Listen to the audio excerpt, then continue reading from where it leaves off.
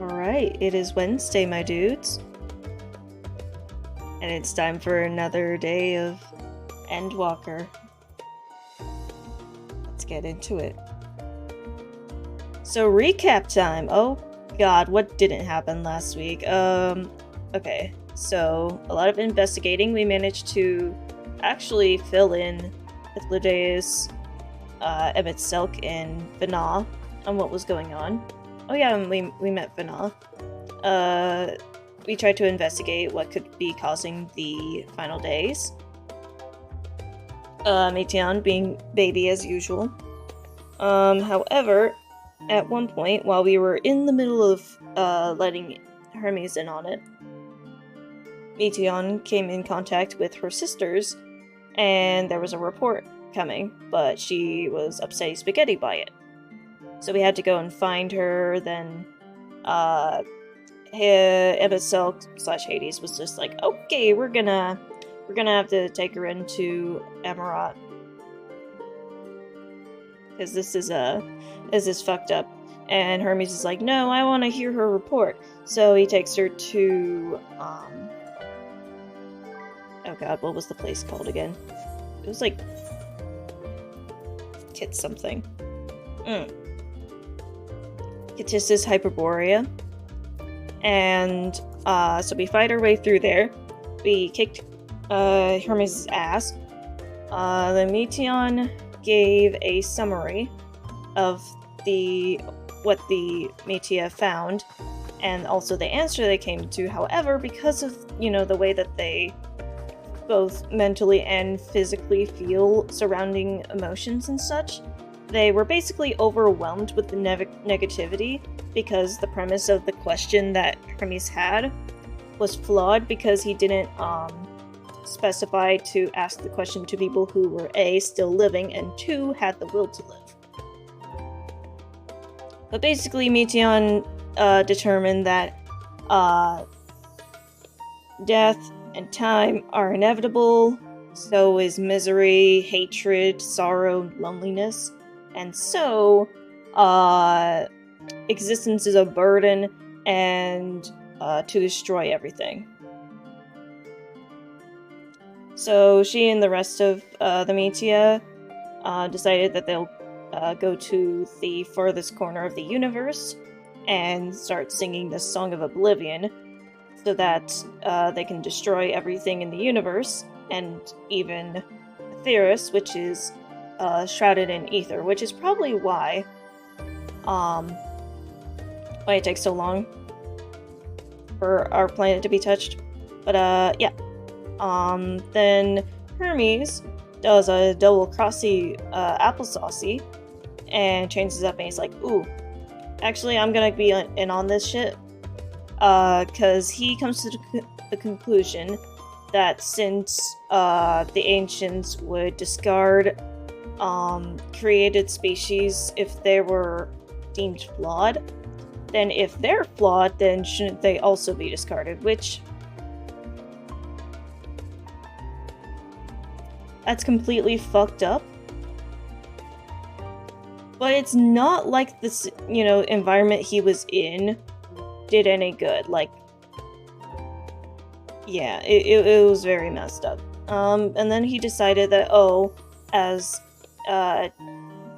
basically the head guy at Elpis, who would usually be part of, like, making the say on whether or not a creation should be kept existing, he's like, I'm gonna judge mankind on whether or not they're fit to exist, if they can learn to overcome the oblivion, even if it's deserved.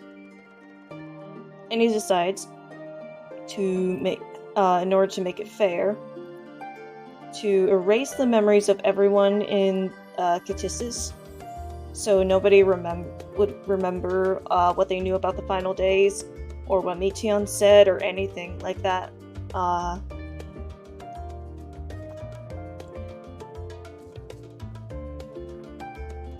So Vana managed to break out of the chains first, tried to chase after Meiteon, who started flying off to the universe. Meteon got away, can transform into a bird apparently, but Venon did manage to stick a little magic mark on Meteon, so we can, it's like a tracking device basically, but magic. So then we can track her down.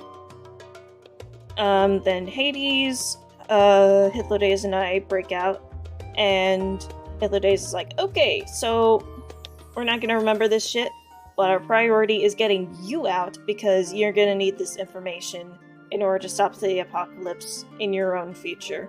We got this fight. And it's like, okay. With a little bit of trickery and diversion, both Venon and I managed to get out of the Catissus. But then Hermes, Emetzelk, and Hythlodaeus get their memories wiped and then replaced with a vague recollection of basically like, oh, Hermes was trying to demonstrate the little device that can, you know, rewrite memories. But then Meteon had an unstable connection with her sisters, and they all just poofed, which caused the machine to go off accidentally. So yeah, that's fun. So they had no bloody clue of anything that happened in the past days. They don't remember me. They don't remember what I told them. They don't remember what happened to Meteon.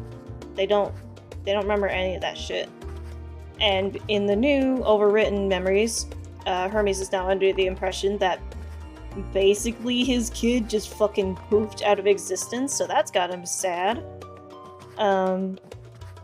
But basically, Venon's just like, okay, I've got my information, you got your information, we're gonna, you know, be fighting this apocalypse from our own times. You need to get back to your time. She's like, by the way, I stuck a little thingy on Meteon, so if we're not able to fix things here, which probably won't, you can at least find her in your own time. It should still be there. And then we leave. Then there was a cutscene showing the final days, how it actually happened. Just kind of putting together that, okay, Meteon and her song from across the universe is what's affecting the Akasha/Dynamis to interact with people in that way and mess up their creation magics, or in our case, people. A lot of people died, and they're like, yep, managed to forestall the final days by covering the planet in ether, so like a little shield, basically. And then, unfortunately, a large amount of the Emiratines were like, oh, this is all wrong. Why does things suck now? Things were perfect back then. And Venon's just like, y'all are full of shit. Basically, where it's just like, pain and sorrow and stuff like that, it's always been there. They were just, like, able to avoid paying any attention to it for some time. But it's inevitable, it comes to everybody. And they're like, no, we can't accept this, we don't! And we're prepared to offer up lives to bring back the world that they had before. Not the people that they sacrificed to make Zodiark, but just to kind of bring back their assumed utopia. And she's like, okay, this is a problem. And at that point, she decides to sunder Theris. Specifically, the phrasing, I believe it was, oh god, let me look it up. I want to make sure I'm not getting her quote wrong. Because it was, oh, it hit really, really hard.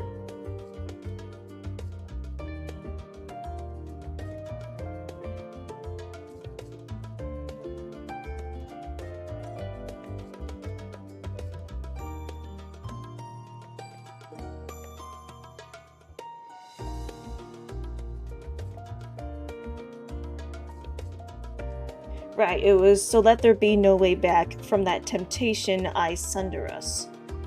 Basically, sundering mankind and the planet from the temptation of creating some kind of utopia or paradise to allow them to turn away from the reality that pain exists and death is a thing. And then she's like, no longer will mankind have wings to bear him to paradise. Henceforth he shall walk. And she's like, whoo! So then she sundered Aetheris, became Hydaelyn. And also Answers was playing, and now that song hits very different in that context, and I accidentally made the mistake of having my fucking playlist going off while drawing, so I almost cried over my fucking tablet. That's fun. But we're back in our time now, back in the present, and now back in Charlian in the Baldessian Annex to fill in Kryl and Totaro on what we found out. And because of some off-stream leveling, I got Dancer to 90, and if you were there for the role quests, or seen the VOD, then yeah, gonna be doing that after today at some point. But currently gonna be switching back and forth between Samurai and Reaper for leveling those. If one of them gonna do Reaper first for a bit until it reaches, if it reaches 89 before the level 88 quests run out, then I'll switch to Samurai. If Reaper somehow hits 90 at some point, then I'll try leveling Gunbreaker up to try and make up for that, but I doubt that's gonna happen. But anyway, let's get into it.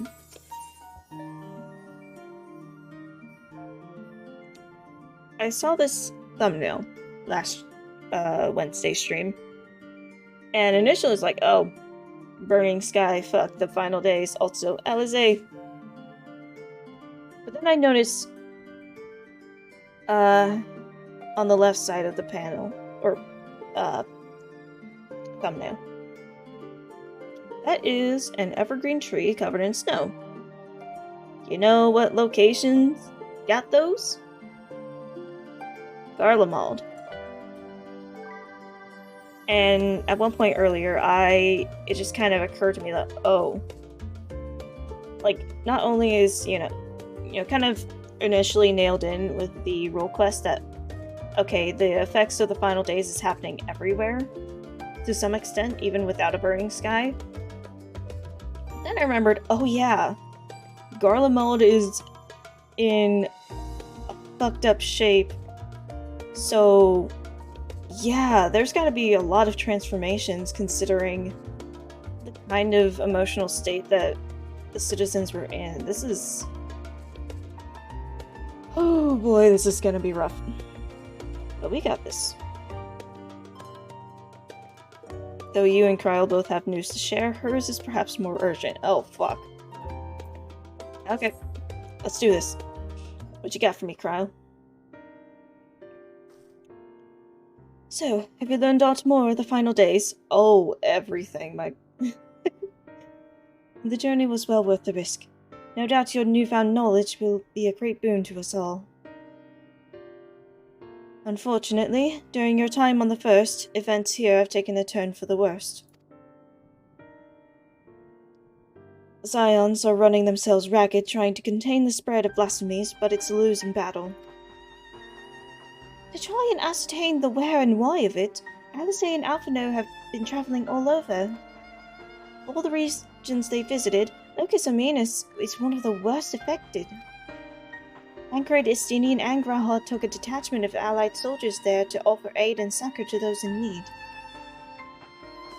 But the province is vast. They only managed to visit a handful of coastal villages. It was an accomplishment worth celebrating still, but a drop in the bucket at least. In the meantime, Yashola and Master Matoya have been making a concerted effort to establish contact with Hydaelyn in the Ethereal Sea, but to no avail. As for Totaro and I, we've been keeping a close eye on the Forum. From what we gather, they've been constructing a vessel to ferry people to the moon, an ambitious project that has likely been years, if not decades, in the making. Can I read? However, since we've seen no sign of it thus far, I suspect it's still incomplete. You will also recall the proposal issued by Master Fulchinal to the people of Rasahan. Following their discussion, Vitra declared his support for the plan and urged those who wish to evacuate to accept the forum's invitation. So far, so good, but that's where things get a little strange. Apparently, the forum caught wind of the lunar teleporter in the Tower of Babel, and decided to use it to deliver people to the moon instead of their mysterious ship. Therefore, to secure passage for the Hanish refugees to the tower, Alphino, Alizé, Estinian, and Graha traveled to Garlemald not long ago. The trouble is, the capital was hardly the safest place to begin with, and now the final days have come to Garlemald. Called it. God damn it.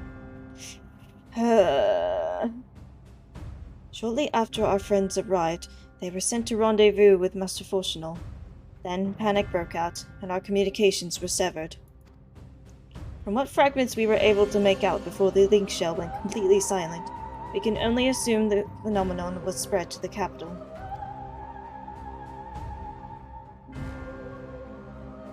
The others need you, Conra. Please, you must help them. You got it. Forthwith.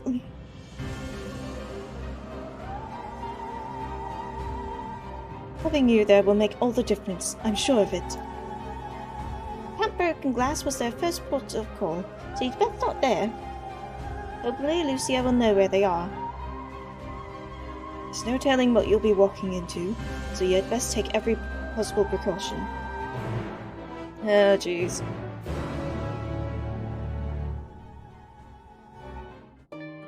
Also, welcome, Ravium. Hope your day's going good.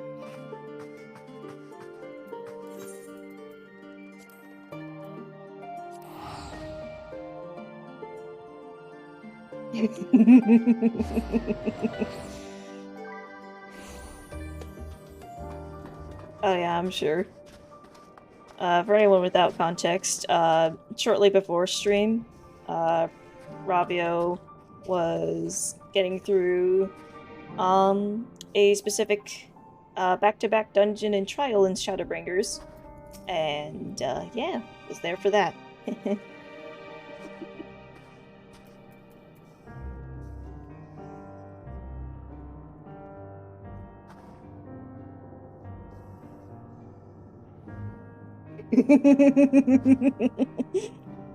Your poor cat boy. Yeah. Yeah, it's definitely at least one of my favorite cutscenes from Shadowbringers. Just that whole sequence, just so good.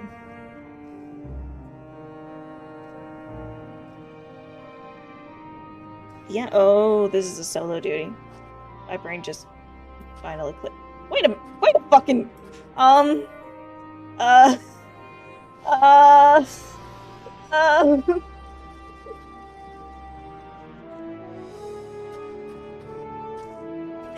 Just now noticed the sky's a bit, it wasn't always looking like that. Also seems you were dead, or your body was like dead.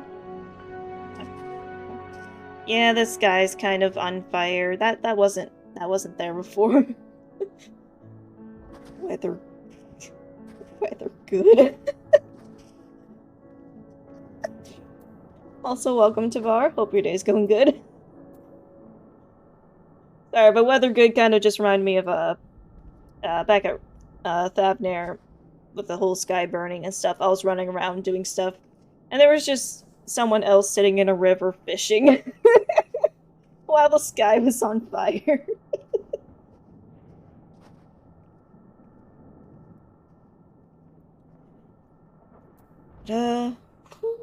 Okay. Time for solo duty. Onra, and not a moment too soon. The skies over Garlemald are ablaze, but it's events on the ground that concern me. As you will have heard, fellow Scions arrived ahead of you. We cut the customary... Sorry about that, there was a siren outside. Anyway, we cut the customary greetings short after we received word from our troops on the Magna Glacis that the Forum's airship had landed. It was then that the heavens began to burn. I dispatched your friends at once to ensure the refugees come to no harm. I would have you join them immediately. Additional support is en route, but we will discuss them later. I trust you are ready to depart. Upon departing, several cutscenes will play in sequence. Cool! Okay. Will be required to participate in battle. The progress will be saved at certain points. In the event that you are defeated, you will be able to try again at the most recent of these. Okay, so it's gonna be similar to 5.5. Okay.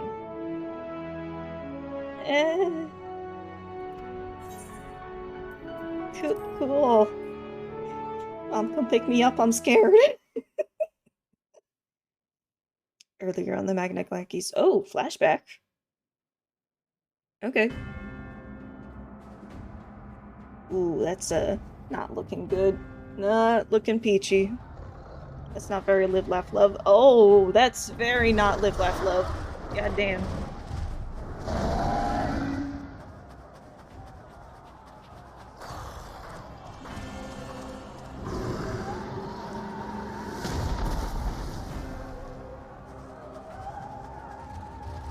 No. No. No. We were promised an escape. Not the same one we fled.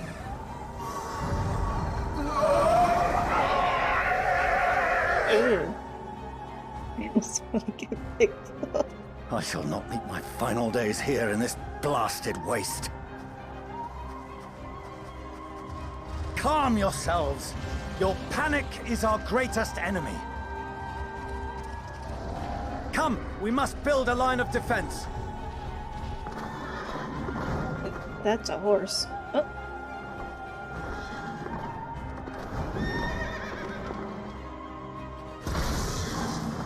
Oh.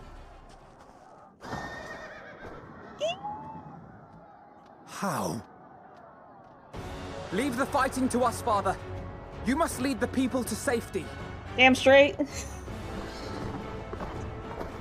Oh, that's a bad horse. Oh, God. Oh, what'd that lance do? Oh.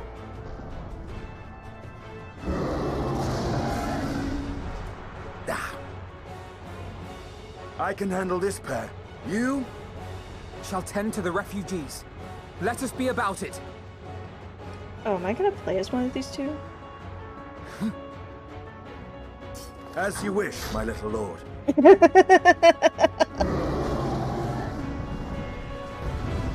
Oh, I'm playing as Alphino. Okay, I think. At least based on the fact that I zoomed in on him. Oh god. Yep. Hold on, I need to adjust my hotbar. I'll command the beast's attention. See to the wounded. Help is at hand. What? I guess. Okay, that'll have to do.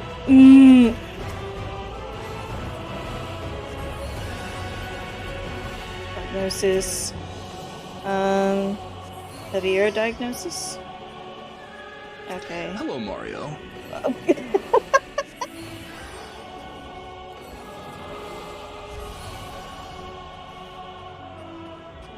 probably best obvious on that. Thank you for the follow. Oh, I gotta heal him to full. I'm dumb. Oh god, okay.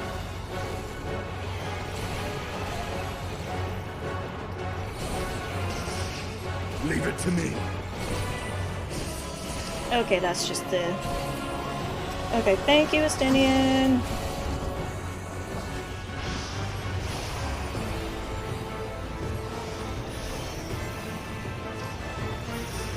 Oh god. This hotbar is not optimal. Oh, god damn it. Okay.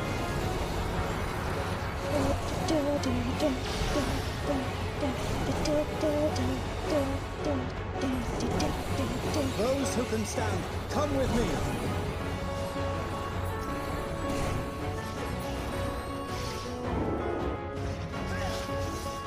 Calm the distressed refugee. Oi, oi!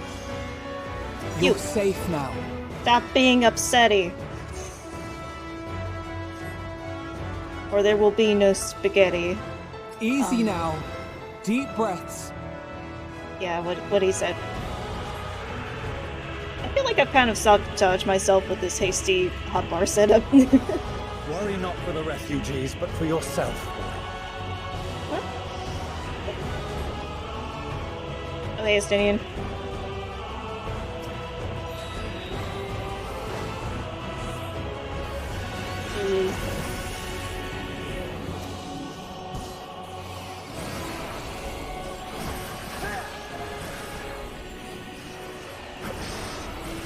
Oh yeah, I should probably. Oh.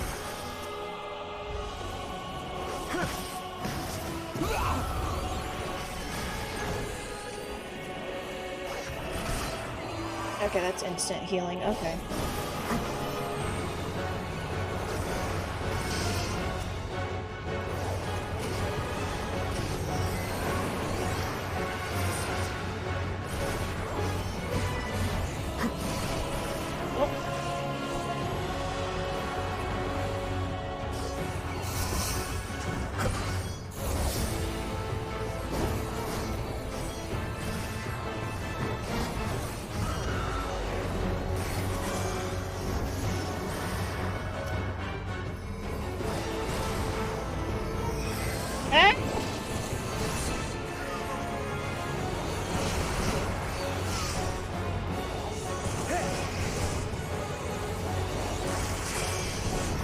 Oh god.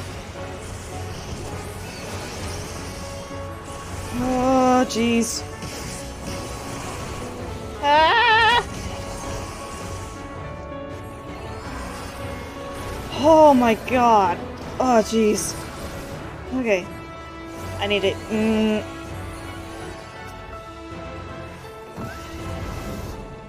Okay. Oh good, he knows how to do mechanics.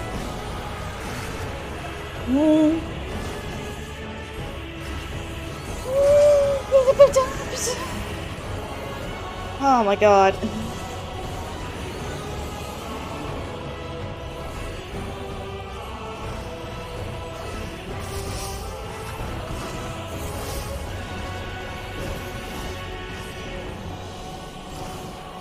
Hard, but not hard enough. Oh.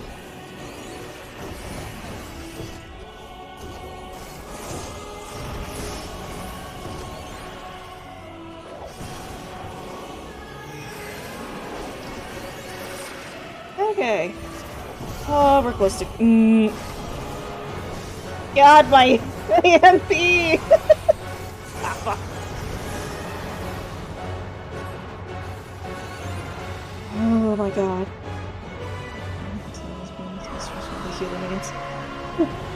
Oh god.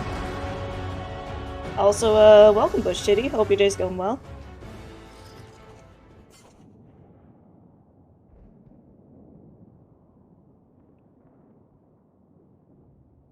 Help! Someone, please! What?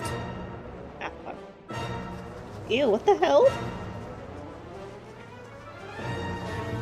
Not the babies! I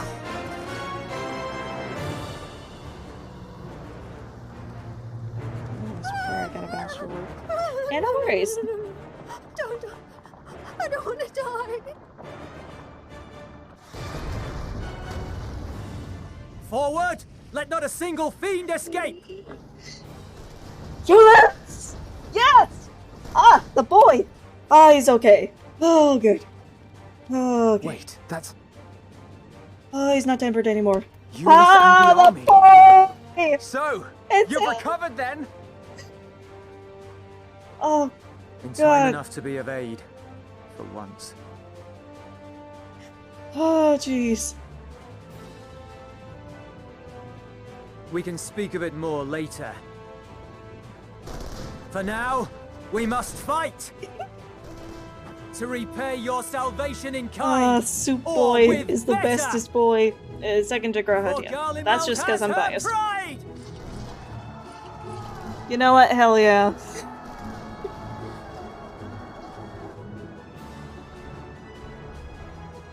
Of that I've no doubt.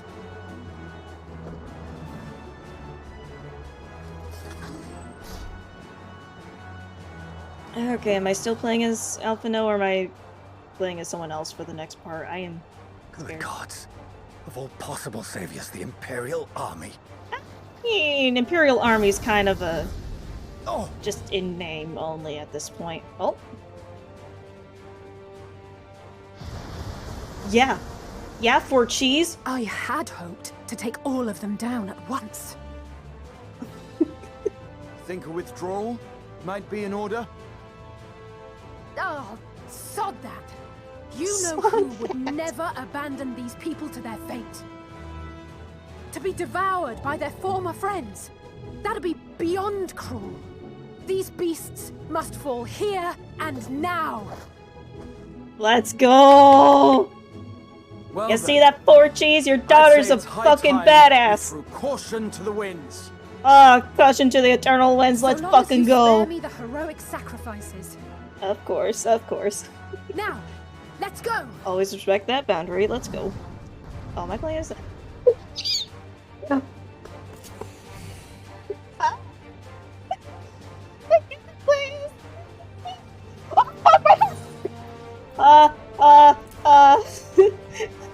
Give a sec. I gotta get my hotbar in order.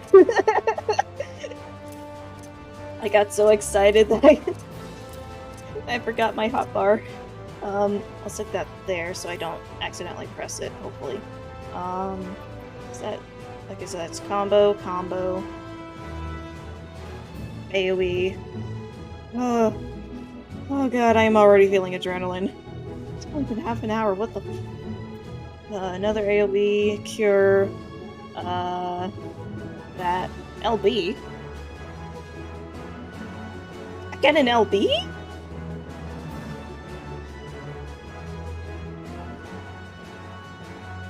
Alright then. Red Mage, let's go!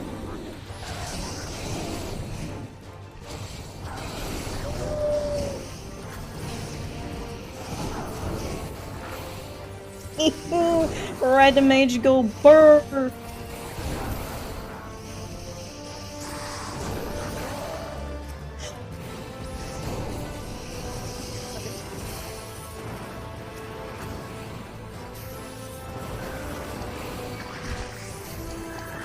Transformations. Oh god. I interrupted. Weird. Come here. I'm gonna catch both of you. Ooh. Oh. Okay. Okay.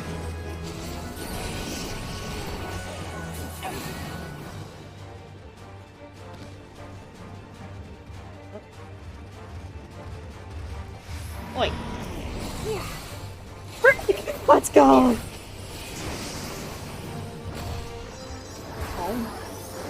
Oh, eat beefy. Okay. I'm fine.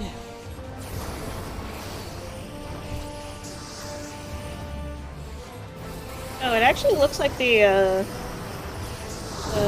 oh god. The, my brain is not working. The thing from, the trailer.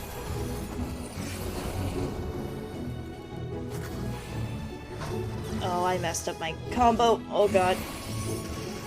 Okay.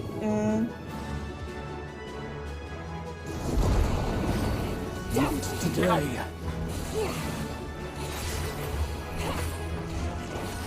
Thought I could dodge it with my gap closer. Whoops.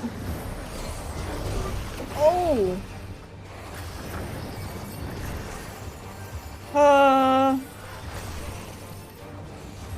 Deadly impact. Oh god, what does that do? Oh, towers. Got it.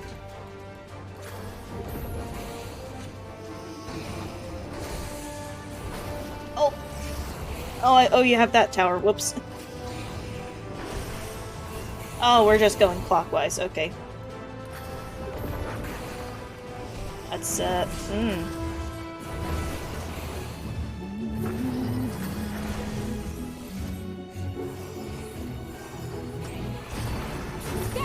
That is my bee. I'm not done yet.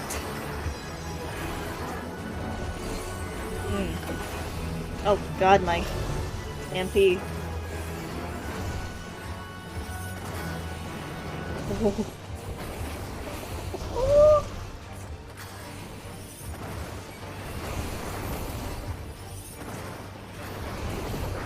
Okay, I think I'm gonna save that. Nothing to worry about.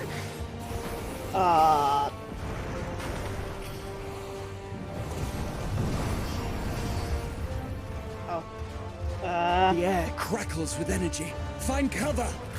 Oh!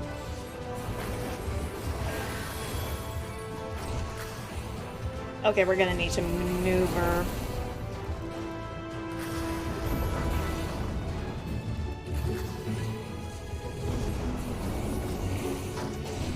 And then here. Oh god! As they say, turnabout's fair play. Let me get full. Oh, I gotta do my combo first. My combo. Vermilion Pledge, let's fucking go! Oh! Oh!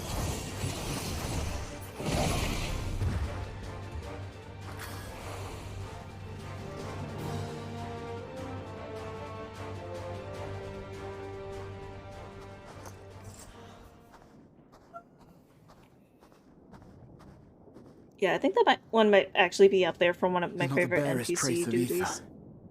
Maybe there really is no way to bring them back. Oh, fuck.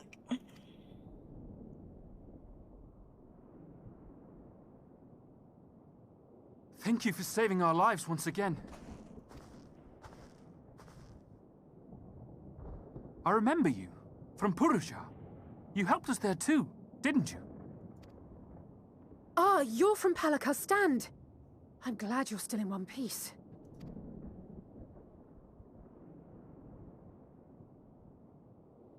Or you will be, once I see to that injury of yours.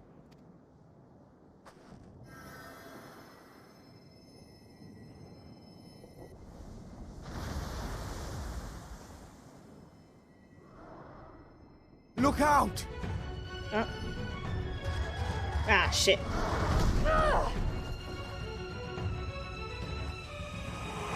Oh, it's shove for shove from the trailer. Oh, God. Oh, jeez. Oh, save from Graha. Let's go. Get out of here! Quickly! As they say in. I won't lose them! Not a one! This will be a brighter future! I won't let a madman's apocalypse ruin everything we've fought to achieve! Fuck, it's so... Oh, God.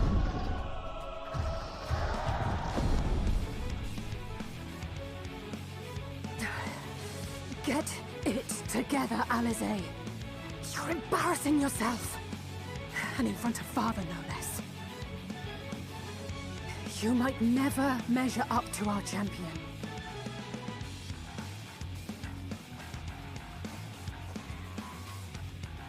But we ask too much of him as it is. You mustn't let our sword in the darkness fight alone.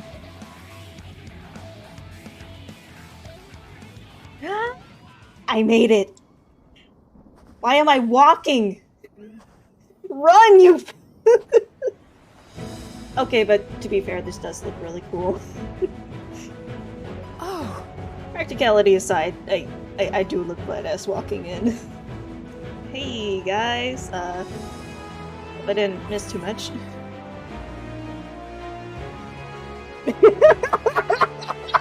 Sorry, I just saw the third dialogue option. Dramatic entrance. True.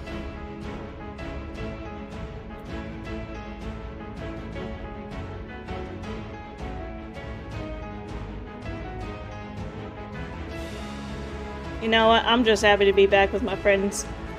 I'm back! Oh!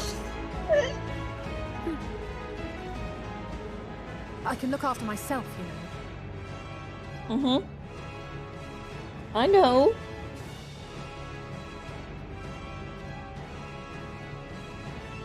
Everything's in order, I trust?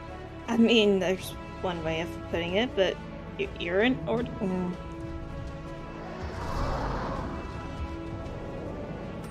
Let's do I've this. had enough of this rabble. Come on! Ah, she said the thing! Oh. Okay. Oh. Oh, my heart. Hopefully I can remember my rotations. Oh, trio for the ages. Okay. I can't see through the tears, but let's do this!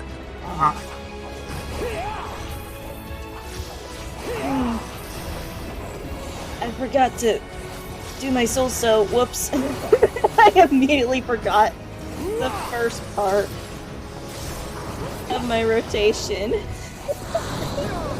Ow.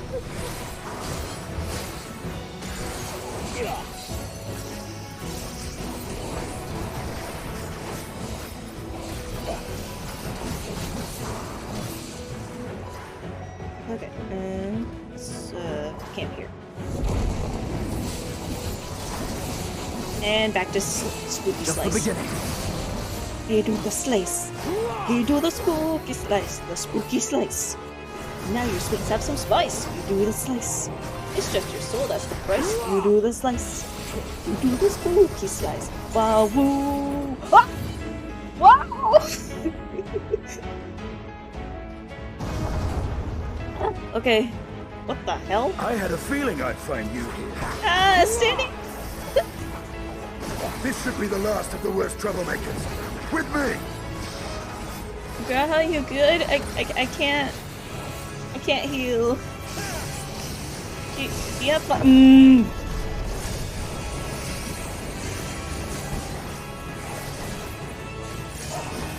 I know, but no.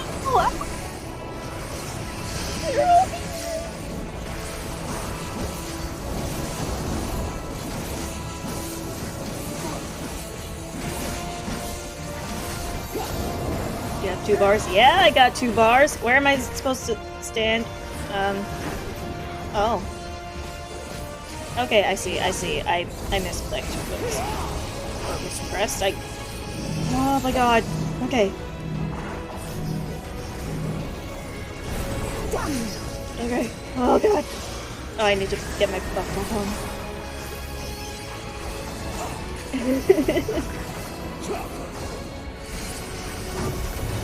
Oh, let's fucking go.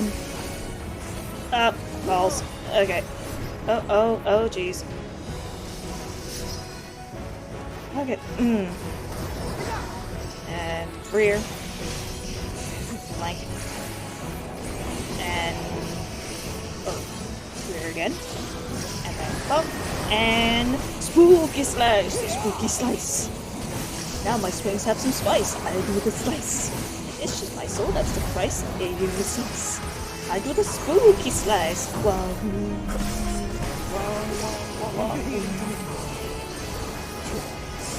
More spooky slice.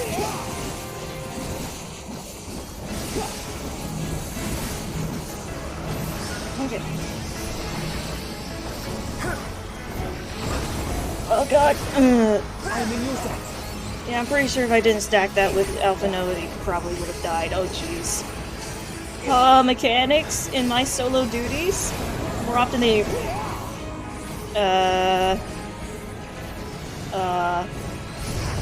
effect.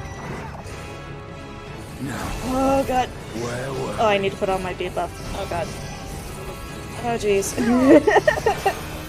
so distracted by emotions. I keep forgetting my stuff.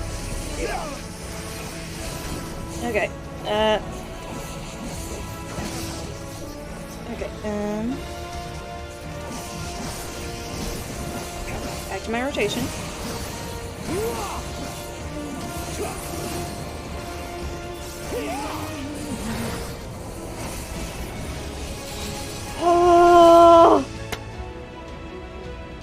Oh god. Sorry about the loud ass sniffles. I like half crying through that whole duty. Fuck.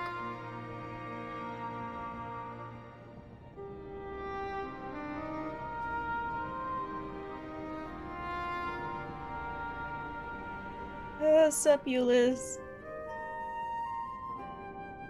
Your optimal summoner rotation? Oh god. You must board without delay. The ship will depart ere long.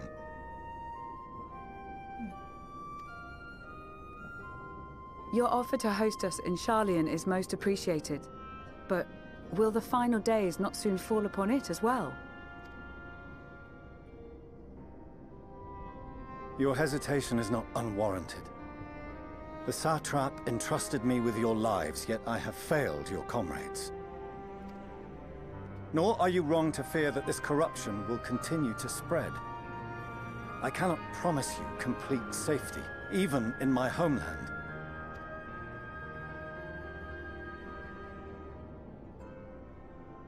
What I can promise is that I will do all in my power to protect you.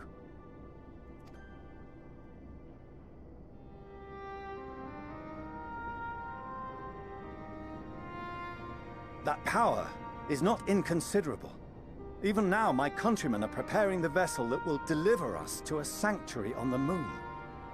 Join us on our journey there, and beyond, to new horizons. Come to old Sharlayan. Please.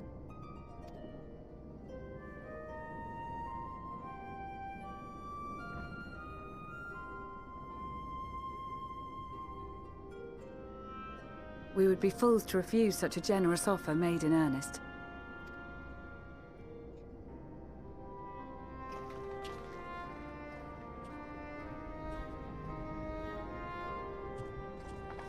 It seems they've a new destination.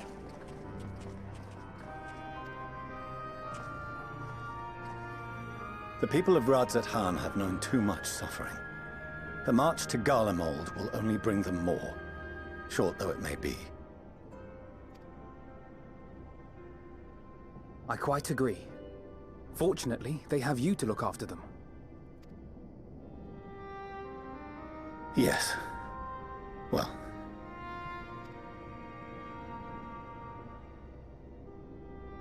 Behind you! Just there! No? Ah, fuck.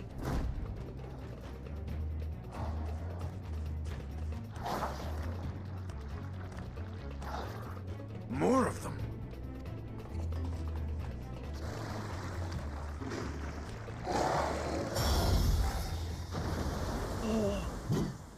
Hey, you.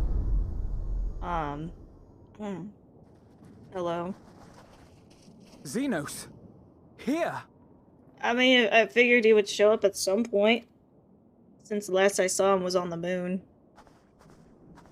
You'll be all right. Hurry to the airship. Mm-hmm.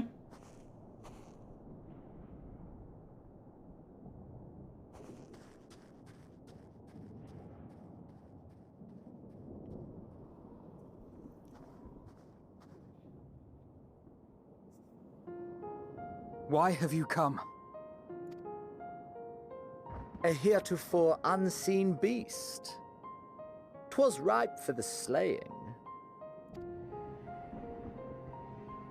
Poor sport, alas. Unfit to temper my blade. Oh, for the love of... You cannot still be on about a rematch.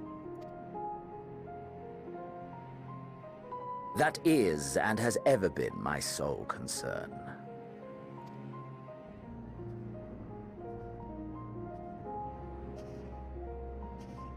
Hey, Euless. You, on the other hand, are fixated on a different quarry. Your passion pales before mine, yet neither hate nor despair seem sufficient to recapture your misdirected bloodlust.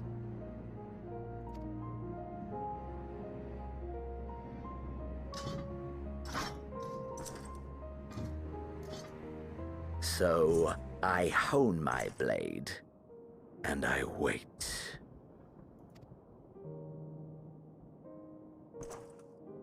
That's it. That's all you care about.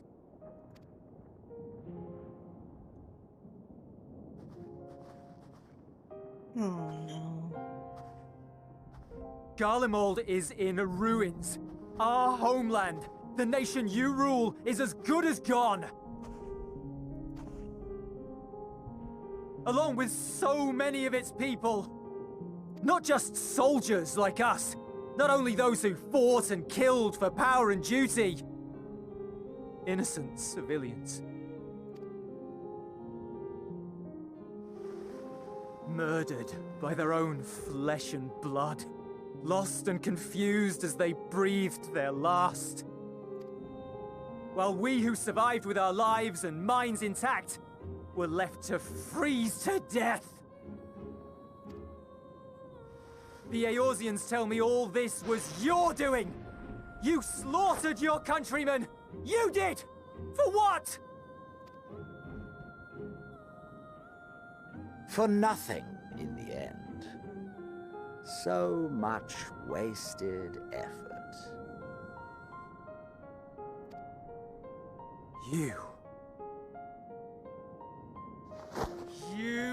bastard! Ah, shit. For your own sake, Euless, you must control your Euless.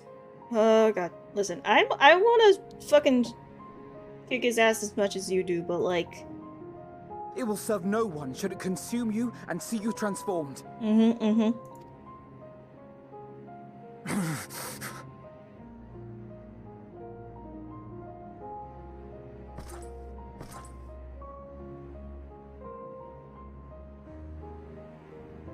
Would you be happier had I a good reason? What? If my motives met with your approval, would you no longer resent the outcome? If so, then perhaps a beast's skin would suit you better. Duty, honor, morality. All constructs of convenience when put to proof. Surely the war taught you how easily power becomes the tool of the self-righteous.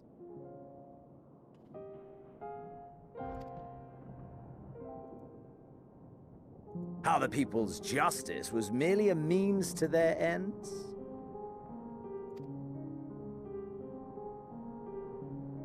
Yet you would ask me why. Ask any creature of this star and those above for answers, and they will tell you what suits their fancy. And they would be right to do so. What meaning there is to be found in the petty vicissitudes of your existence must be gleaned by you, and you alone.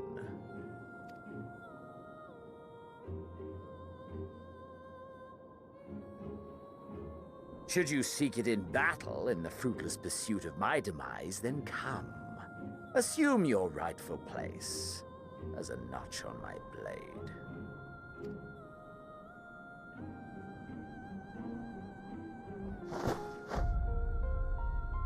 Euless, don't do it. Don't. You are a blight on the Garlean race, and there would be no more satisfying way to expunge it than by beating you to death.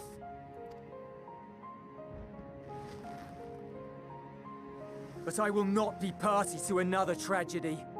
I refuse to lose anyone else because of you. So go. Go! And may we never suffer your madness again! Okay. Okay, we're good. Now piss off. Bye. Xenos! Oh my god.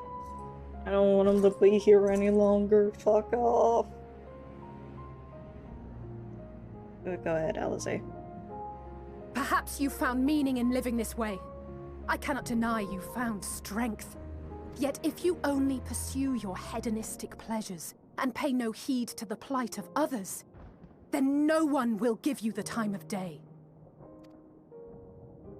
You will never get what you want, not even the battle you pine for so dearly. You'll be alone for an eternity, and you'll deserve every agonizing second of it. God damn.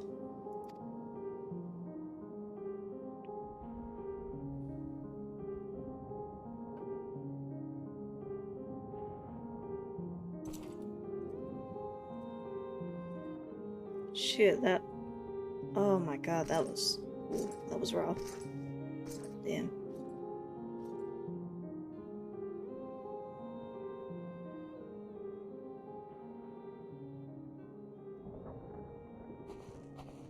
Hey, Four Cheese, how you doing? We're ready to depart. The refugee ships will be leaving shortly, but I've asked mine to remain for the time being. There's room enough for you to join me on it, if you wish.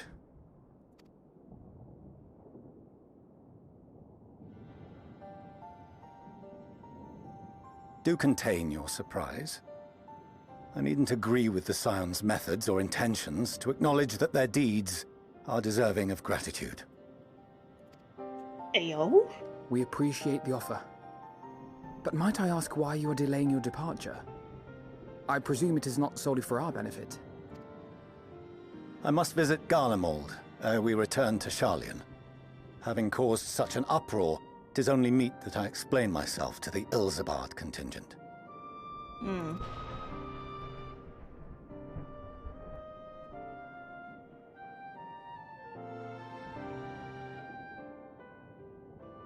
Allow us to accompany you then. We should be glad to facilitate, given our familiarity with all concerned. If you would like to join as well, Eulus, we can speak of recent events on the way.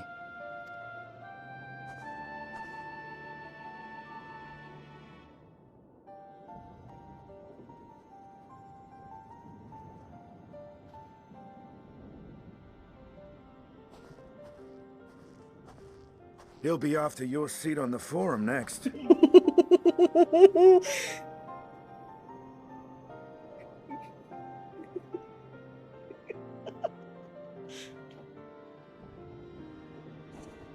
Damn. Or really said, hey, he after your job later.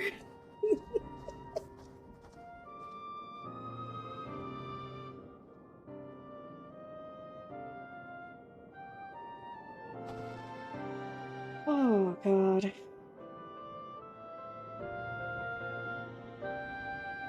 So many emotions. Only an hour in. Oh, that. We couldn't save them all. But if we'd arrived any later, it would have been a massacre. Things were looking bleak until you and the first ship turned up. Thank you. But there'll be time later to discuss your journey to the first. There is one thing I must ask. Did you perchance speak with our friends in the Crystarium? Yep. I found Lena and Rain. And Becklow. Lena and Becklow both warned me against overexerting myself. Strange that they would express such similar sentiments. Identical, in fact. But their advice is duly noted. God, he's such a dork.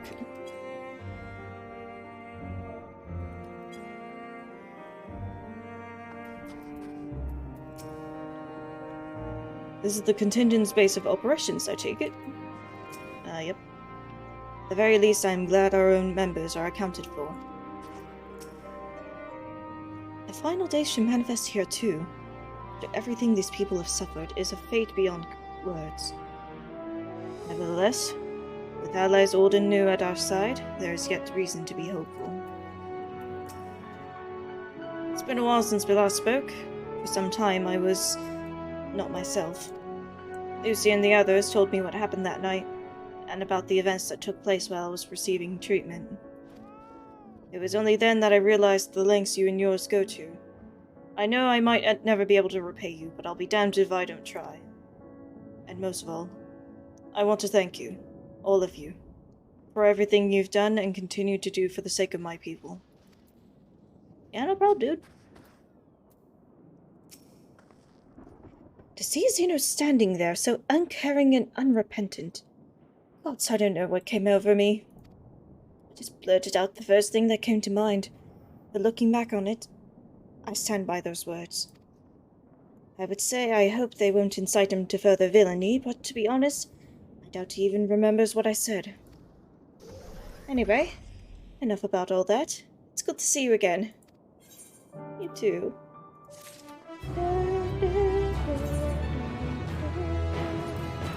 Ooh, weapon. Scythe. What the scythe do? What do it look like? Oh,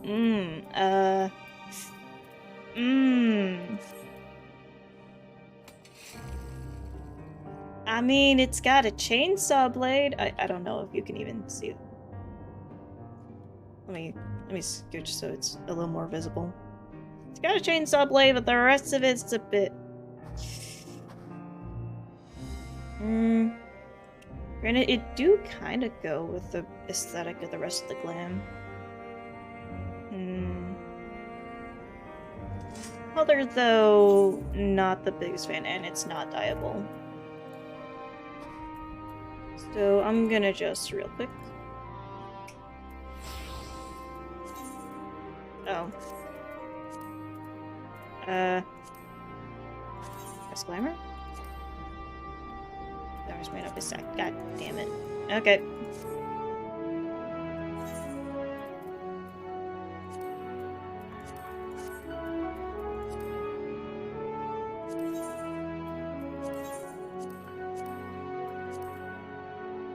So yeah, gonna have the chunky steampunk scythe for a while.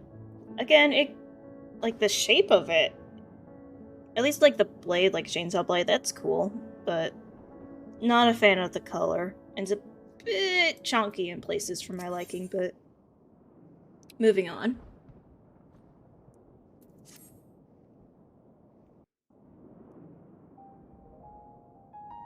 No major injuries then. Good. I briefed the recovered soldiers and sent them on their way as quickly as I could, but nevertheless feared they would not make it in time.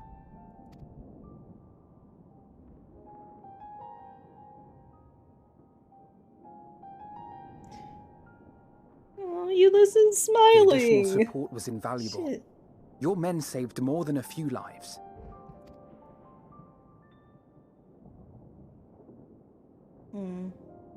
Alpha no? Though not all, I regret to say.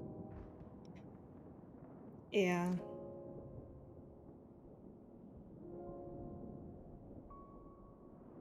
I take it that I'm addressing Lucia Junius. I'm the Forum's envoy, Fortuneau Leveilleur. And you are owed an explanation for these most dire developments.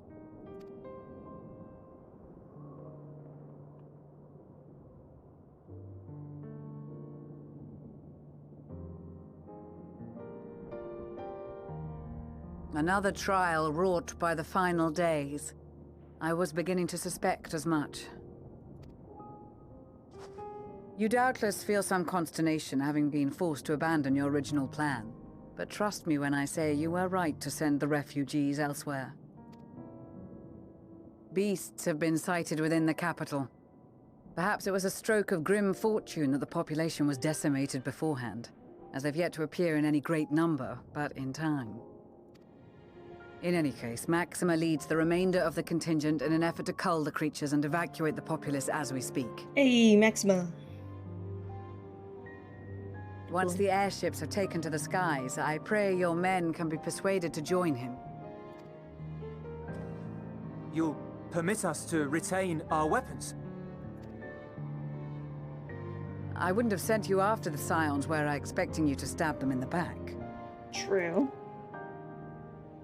And I, for one, would not consider past transgressions more relevant than future contributions. Regardless of the circumstances that saw us at odds before, we need men of courage now, more than ever.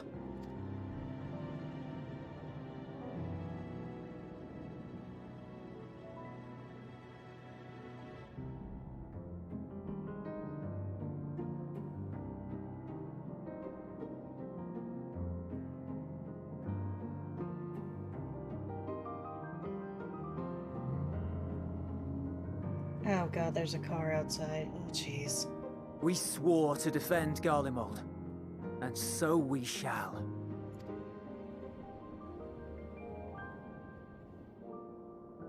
It seems you have everything under control.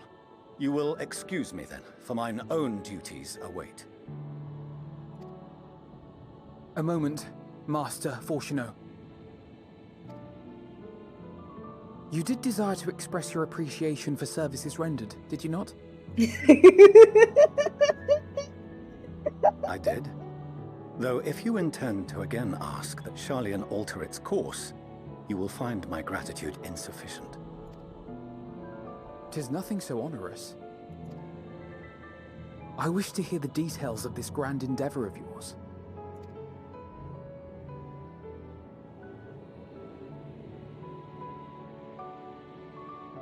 Do you swear to listen and to learn, and not to embark upon some scheme to impede us?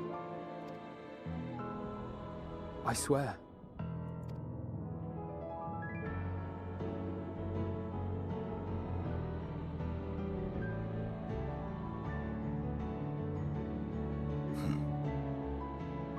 Any other, I would doubt. But you, I trust to keep your word. For not once have you broken it. Very well. I will request that the Forum make you privy to our plans. You may await our summons at the Baldessian Annex, assuming the decision is in your favor. Does that suffice? It does. You have my thanks. Excellent. You can regale us with tales of your most recent sojourn to the First while we wait.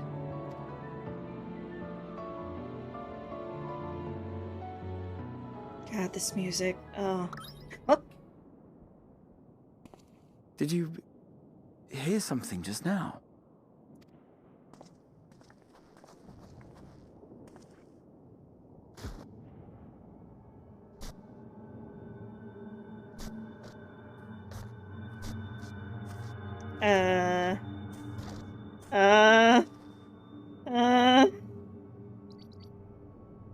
What?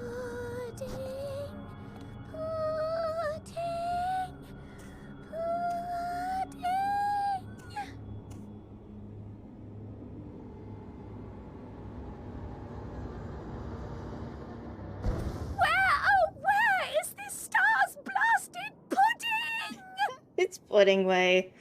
Oh god. You're not gonna find pudding here.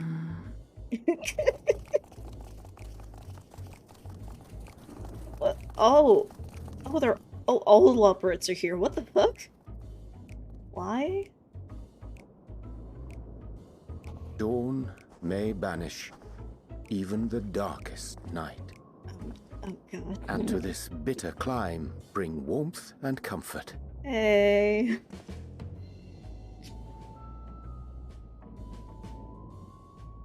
If I had a nickel for every 'Tis time this heartening game... to see such an assembly upon my return.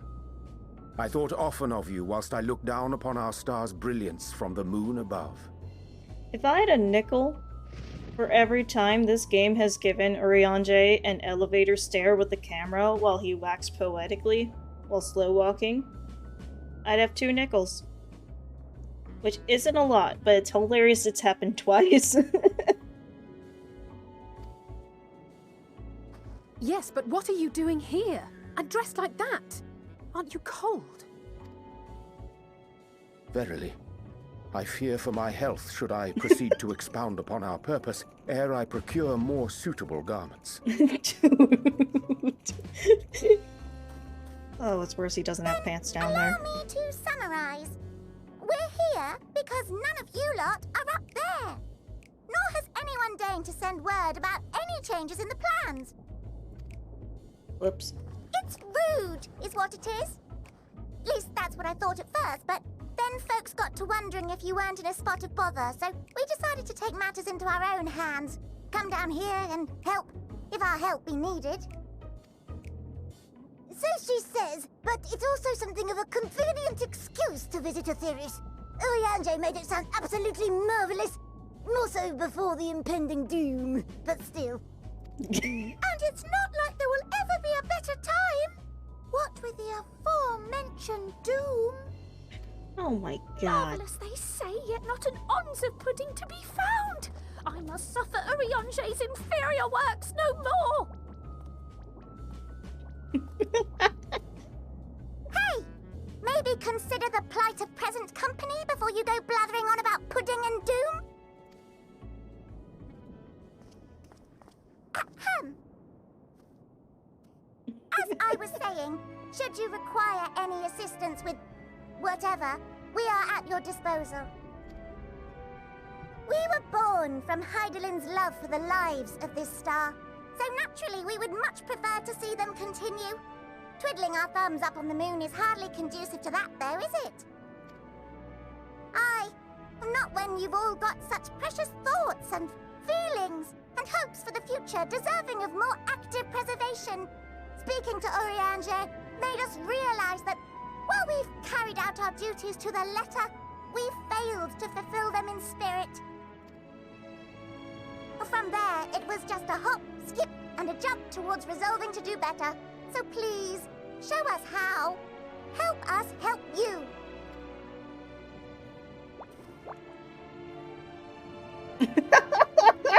Forgive me, but are they...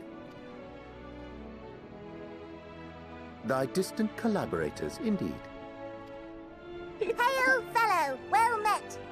You'd be a member of the Forum, would you? It's an honor and a pleasure to meet you at last. Bro had no idea that the Forum was collaborating with little bunny people. I'm Livingway, Hydaelyn's right paw. That last bit is very important. As am I, if I may humbly say so myself. The height difference, I can't. I, bid you welcome to our star, Livingway. On behalf of the Forum, I thank you for traveling such a distance to meet us. As you have surmised, preparations for the Exodus have not proceeded as smoothly as we had hoped. I should be happy to personally escort you to our headquarters in Sharlayan, where you may advise us as you deem fit.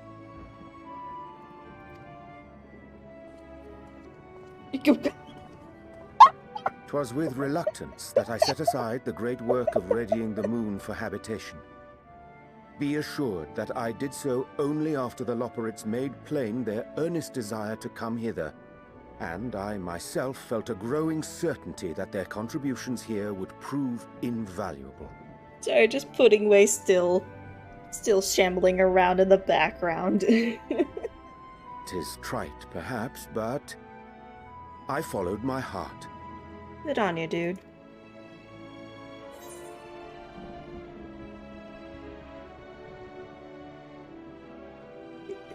What the hell have you been? Nah, if anything we've learned from Urianger speak. May thy disciples banish this darkest of nights. The straight face. I am no esteemed philosopher of Eld. Nevertheless, 'tis my hope that what little knowledge I shared shall serve them well, and perchance help save us all. Will thou attend us at the Forum and lend thine own wisdom? Yep.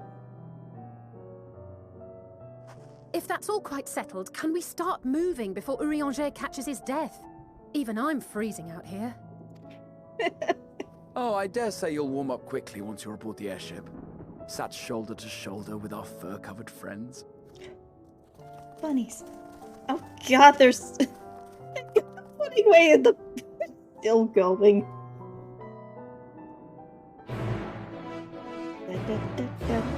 Also, it just occurred to me I should probably take off the Makai mask so we can at least see Konra's lovely face.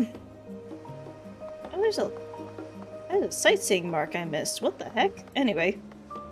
Urianger. It's snowing! It's snowing here. You've gotta be cold. I dare say Master Volcano was as nonplussed as we to learn the identity of Heidelin's lunar custodians. As he will soon discover, they have much and more to offer the Forum. Might I suggest we return to the Annex forthwith? We may yet have time to discuss thy recent adventures, ere we are summoned to the rostra. Oh yeah, definitely gonna give them the lowdown on what's going down. Because there is a lot. Like a real lot. Where the hell am I? Oh. Okay, just gonna... I misaimed that. Oh well. Oh yeah, since we're heading to the Baldestrian Annex, I can make a stop by the inn to clamor over the weapon.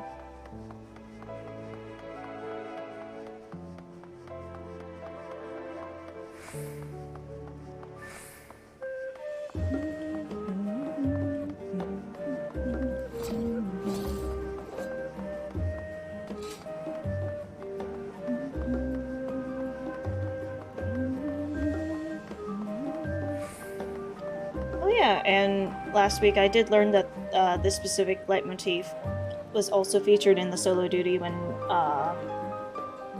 doing the test duel with Vana. So I think, just, you know, kind of stretching my brain theory, I think this leitmotif may or may not be related to Vana / Heidelin. Like that.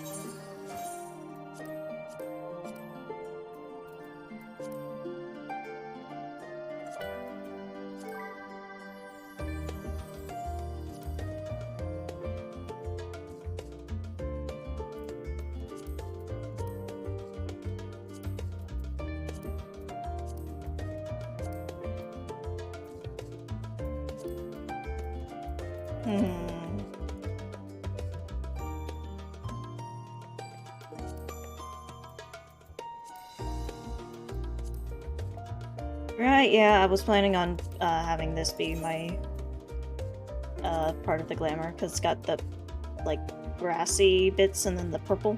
It's not dyeable, but I feel like it matches the outfit a bit more than what I had going on initially, so let's just... Perfect.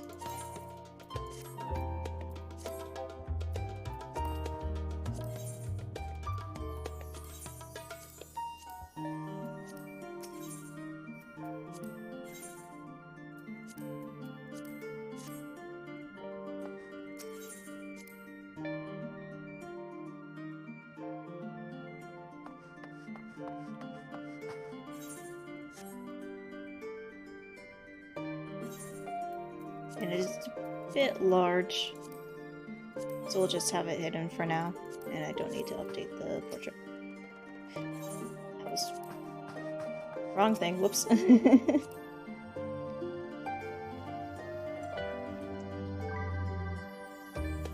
Ah, car outside.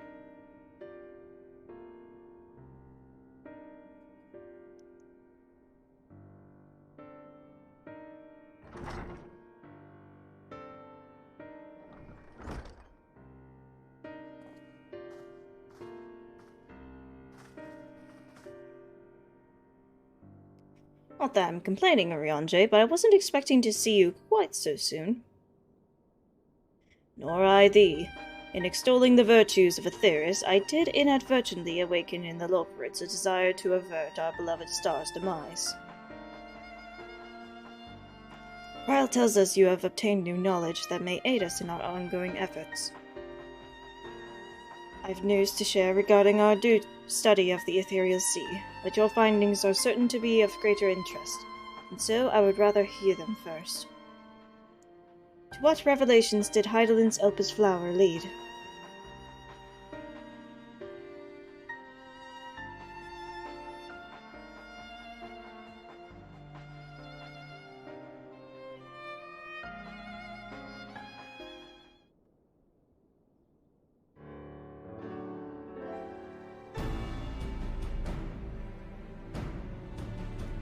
Then this Dynamis is what drives the final days. If it and Akasha are one and the same, this all but proves Nidana's theory. We're an entity, though. We're an entity through sheer force of emotion. To channel this vast dormant reservoir into a raging river, its power might surpass even that of ether. But if our star is so replete with ether, said entity would need to be outside its influence to effectively manipulate the dynamism of the Great Expanse. Meteion. Or rather, the sorrow and suffering of fallen civilizations that she has been hoarding for millennia. Untold anguish and fear and hatred, drawn from every corner of the universe, all for a single purpose, the destruction of Aetheris. Then our foe is no longer some unknowable calamity. We have but one aim, to defeat Meteion. You make it sound so simple, but you're not wrong. Vanquish Meteion and we deliver the world from the final days. But to even attempt it, there are two conditions. First, we must determine her location. Before Meteion escaped, an enchantment was placed upon her by Vana, the woman who would become Hydaelyn. The implications of temporal magics are not entirely understood, and so we cannot assume that our Hydaelyn and the Vana you met in Elpis are one and the same. Nevertheless, due to her intrinsic qualities as an all-powerful being, I'd wager that Hydaelyn possesses the knowledge we seek. Whether she would share that knowledge with us, however, remains to be seen. After all, she intends for us to flee Aetheris, not to stay. Do you suppose she has abandoned her pursuit of Meteion?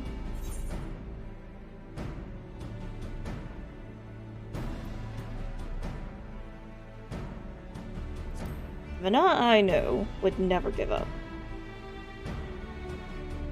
It's my impression too. Otherwise, she wouldn't have used me as a conduit for her will, or provided clues such as the Elpis flower. I believe she has been waiting. For mankind's answer to Hermes' question.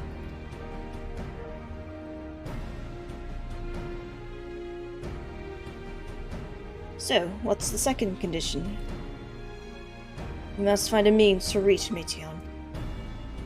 Naturally, our chosen method will depend entirely on wheresoever she has made her nest.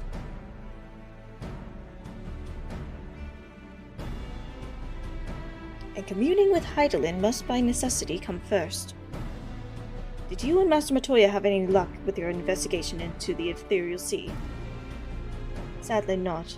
Though we enlisted the help of Arenvald and other Echo-blessed allies, we couldn't detect so much as a whisper from Hydaelyn, even from within the antitower. Master Matoya is of the opinion that in the years since abandoning it, the Forum has found some other method of receiving instructions from Hydaelyn. So, it would most likely be some form of apparatus for observing the Ethereal Sea, built closer to home. Oh? Sorry to interrupt, we've just received word from the Forum. Your presence is required in the Rostra, where they intend to discuss the Great Exodus.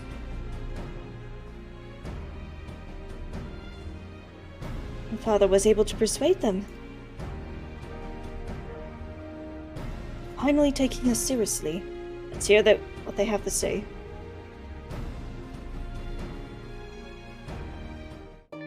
Yeah, and we'll see if we don't end up with a round 2 electric boogaloo of being put on basically kangaroo trial.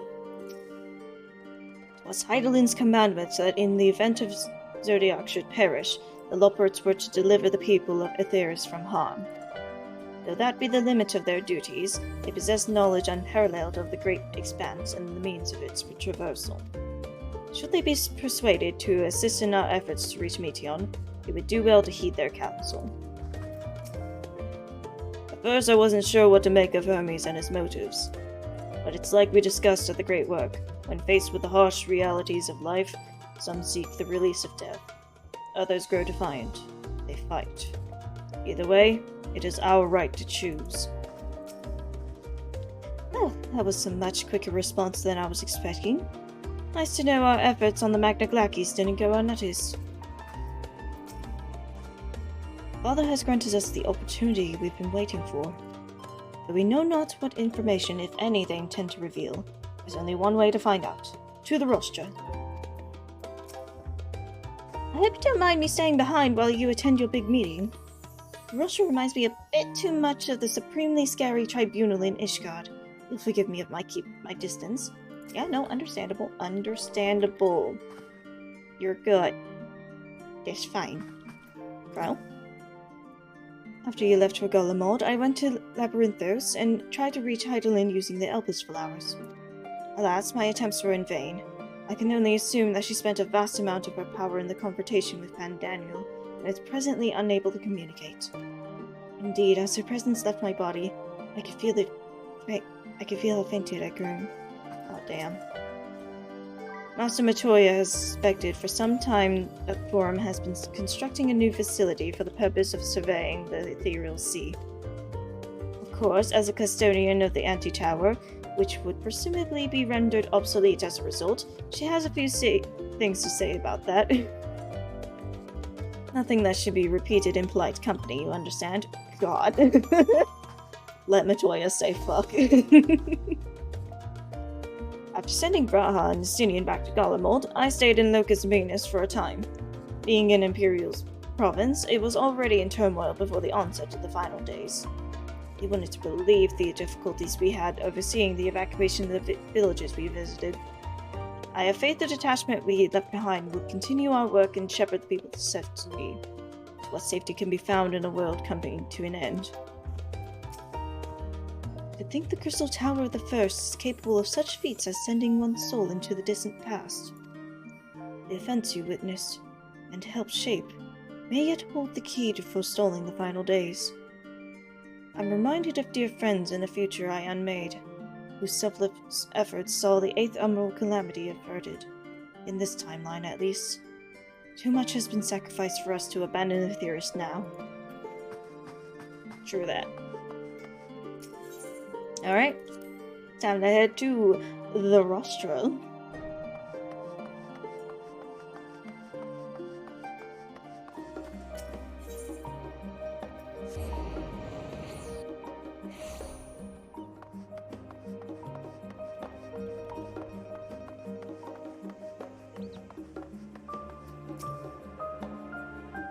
Forum is in session, and as such, the roster is closed to visitors. Signs of the Seventh Dawn? Sign of the Seventh Dawn? Very well, you may wait in the corridor. Of course, entry will only be permitted on the condition you leave your armaments at the door. Lest you forget, this sacred institution holds rational discourse, and the highest the implements of war are expressly forbidden. Yeah, okay.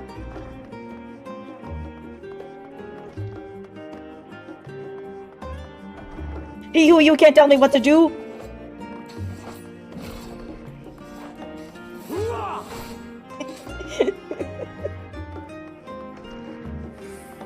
What is it? Oh. There's a sightseeing spot. Hell yeah.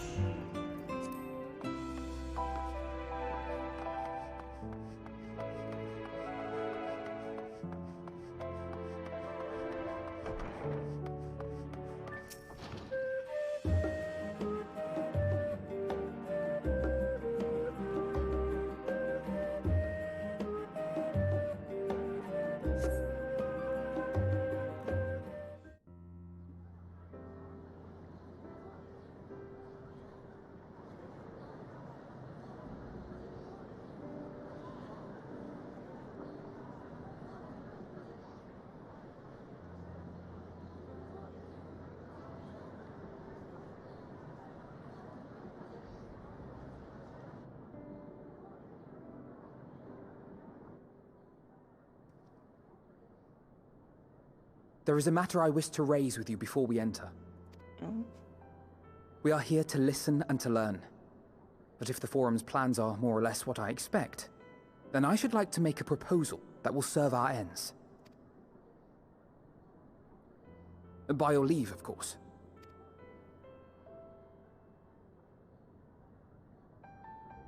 I don't see why not. Your words and wits have gotten us this far. Agreed.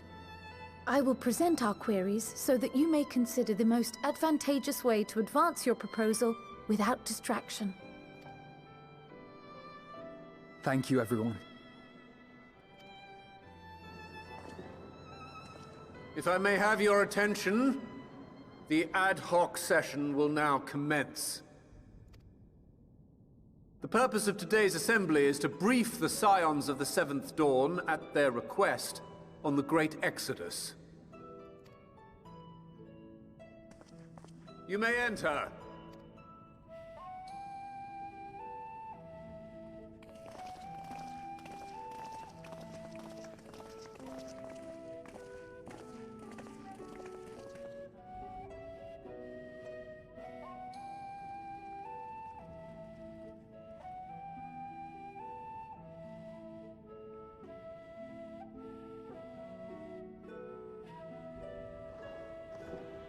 On behalf of the Forum, I commend your heroic actions on the Magna Glacies.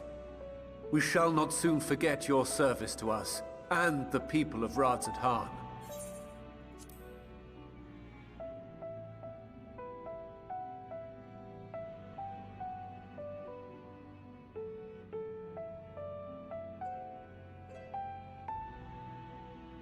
The Satrap, whom we have informed of the refugees' new arrangements, sings your praises as well.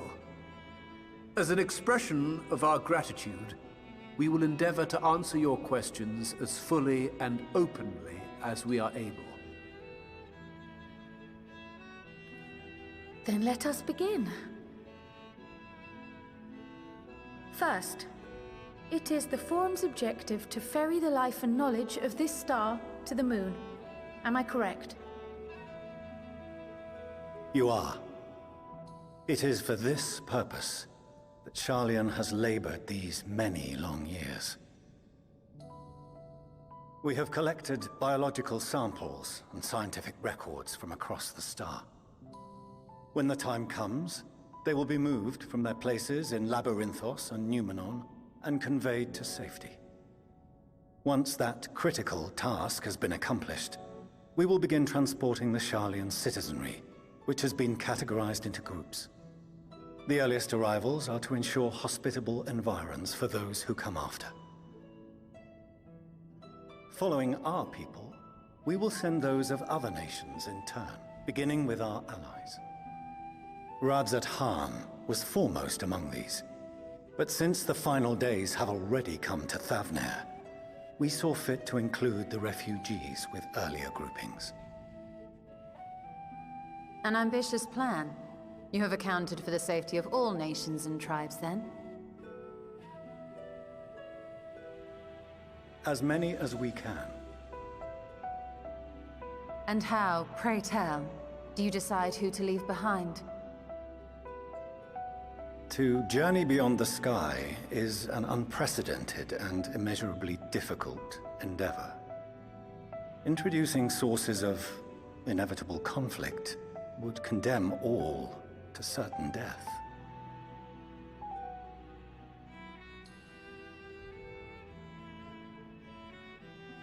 Questions as to the validity of that approach aside, are your plans proceeding apace? We're under the impression that your primary means of celestial transportation is incomplete.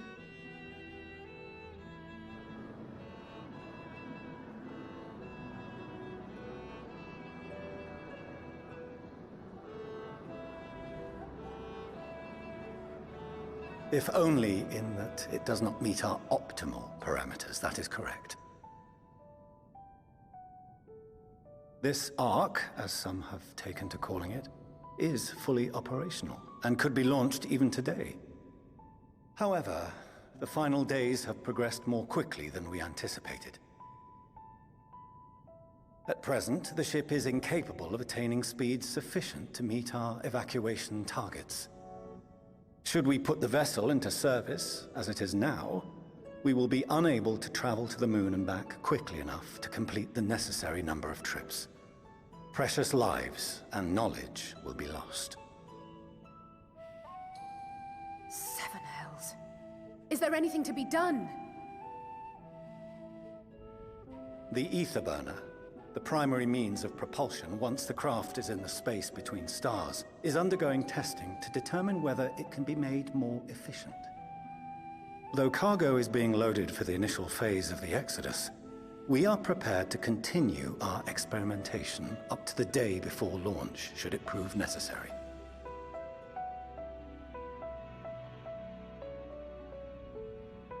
What if the Scions were to solve your problem?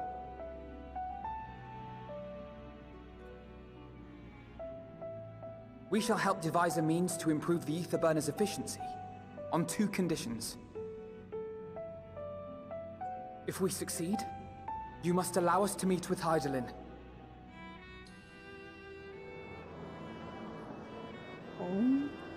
"'Twas simple enough to deduce.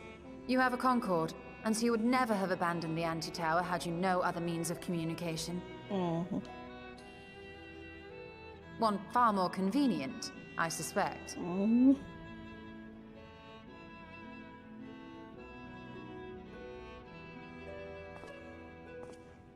The second condition, also to be met upon our success, is that we be permitted to propose another use for your Ark.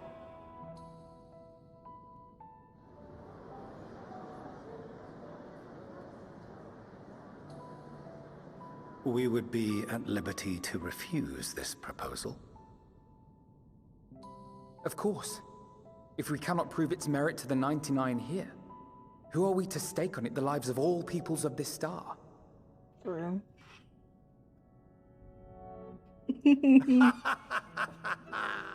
Delightful as always, Master Alfino.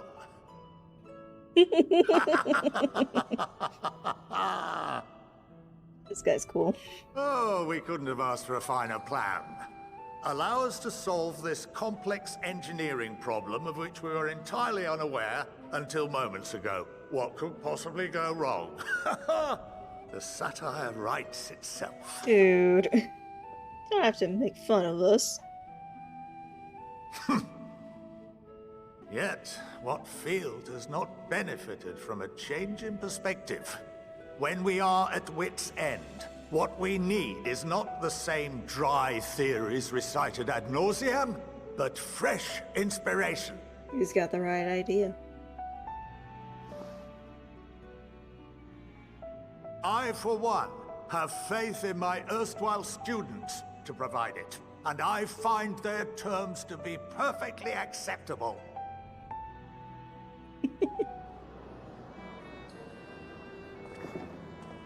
Order! Order! We have no time to waste on debate. I call a vote. It was like, baller, All I'm in in. favor of agreeing to the Scion's terms?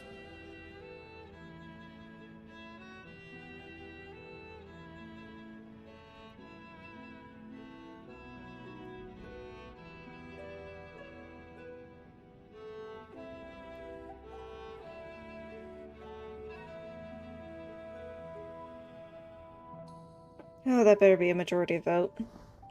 Oh, he's voting too. Damn. 71 in favor, 28 against. The Ooh. ayes have it. Yo, that's like a... Hold on.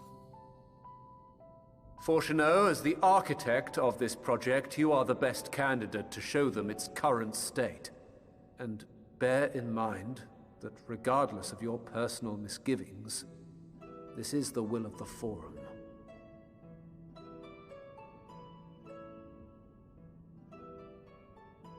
Very well. I call this session to a close. Return to your tasks with urgency. The final days wait for none.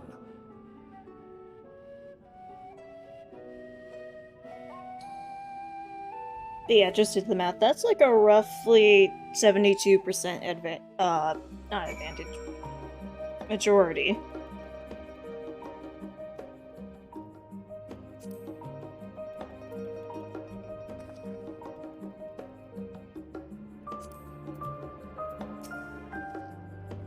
While I very much take issue with the Forum's approach to selecting whom to save and when, they're not wrong for wanting to minimize potential conflicts. Fortunately, if this plan of ours actually works, the Great Exodus itself will become entirely unnecessary. Yeah.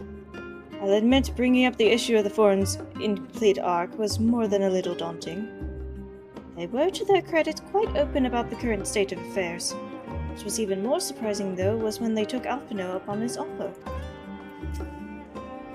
I'm a little vexed that we've yet to learn of the Forum's replacement for the Anti-Tower, though I expect that in time they'll share that too with us, and with Master Matoya if they've any sense. The further we pursue the mysteries of the universe, the more I struggle to comprehend the fortuitous nature of time itself. We measure and quantify it based on observations of celestial bodies, such as the sun and moon, but from your account it is unclear whether the ancients viewed time in a similar manner. I mention this because while Vana knew the final days would reoccur at a defined point in the future, she presumably had no way of knowing exactly when. Even so, the completion of the Forum's preparations to escape the moon, aligning so close with the advent of the final days is surely no coincidence. Perhaps if Midgard-Stormer was still alive, in the traditional sense that is, he could have offered to help the vessel attain the necessary speeds. Then again, there's no guarantee his contribution would make enough of a difference to matter. I mean, Midgard-Stormer was from another planet, so I wouldn't be surprised if dude knew his own ways of traveling. Of late, I've seen no sign of the Loports. This being their first opportunity to experience the wonders of Sharlayan, the potential for misadventure is nigh infinite. God. My affinity for espionage may have earned me the title of Archon, but I was completely unaware of the Forum's plans. There may have been clues here and there, had I been of a mind to look for them, but contemplating that possibility only serves to further wound my pride. Not that anyone could have realistically surmised that their brilliant stratagem was to build a giant ship, fly to the moon, a still larger vessel in truth, and use that to travel to another star. Even now, the whole idea seems positively absurd when spoken aloud. Rest assured, I have every intention of honoring the Forum's decision. Good. No problems here, Four Cheese? Sorry about not letting the rest of you in on my plan. I was admittedly thinking on my feet for the most part. But since we required both a means of communing with Hydaelyn and reaching Meteion, in the spur of the moment I saw involving ourselves with the completion of the Ark as a way to work towards both objectives simultaneously. However, we must first keep our end of the bargain by solving the problem of the Ether Burner. I'd like to think it is not a challenge beyond our combined expertise, or at least the expertise of our extended circle of associates. It might behoove us to learn how an Ether Burner actually works before we attempt to improve it, though.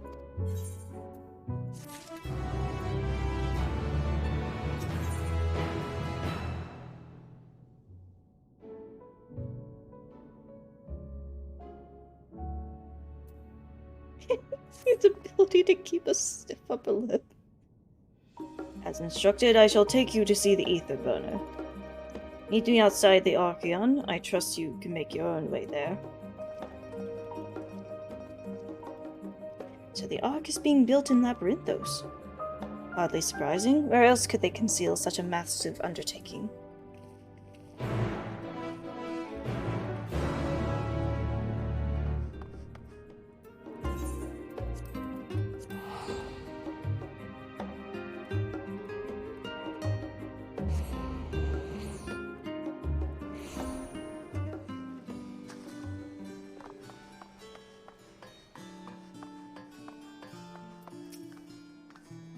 Do they intend to carry everything in the Archeon to the moon?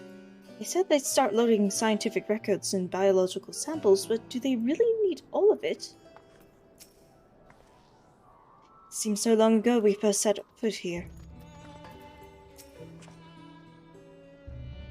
But once we were refused entry, we are now welcome as guests. Among the many and varied documents sent to the moon, I did chance upon several inventories made in the Archeon.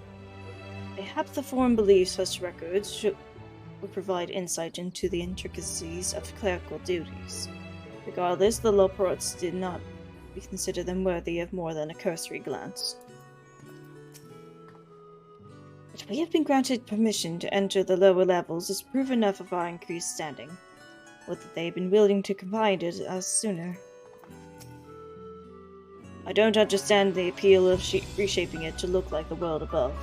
Make your peace with what it is, or go outside if that's what you prefer.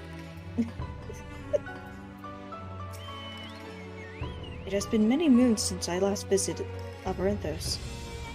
As vast as the archives were back then, they've only continued to grow in the days since. Some would surely object to the Forum allowing foreign elements to have the run of their secret facilities. We should count ourselves lucky.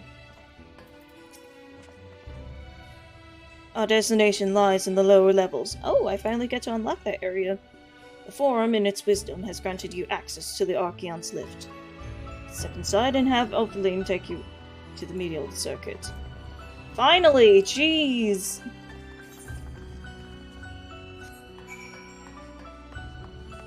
Finally having access to the lift. Ah! After so long. And it's gonna make hitting the marks in Labyrinthos so much easier. You wish to use the lift, yes? Yup. Beam me down, Scotty.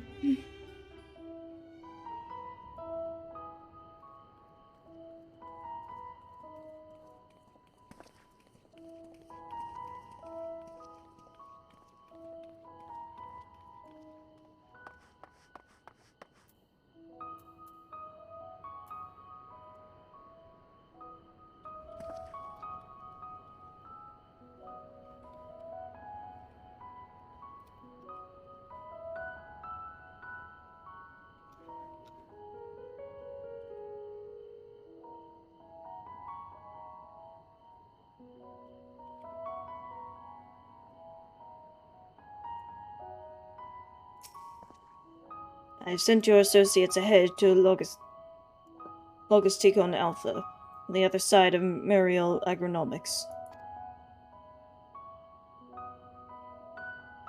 Actually, there was something I've been meaning to... No, never mind. It can wait. Let us attend to the matter at hand. Oh? Something you want to talk about? Sir? Where are we going? Oh, we're going down there. Okay. Yay, I can access this half of the... or I guess this quarter of the Labyrinthos without having to go through the Mushroom Cave.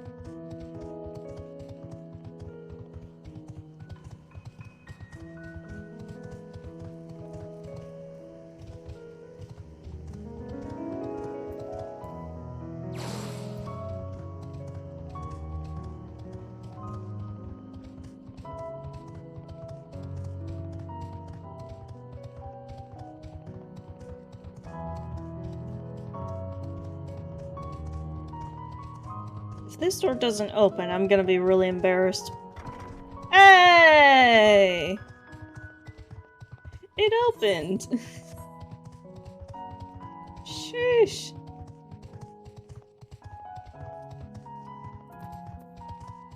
What if I talk to her now? Okay. So even if I went in here before now, I wouldn't have been able to go further down.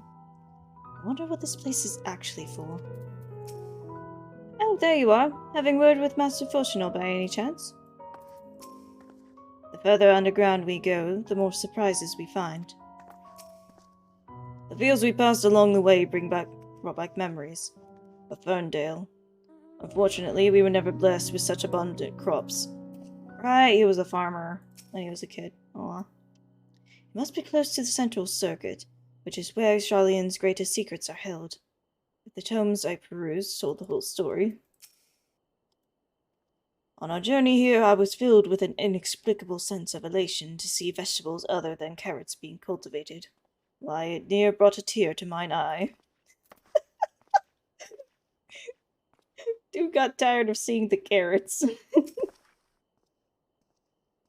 Knowing the Forum, even the people working down here are probably kept in the dark about the true purpose of this place.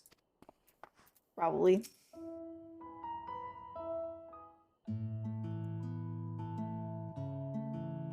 We are to wait here while our father arranges for us to use the next lift. Oh. Here, being in Logisticon Alpha, the atmospheric conditions of Labyrinthos are regulated. Water is drawn from underground and dispersed as vapor, stimulating the formation of artificial clouds and rain. By manipulating the temperature and air circulation, they are able to create the ideal environment for the growth and preservation of the biological samples kept here. Hold on, how do you know so much about this? Why, father brought me here as a child. What? And left me behind? Actually, you're the one who left me behind when you went off somewhere with grandfather. The night before, I'd been asking father about how clouds are made, so he decided to show me. It was fascinating. I peppered him with questions the entire time. It's all too easy to take for granted the many interweaving aspects of the natural world, to grow inured to the wondrous. Having gained an understanding of the complex mechanisms employed by the Loporits in recreating a similar environment, I have come to view such processes in a new light. The subterranean gardens in Labyrinthos, the lunar prison forged to contain the ancient Zodiac, the habitations built for all mankind beneath the moon's surface, each unique, yet undeniably similar. It is no mere coincidence. Oh? Hello?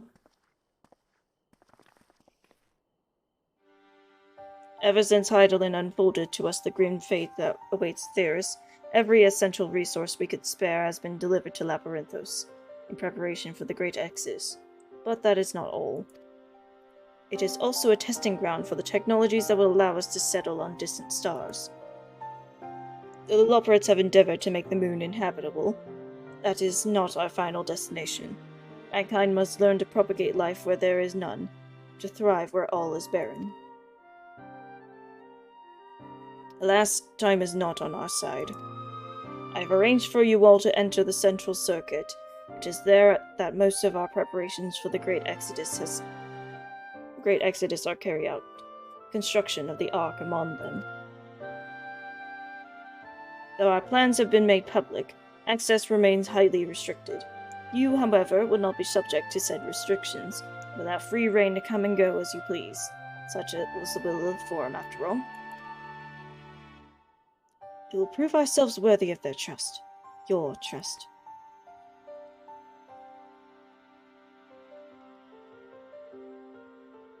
And let us proceed.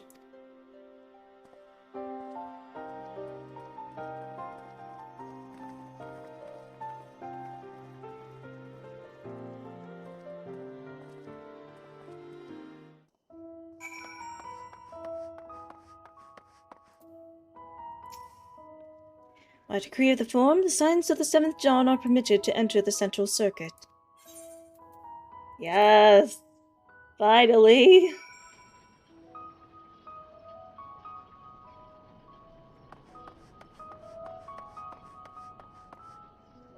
Ooh. It's actually kind of pretty down here. Goddamn. Wonder if there's a ether current nearby. Northwest? Okay.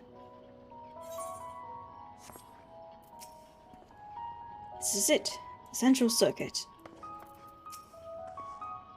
Please tell me we're almost there. Or is there another underground level we have to reach? The even more central circuit, perhaps? The farther down we travel, the more expansive the sky above becomes, artificial though it is. But that the heavens elsewhere could be so idyllic.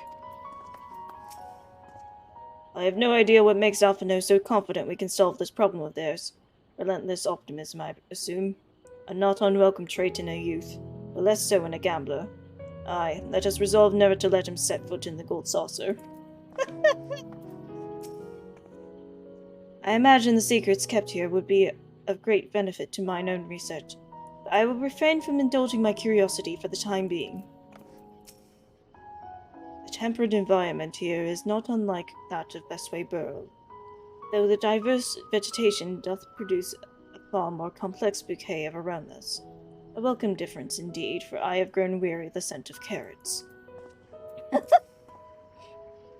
The sooner we can get a look at this ether burner of theirs, the sooner we can start working out how to improve it. The ether burner is being constructed not far from here. Overseeing the work is Kokol Dunkol, after whom the fort is named. Once the necessary introductions have been made, I shall leave you with him to discuss the particulars. This way.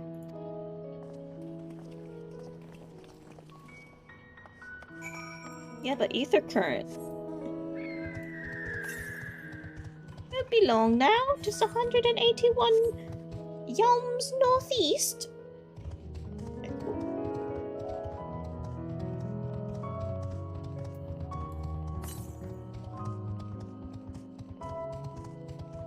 Oh, there it is.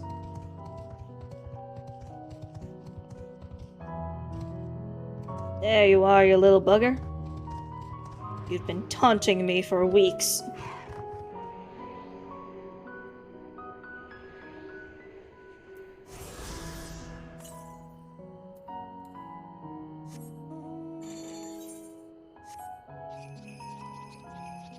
Okay, I can get the next one later. It's a bit further away, so back on track. Hopefully.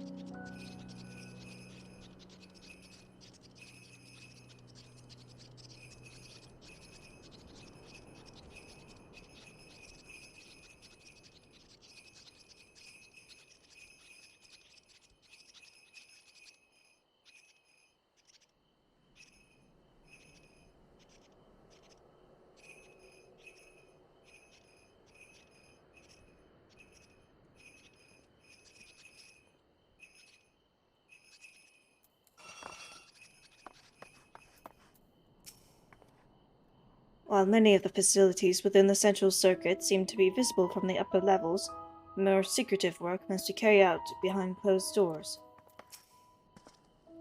I was expecting the Sky's steel manufactory, but instead I find the village smithy. For a closely guarded secret, you can see practically everything from outside, even with the magical barrier surrounding it. Surely the Forum hath already petitioned the aid of the Loporits, given their familiarity with such technologies. Is he talking to himself? He looks lost in thought, although it seems he's hit something of a stumbling block. Perhaps you'd like to break the ice? He hasn't even realized we're here. Perhaps he has realized, but just doesn't care. This is the man we seek. Do try not to startle him.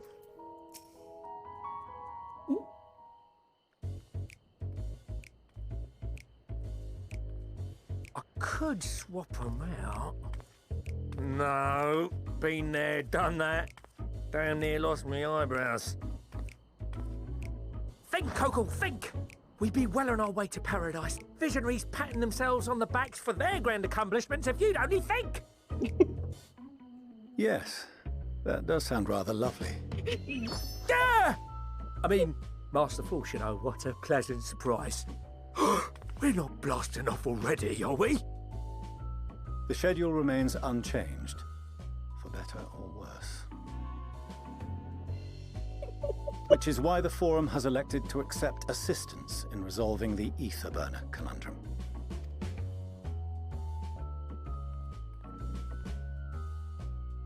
Huh. Not seen you lot down here before. There are Archons among their number, but engineering is not their expertise. Nevertheless, the Forum concedes the slim possibility that they may have insights to offer. If not, you are at liberty to return them to the surface, by whatever means you see fit. I assure you that won't be necessary. Now, about your troubles with the ether burner. Aye, aye, I'll walk you through it. Suppose I could do with a change of pace. As the name ought to tell you, the ether burner burns ether, ambient or otherwise, and transforms it into motive force. Think of it like a giant bomb that never stops exploding. Even out in that black void where the ether's right sparse, it's strong enough to move our arc. And it probably won't kill you like an actual bomb. But it ain't perfect. According to my calculations, to travel to the moon and back fast enough for the Forum's liking, the conversion rate needs to be 6% more efficient. A measly 6%, you say? But if I could have squeezed even another 0.6 out of it, don't you think I'd have built it that way in the first place? I love them. Hast thou consulted with the Loperites? I'd have built it that way in the first place. God. Yes, they too are conducting their own research, for lack of a ready answer. The moon's propulsion systems are considerable, naturally, yet they are commensurately massive. It is no easy feat to convert their technology into an efficient means of propulsion for a teeny tiny toy boat, as they say, and as I most certainly do not. Yes, exactly! Damn it all, I asked for refined adamantite and they send me uppity rabbits with inscrutable, ancient, incompatible technology! You're trying to drive me mad! Do you speak of Allegan refined adamantite, perchance? You know of it? Only in the most general terms, I'm afraid. 'Twas an alloy of Allegan make, but the secrets of its production were closely guarded. As I recall, the record stated it was vital to Dalamud's construction and launch. Aye, that's the stuff. No material more conductive far as I know. Slotting some in's like blowing up a dam and watching the river of ether come rushing through. Ain't a living soul that knows how to make it, though. I mean, I've made adamantite nuggets and ingots. Is that the same thing? We were fortunate enough to salvage some for the ether burner, just a wee bit, mind, from a chunk of Dalamud that came hurtling into the Northern Empty during the calamity. With more, well, that extra 6% efficiency would be child's play. It's a crying shame that we've no other sources. Surely the many shards of Dalamud scattered throughout Eorzea would suffice. Why not get the refined adamantite from them? Oh, we tried, believe you me. But only a few specialised pieces would have had any in them to begin with. Drive calls from Ragnarok-class internment hulks. Those are the prize bits we really need. Sorry about that. Sometimes loud cars drive by, and my mic picks it up. My bad. According to the Gleaners, getting to them means delving deep into the shards. and the defenses are still very operational and very eager to blow them up. Ah, I see. It's rough going in there, even for the cream. Not sure they'd make it out alive. Weren't we near that part of the Ragnarok when we went to destroy Bahamut? Right! The binding coils. Or just the coils in general.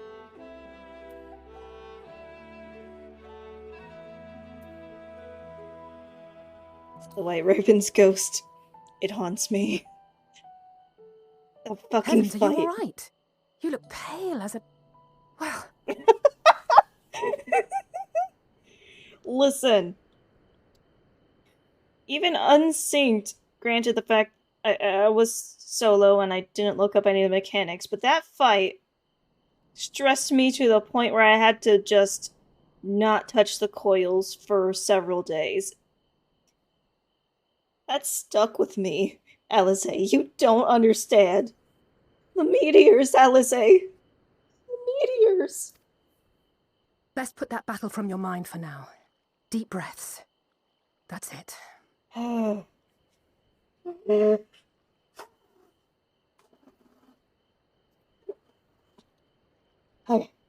We're good.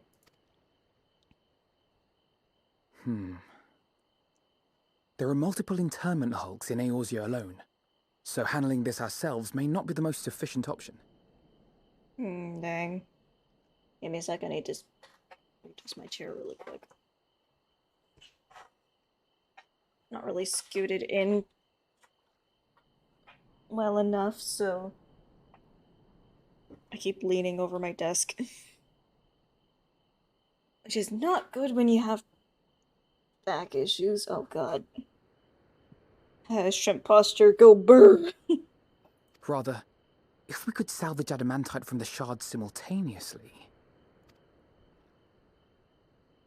Thancred, is the link shell we established before you went to Garlemald still active? Of course. The floor is yours.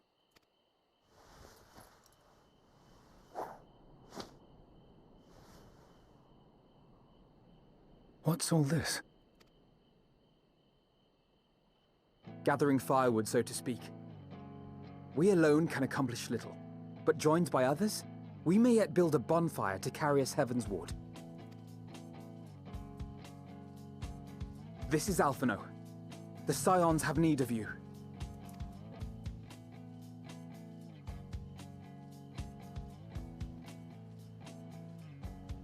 Understood. I will contact the Lord Commander and dispatch our finest at once. Yes. My sisters are somewhat preoccupied with the final days, so I will lead the 12-Sword expedition myself. Are you aware of any other sources of refined adamantite? Logically, such an invaluable alloy would have been utilized solely where absolutely necessary, in components intended to conduct or collect surpassing amounts of ether. Any extant instrumentation or devices would have likely found their way into the hands of etherologists, or enthusiasts.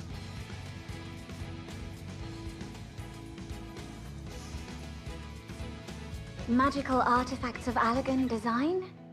The Eastern Alliance will send word to one and all. Are there other ways we may offer aid? No shards of the Lesser Moon scar our soil, but our stake in this cause is no less for it. Is there anything in Othard that might be of use to you?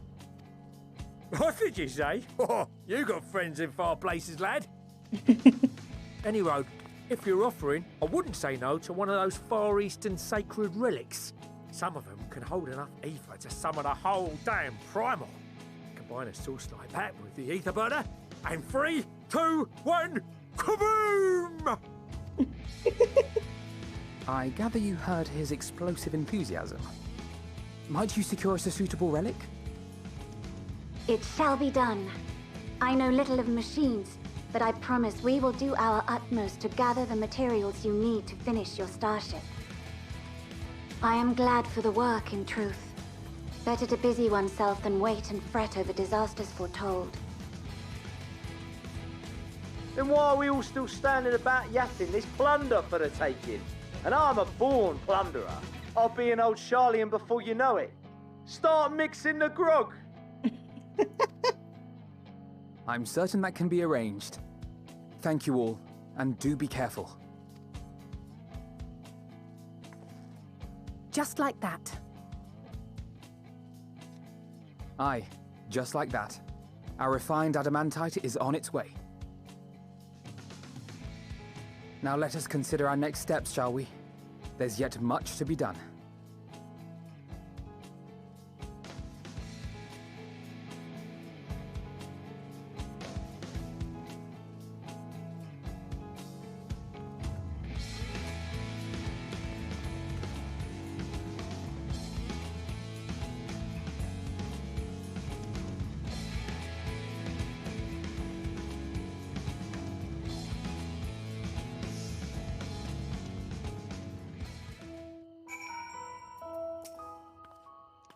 Appreciate you doing all this, but I ain't getting me hopes up just yet. Alright, dude. There are no oaths or contracts binding the members of the Ilsebard contingent, and in many ways it was even more loosely organized than the Crystal Braves. Nevertheless, I knew none would have refused this call to arms. Truly, we have been blessed with trustworthy and dependable allies. Time and time again, it seems that Allegan something or other are here either the cause of or the solution to our problems. To think the selfsame materials that once landed Dalamud, or launched Dalamud, will now be used to help ferry mankind to the moon. There's a poetry in that. Also a bit of poetry in the way that we're getting aid from pretty much everyone that we've got connections to in order to work on a project similar to when we got the ladder up and running. Good times. I'm confident that even the deadliest of Allegan defense mechanisms are no match for our allies. At this rate, some of them might soon have as many accomplishments to their names as a certain warrior of light. Okay. Considering how much of a fuss he made at the time, I don't see why he takes every opportunity to bring it up. It was just firewood. First the Lothlorien and now the final days.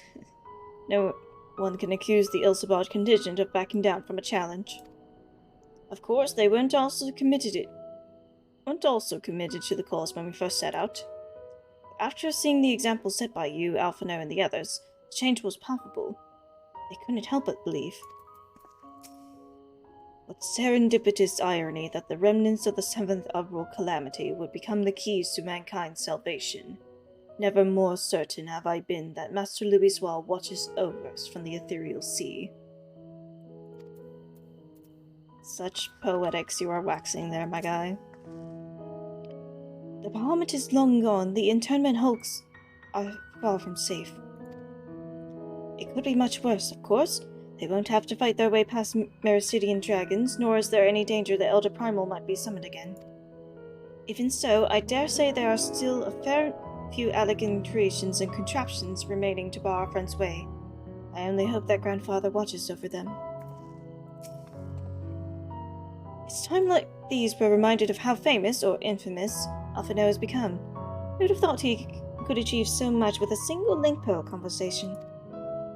As we're expecting a rather lot of visitors in the near future, I'd best return to the surface and inform the relevant parties. I also have a contact of my own that might be worth a try. Oh, and who might that be? That's for me to know and you to find out. Oh, God. And on that note, I leave matters here in your capable hands. Best of luck!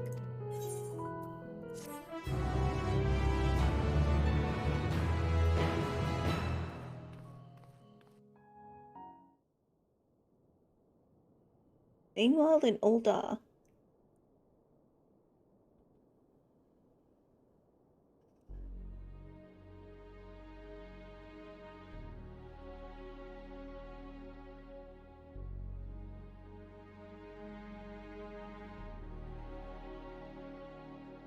Our course of action is clear. We must harvest refined adamantite from the shards of Dalamud and procure arcane relics of Allagan Make. Summon the best and brightest of our immortal flames and form an expeditionary party at once. Call upon the Sultan Sworn and Brass Blades for support as you must. Papashan, send word to the guilds. We will require the expertise of master artisans if we are to have any hope of identifying and recovering these elusive materials. Viergeist, we have need of your stone torches. They are to assist the immortal flames in scouring the ruins and to help secure the surrounding areas. I trust I can count on your support. As commander of the Stone Torches, my son Zimberg will personally see it done. Pippin, I would have you lead the raiding party. Assemble your finest, and with Tizona's blade clear the way. Lord Lolorito, I pray you take charge of the search for Allagan relics. Surely you know of some being traded on open or clandestine markets, or sleeping in collectors' vaults. Of course, I ask not that you do this out of the kindness of your heart. By all means, profit on the transactions. I wish you the joy of it. The final days descend upon our world. If circumstances are truly as dire as they say, Uldar's best efforts may be for naught. And yet, when we Eorzeans rose from the ashes to rebuild our broken realm, did we not learn one simple truth?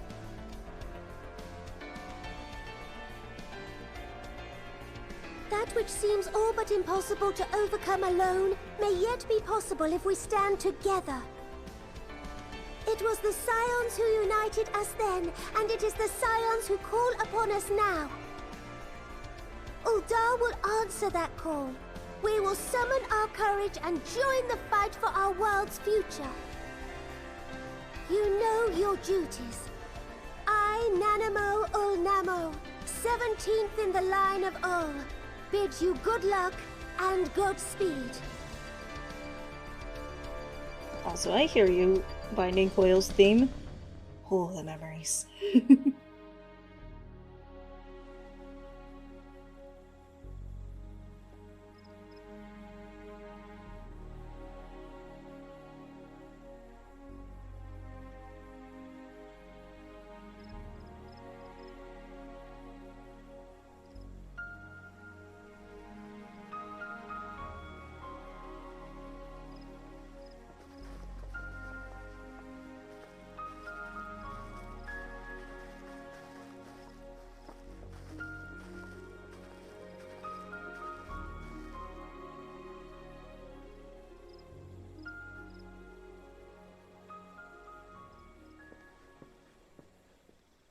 We fielded a goodly number, but our ranks are heavy with healers, and an abundance of restorative magics will be of little help in destroying Dalamud's defenses.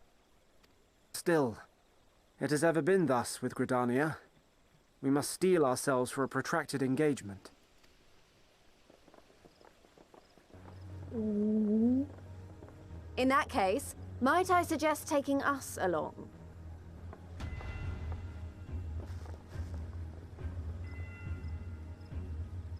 Commander Hext, what are you doing here? None of the shards in Girabania are big enough to hold an internment hulk. So we said to ourselves, why not lend our neighbors a hand? We thought you might be short on people with a talent for breaking things. While it pains me to admit it, you are right. Our deficiency so plain to see. It might have been a lifetime ago, but I was once one of the Scions assigned to the Shroud. I know this forest well. I know your people. And I know we will be stronger if we fight this fight together.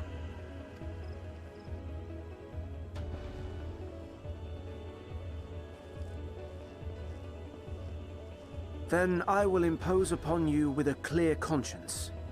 Come, let us speak of how to integrate our forces.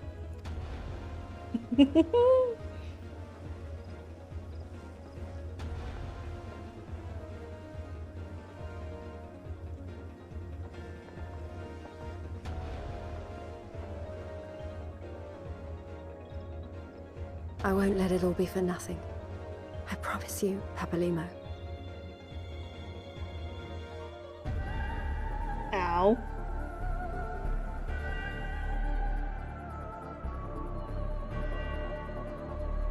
Meanwhile, in Kurthus.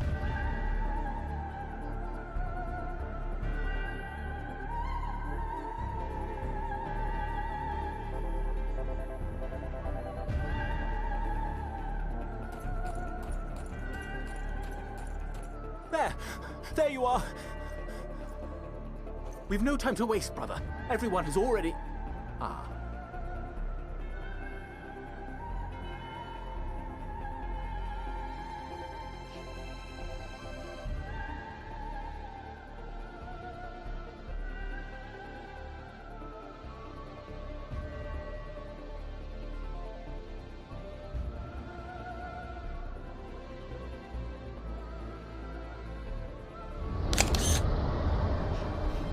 Don't mind me.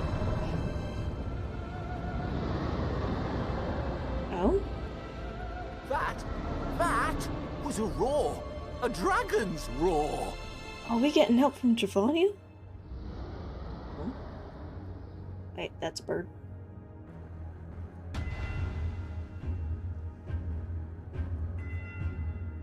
Meanwhile, in the Ruby Sea.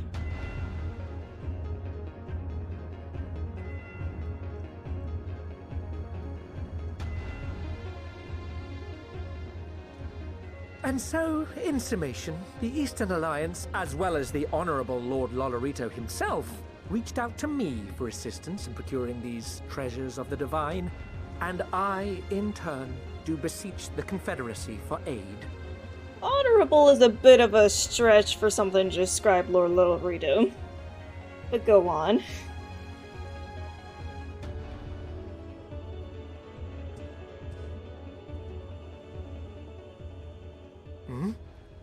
Is that... Hancock? What a surprise this is. It's Orban! And a fortuitous one at that. I have a favor to ask, you see. Snake? Oh. Are we also getting help from the Four Lords?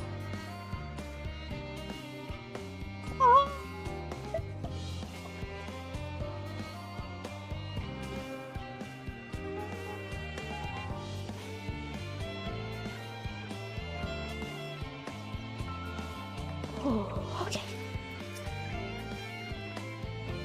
Appreciate you doing all this, but I ain't getting my hopes up just yet. Oh god. Oh, dialogue's the same. Okay. Ah! Emotion! Ah!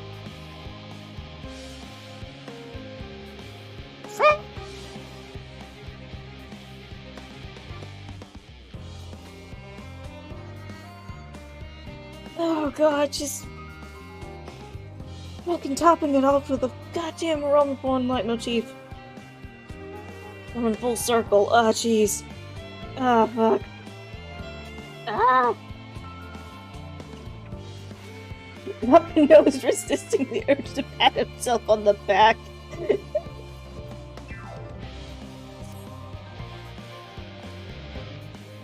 Our friends are searching for refined adamantite and sacred relics. You will only know if they meet your requirements once they have arrived. In the meantime, is there aught else we might do to be of service? Ha! You've already done more than enough. If I had to say though, I could use someone who knows a thing or two about elegant technology. You there, the lad with the red eyes and matching hair. You seem to know more than the average scholar.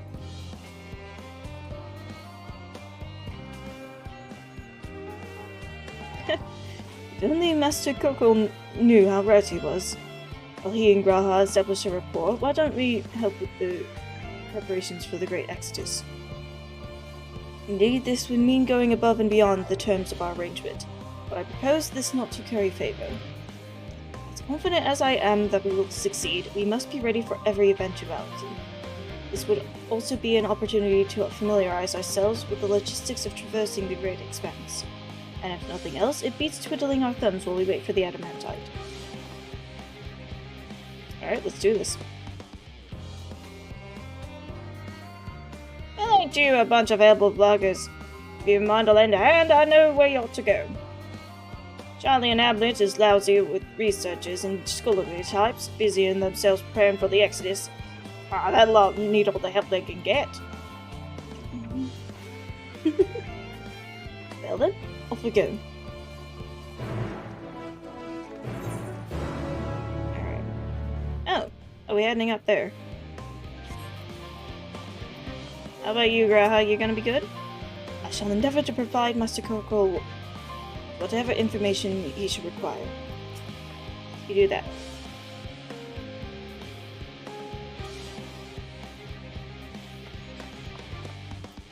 Alright.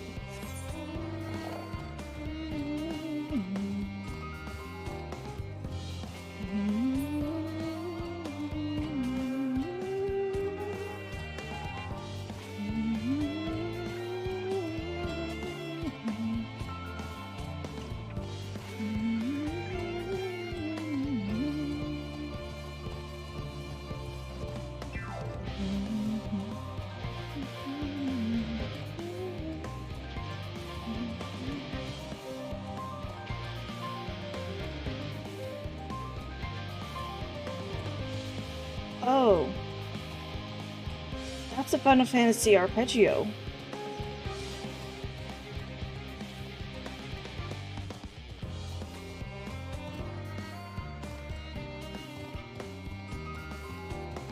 Oh. Man, they really put everything in the kitchen sink in that one. Oh boy.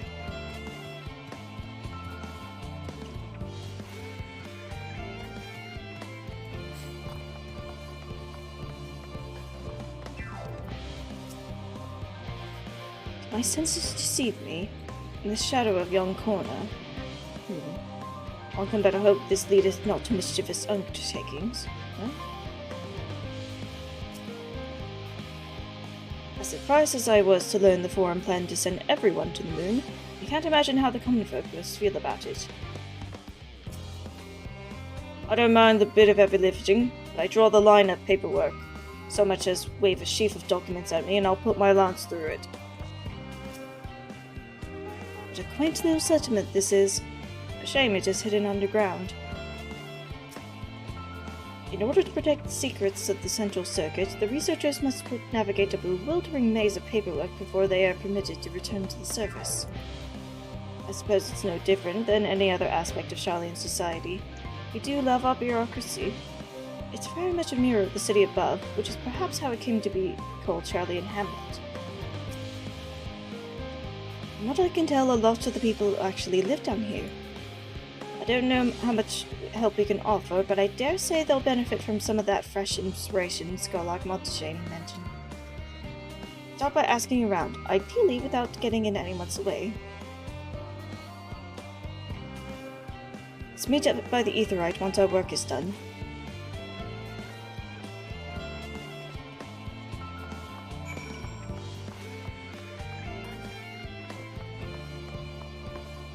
How about that ether current? Where is that? 371 northwest. Okay. I cannot jump up there. Okay. How do I... Okay.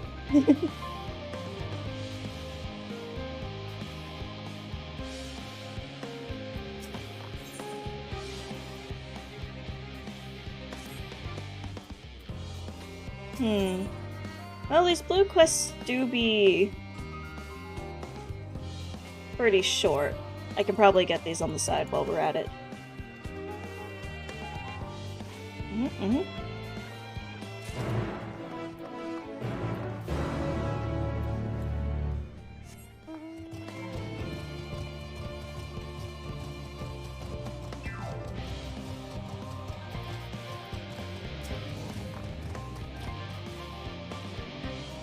Oh, hello. Are you one of the new helpers? Working on the ether burner? Oh dear. I see things have come to a standstill on that front. Even so, I choose that over my current duties. Checking and loading samples day in, day out. It's tiring, thankless work. Still, no one will be cross if I misplace a few legumes or what have you. Rom's got enough on their plate as it is. What with deciding who gets to board the Ark and when, a lot of powerful people have opinions on that. My heart goes out to Master Fulshino and the others. Hardly get a moment's rest, I expect. Do they even have time to sleep?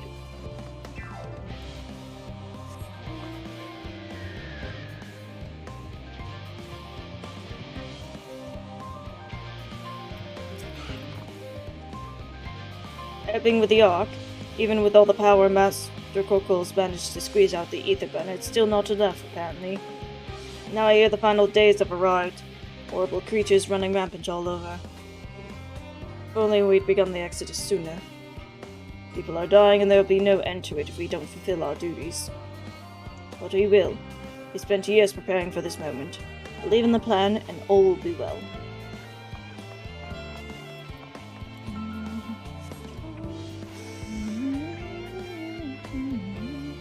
Okay, now where's that last bit of information?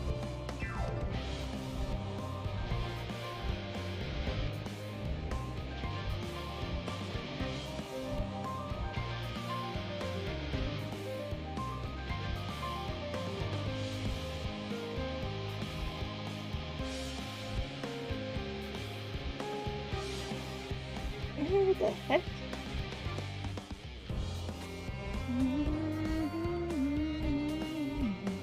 Who's this last person? What the? Am I just blind or something?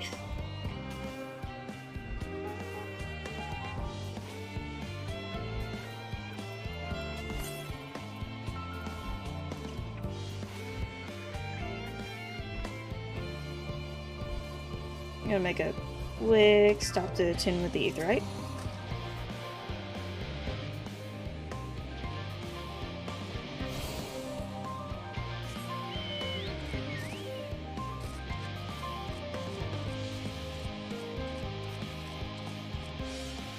There you are.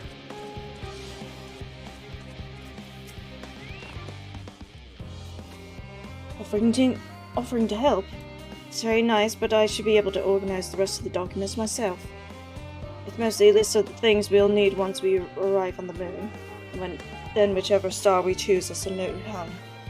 My duties largely concern the maintenance of living conditions, and I'll be a lot busier after we depart. I hear that our lunar collaborators have come down to assist in our efforts. I'm looking forward to finally meeting them in person after having communicated with them in such a limited capacity such far. To be perfectly honest, I'm not even the slightest idea what they look like. I do hope they're not enormous looming giants. Why, I would much prefer something small and fluffy, like that beheaded rabbit that ran by. Well, have I got news for you, lady?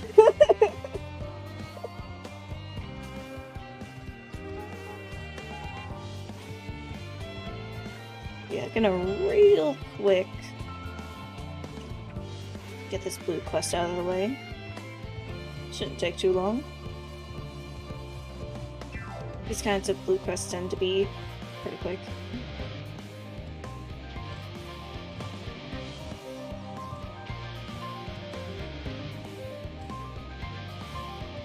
And unlike an Elpis, I would like to be able to fly as soon as possible.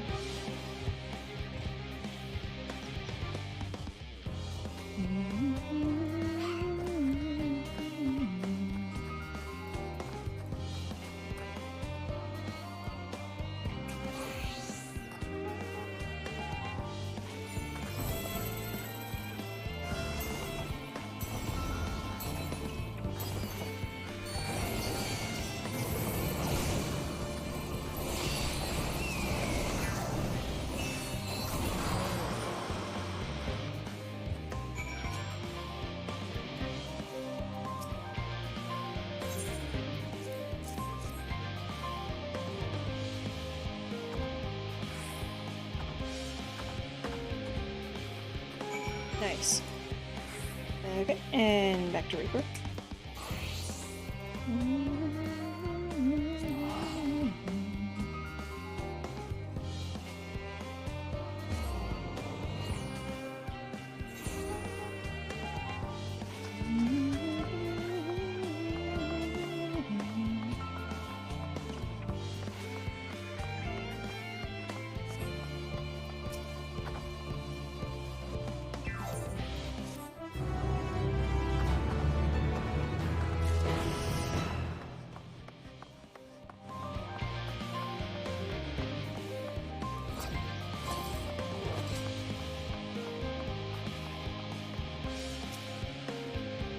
It would appear the Loporits have infiltrated Charlene's most heavily guarded facility.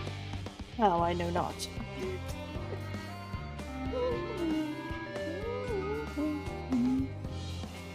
A joy to sample the delights of a theorist. How marvelous it is to see you again. You'll be pleased to hear I've learned much since our fascinating discussion at the Caratorium. It's all thanks to Uriante, you see. He's taught me the finer points of cooking, which, despite my name, I knew very little about. So many dishes, so many hard-to-pronounce words. Actually, I was rather hoping he'd show me how to bake an Archon loaf. They're quite popular, I hear, though it doesn't sound like it contains any flavor to speak of. Still, if that's the sort of thing your kind enjoys, I shall make enough to last the whole journey. Please don't.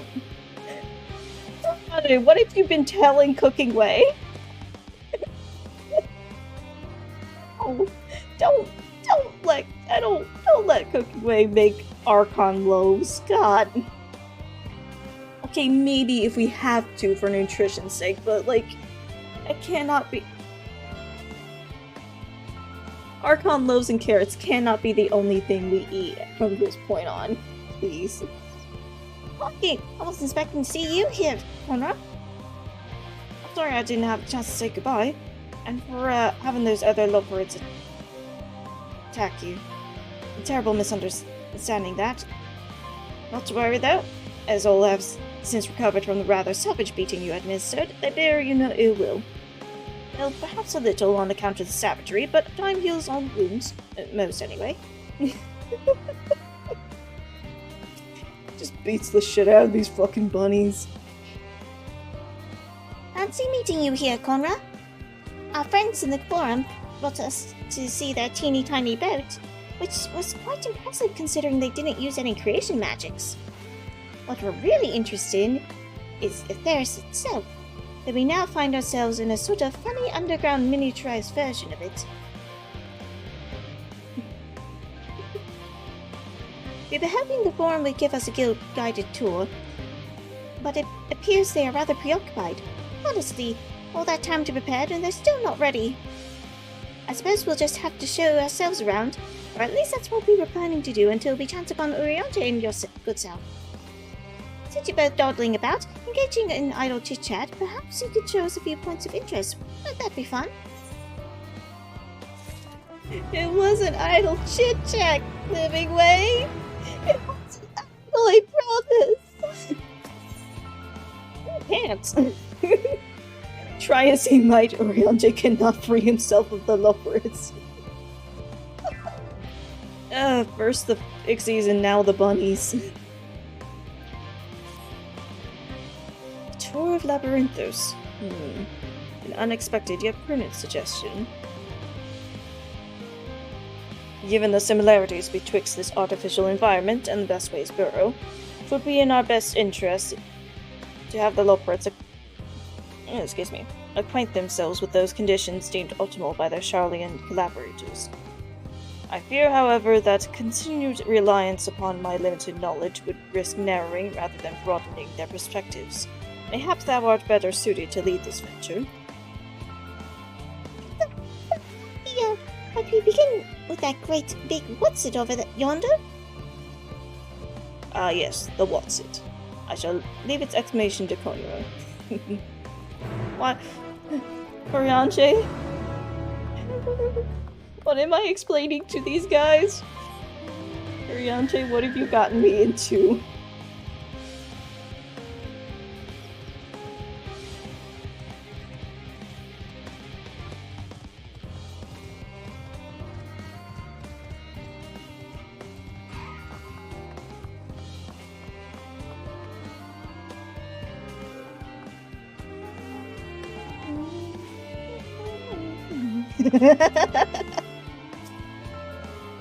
The Loporrit's technical expertise doth far outstrip our own.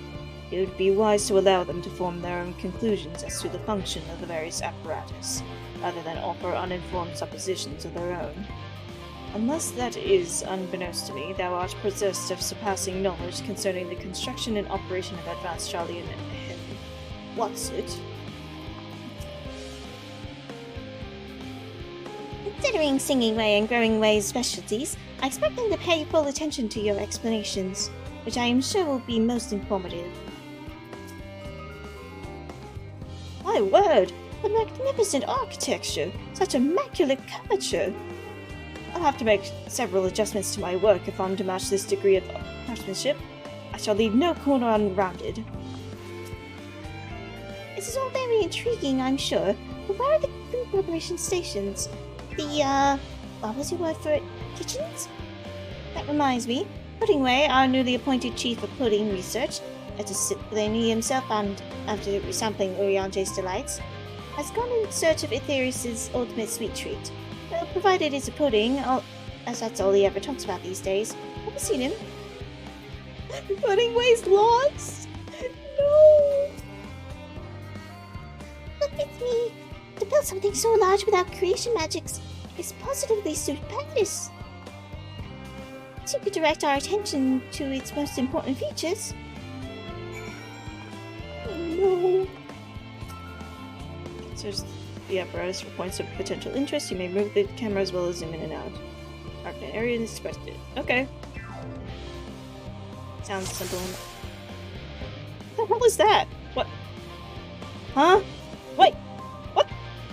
Hold still! What? Hey! Huh?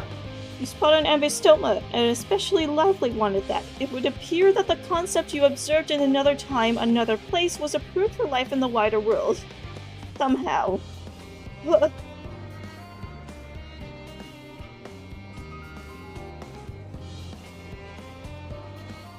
What? Hey.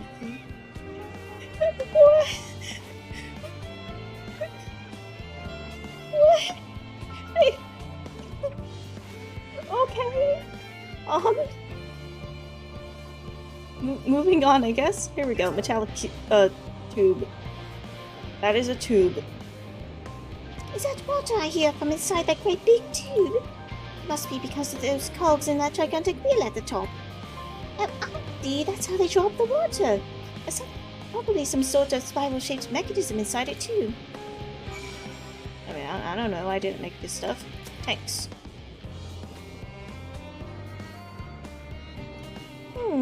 It's a little hard to see from here, but is that the golden pipe connected to the top of those tanks? I can see that window, another pipe at the bottom. Ah! This must be for purifying water drawn up from below.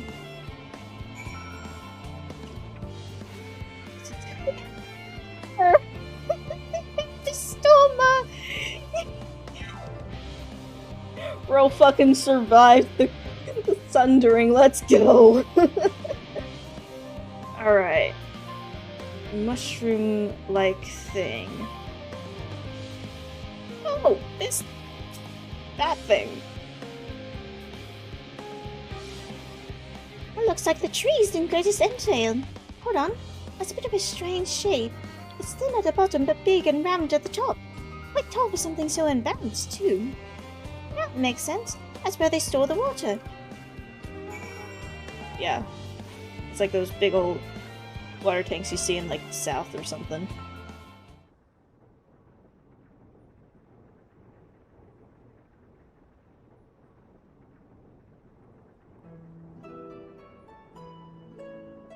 Is the ambystoma still there? Well, if I were to hazard a guess, water drawn from underground, presumably with some other mechanism, is purified here and stored in that tower before being distributed elsewhere. I'm right, aren't I? I knew it. A design brilliant in its simplicity. I dare say it would take only a moment to install in even the harshest of environments. For us Loporrits, that is. Indeed.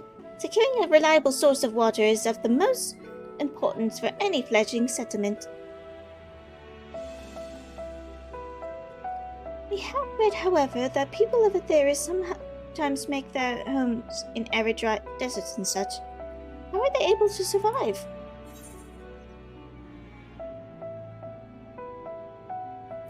Areas near waterfalls are common sites for villages in Garabania. So wherever you choose to live, you're never far from water. Oh dear, I worry we won't be able to procure the necessary amount. We can provide enough water to keep them from drying out completely, but it would appear they rely on it far more than we'd anticipated. The adjustments may be in order once we've calculated the average rate of consumption per individual. It may also be worth learning more about how exactly they obtain their water in the first place. Master Alphino spoke of the machinery responsible for that feat during our journey through Logisticon Alpha, did he not? Mayhap the Loporits will share his appreciation for the engineering marvel. Oh yes, that sounds absolutely splendid. We must journey beyond the sanctuary of Charlie Hamlet. I shall lead the way. You mean we'll have to brave the untamed wilderness? A valid concern indeed. We could not help but notice the many dangerous-looking creatures with big nasty teeth lurking beyond the safe confines of the settlement. Are we not escorted here by burly custodians? I dread to think what would become of us. Regrettably, to many a hungry predator with the aforementioned big nasty teeth, Loporits may appear to be a potential and rather appetizing source of sustenance. Might I impose upon thee to assist in securing safe passage to Logisticon Alpha? For my part, I shall act as escort to Living Way and Cooking Way. I entrust Singing Way and Growing Way to thy care. Yeah, I got it. More valiant protector they could not wish for. Godspeed.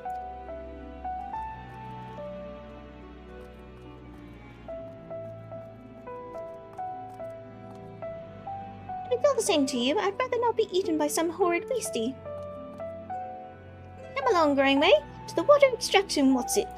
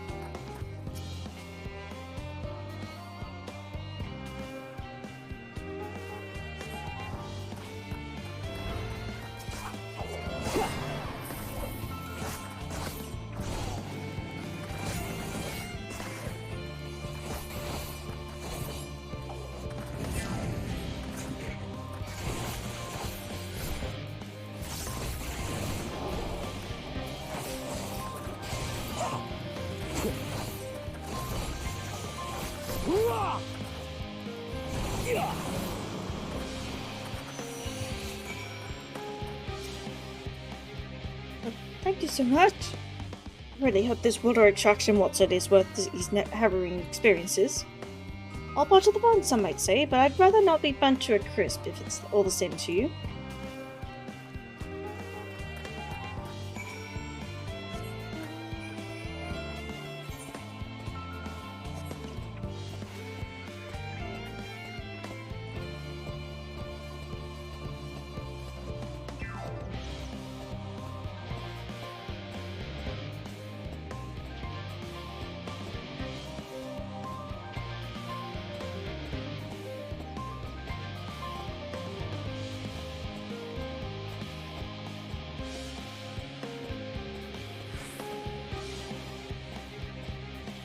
My bad.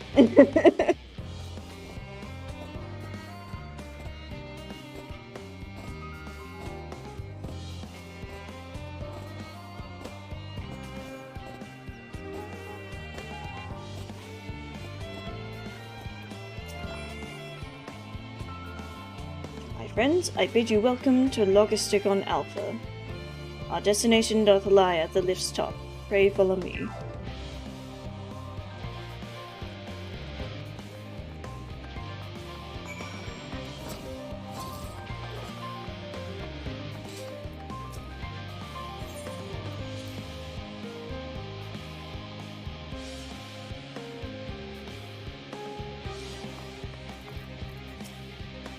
On this occasion, it would behoove us to seek the counsel of those qualified to describe the workings of the apparatus.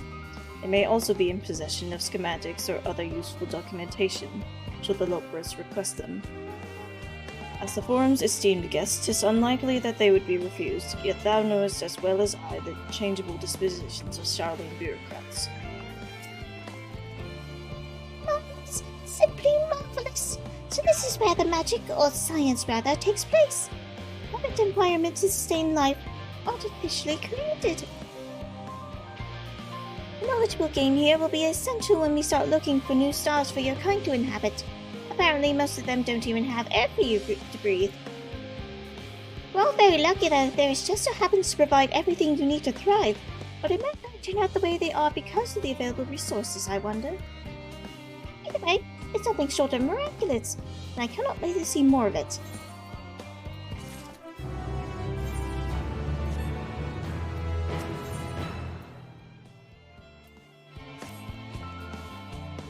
This is all very wonderful, I'm sure, but I was rather hoping to learn more about your nourishment provision facilities. In other words, where's the food? I believe both the knowledge and consumables you seek may be found at Mariel Agronomics. As I imagine Singing and the others intend to study every conceivable facet of this apparatus, wouldst thou be so kind as to escort our visiting culinarian? Yes, that sounds something more interesting. Hopefully I'll be able to see firsthand some of the delicacies Urianji was telling me about. Even his incredibly vivid, if a bit too verbose descriptions cannot compare to sampling them myself. Not to mention, Aetherius will soon be no more, so I must learn all I can while there is still time. As it's brook no further delay. Alright. Brook no further delay. Whoops.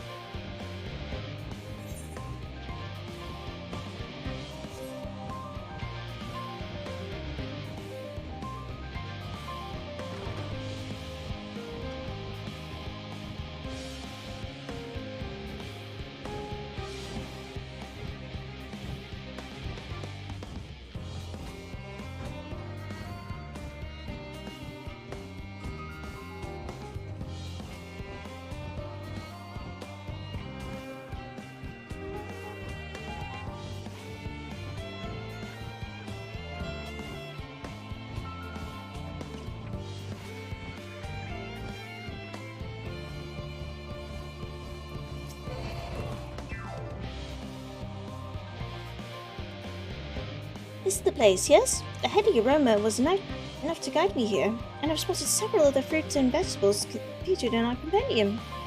I'd dearly love to try some, but I read that those who help themselves to a farmer's crops without permission are often caught and put into pies. Perhaps you could ask whoever's in charge if they would be willing to part with a few samples. Eee! Field trip, field trip, field trip, field trip, field trip, field trip.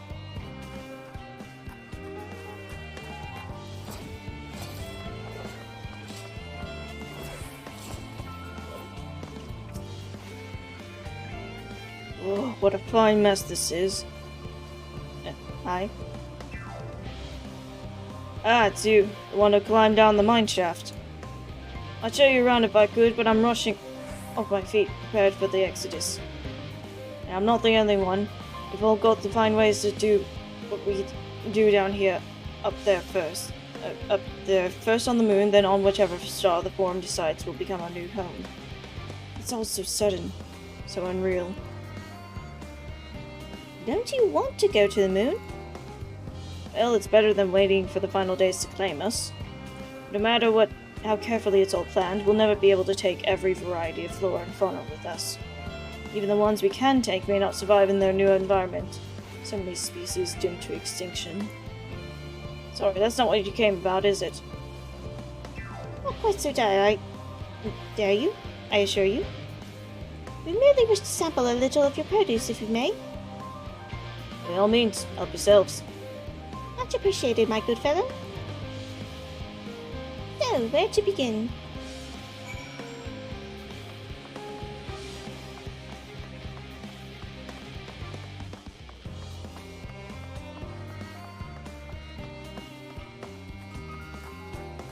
Oh god.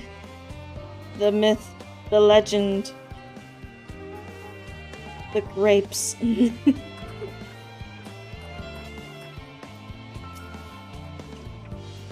Oh, I know what these are. Grapes, yes? Let's see if they are as delicious as they look. Lunch.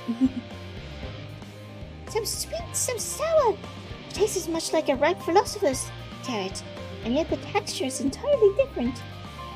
The contrast between the outer skin and the fruit within is most peculiar, though far from unpleasant. Yes, I think I'll try another.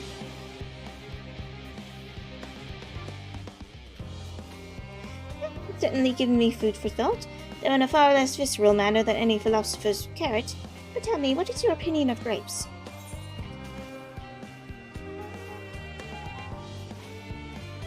I'd brave an erupting volcano for...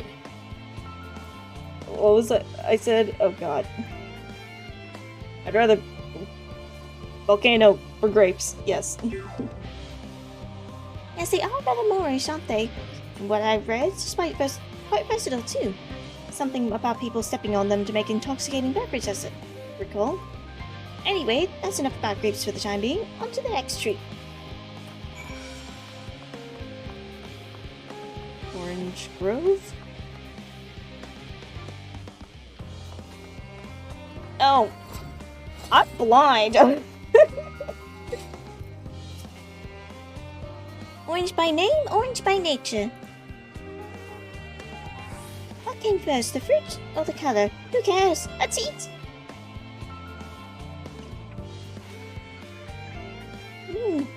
That's...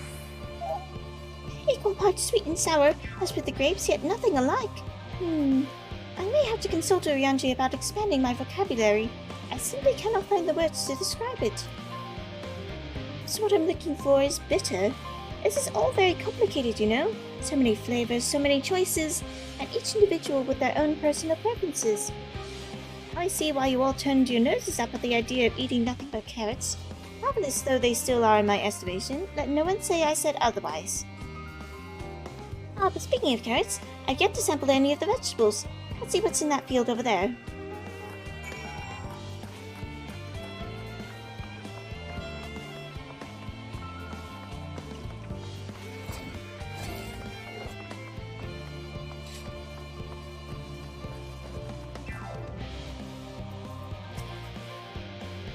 That color, that texture. Are they some sort of enormous round carrots? No, they're pumpkins. Oh, in any case, proper nomenclature is less of a concern than the taste.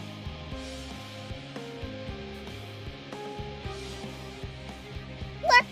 It's so hard and flavorless. I may as well be chewing a piece of wood. That's all but confirms it. These are nothing more than misbegotten failures masquerading as goodly carrots.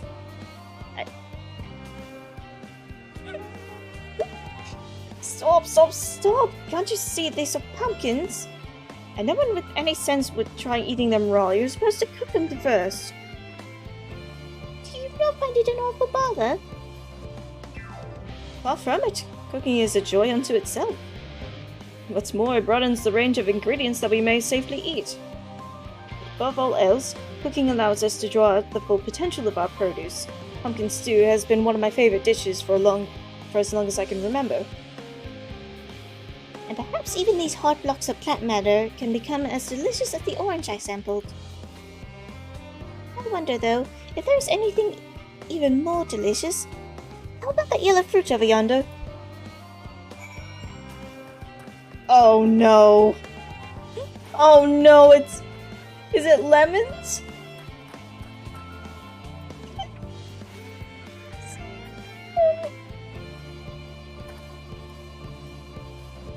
Okay.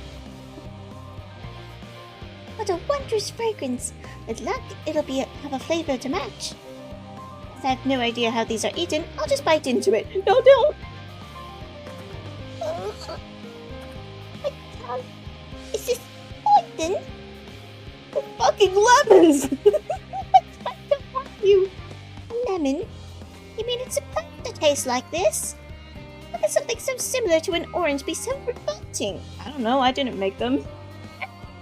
It may be some time before my palate recovers from this ordeal. As such, I had best call an end to this round of sampling. Let's say our farewells and return to the others. God.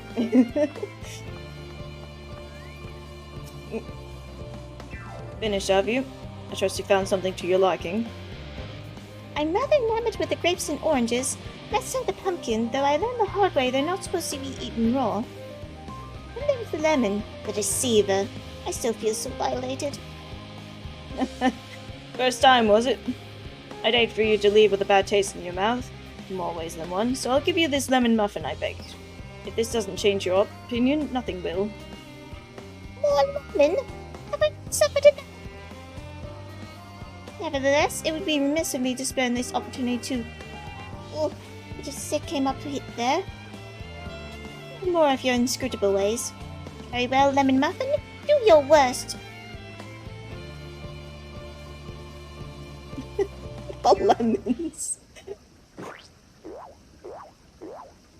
Muffins, though, are really good. This is...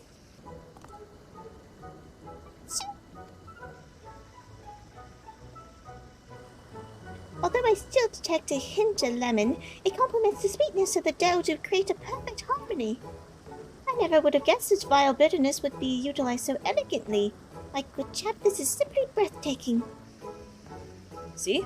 We rarely use lemon in its natural state, but it has a starring role in all sorts of recipes, and the same is true for many other ingredients. It comes down to making the most of the resources at our disposal, and sometimes that can even be the difference between life and death. I know we won't be able to take every species with us. No doubt the Forum agonized over what was worth preserving and what will be consigned to history. Our choices, but make them we must if we are to survive. Such strength of will. How I know what Hydaelyn sees in your kind.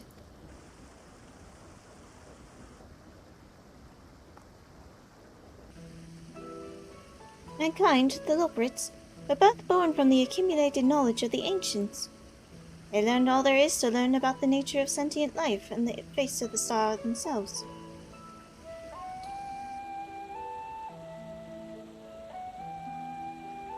Once a civilization has fulfilled the basic requirements for survival, it will inevitably seek to eliminate all forms of negativity and achieve perfection. And therein lies its folly, and its downfall. For perfection is an unattainable ideal. 'Tis the paradox of the immaculate carrot. Yet civilizations since time immemorial have deemed the pursuit of perfection as progress. They pay no heed to the costs incurred in their futile quests, and all too often become the architects of their own demise, their dreams forever unfulfilled. What then is the alternative? The answer lies in knowing that our existence can never be perfect. To be content with what we have and make the most of it.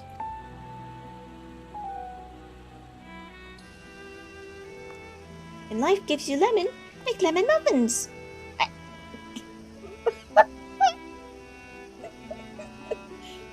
I mean, to be fair, if I had to choose between a lemon muffin and a lemonade, I'll take the muffin.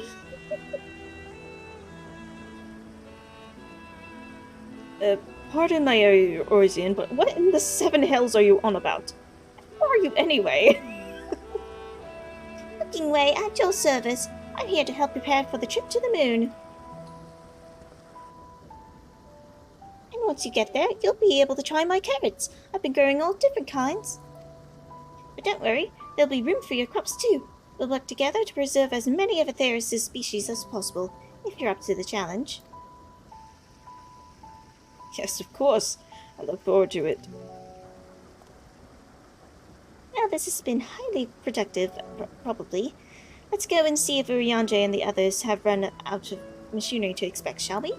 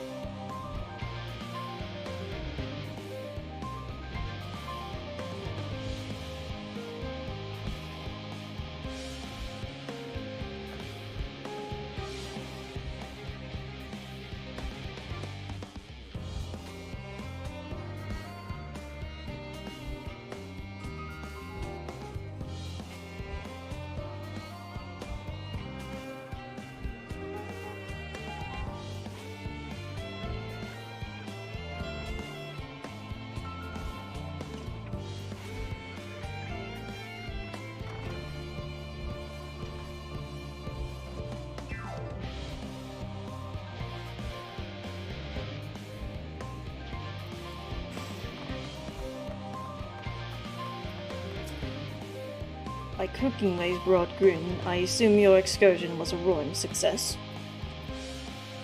That's one way of putting it. Most enlightening, especially the part with the lemon muffin.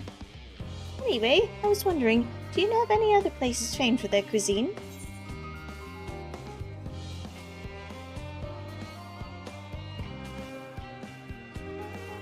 And Suleiman says, home to the Culinarians Guild, and many less than savory establishments. That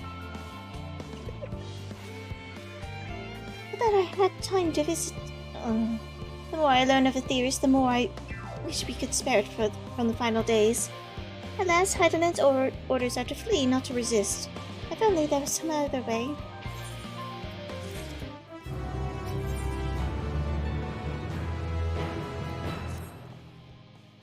Conra, I trust thy time at Muriel Agronomics did bear fruit? God damn it. It's good. It's good and I hate it. Our own efforts too were rewarded.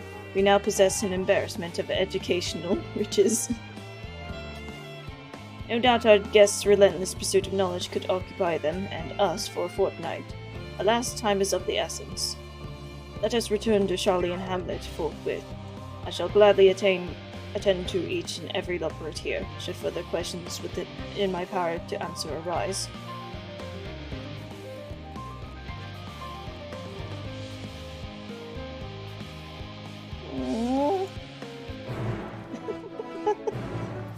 They're like, dang it, we gotta leave.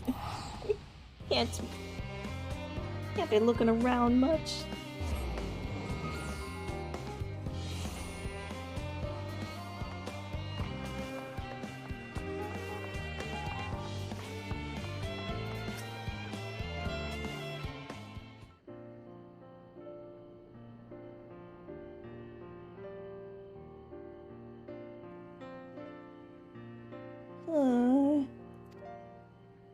Yo, growing way, you good? Yes, Conor, that was indeed me verbalizing a sigh to express my emotional state. Do you want to know why? Because I saw the reconstructed environmental data for Aetheris at Logisticon Alpha, that's why. A forest so lovely and so leafy. Are all of your forests like that? Oh no, he's upset his crystal forest isn't the same as Aetheris forests.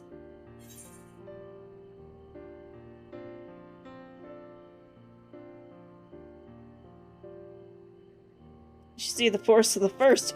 One was purple.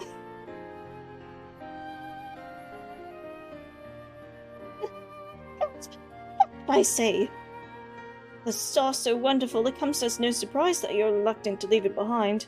I was a fool to think otherwise, to assume that the moon was something worth being proud of.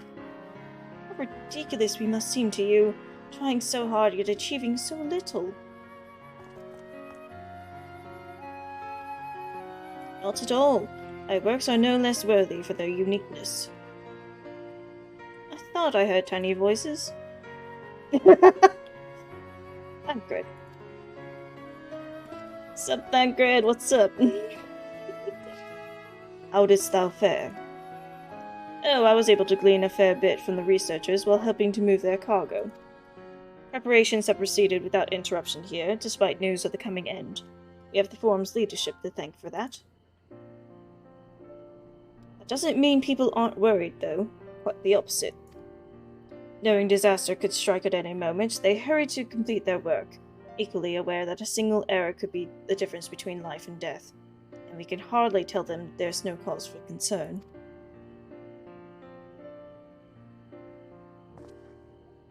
Perhaps not. Though aided by our goodly growing way, we may yet find other ways to lighten their burden. Me? Be of use to people? I'm honored that you would think me so capable, but I'm not sure that I'm up to the challenge. Nevertheless, I believe in thee. If you say so, I suppose it can't hurt to try. I passed someone moping in the Western Plaza that looked to be in need of a helping paw. Perhaps you might start with him. Oh my god, is it Puddingway?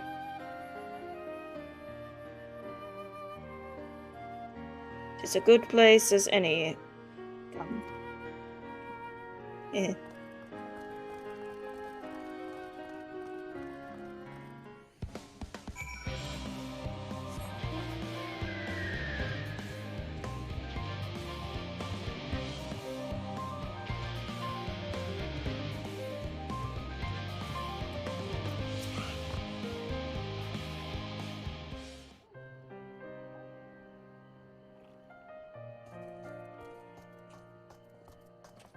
Never mind, it's not putting away. Hello. Oh, can I help you?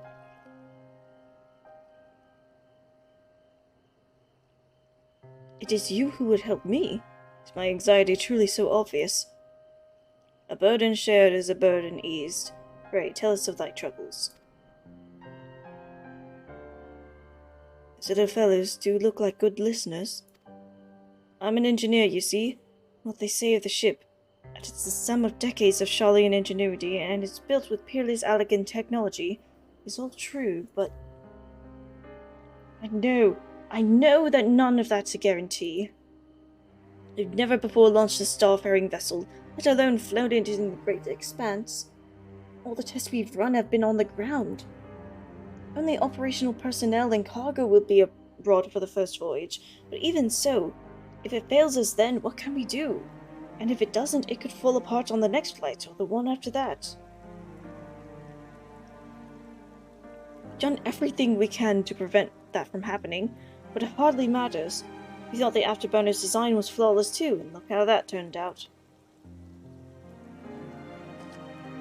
Thou art familiar with these most daunting technologies, and thus dost thou hold the power to allay his fears.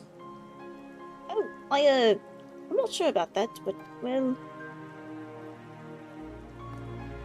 Maybe you could tell me if there are any aspects of the ship's design that you're especially worried about? Our ability to walk about and perform our tasks for one. I devised a means by which to employ gravity, a spatio-temporal spell, to regulate the environments. But what if it's not strong enough? What if everyone floats away and begins crashing into things as soon as we left the star? Aha! Gravitation! Maybe I can be of help after all. Up there is not so different from down here, you see. The same rules apply, but if you consider them a part of one great big cosmos rather than separate places. Oh, look at that. You're helping. I suspect both parties shall find comfort in this conversation. Yet if Thancred's tale is to be true, still others would benefit from insights born of experience. Might I prevail upon the Loporits to attend them? An excellent idea, if I do say so myself. There is nothing that we like more than to ease the hearts of the fine people of Atheris, and learn more about them while we're at it. Full glad am I to hear it. Gather thy companions and bring them hither. Conra, thou hast a gift for finding souls in need of succor. Pray seek thee out I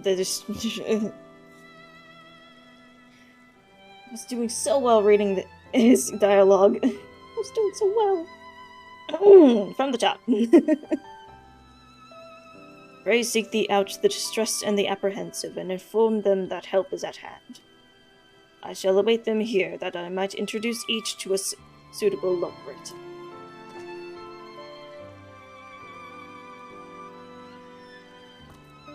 Oh, I do look forward to that. A place for every Loporit and every Loporit in their place.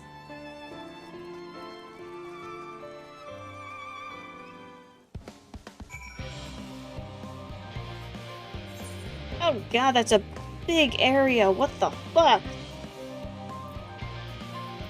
Alright, nothing to it. Start on this corner. Oh, hello. You. God, there's 8 people. Jeez. So, there's no point in worrying at this stage. It'll only make the work go that much the slower. You seem to be coping well, so I'll just leave. Bye, you don't need help. Oh, I see a quest marker. Hello, distracted researcher. You good? 56 bunches of weeds in the ground, 56 bunches of weeds, rip one out, add to the mound, 55 bunches of weeds in the... Hello? I'm not neglecting my duties, I swear. I was in need of a little break, you see, and then I found myself unable to relax at all. So I went on a walk, and then I noticed these weeds, and... As a conversation partners, and oh so fuzzy! Goodness me, that does sound like a much better way to relax. Oh my god. Wait, is that the same researcher lady that I talked to earlier? It's like, oh man, I hope the oh god, the people we're collaborating with are not giants and are small and fuzzy. Okay, that guy doesn't need anything.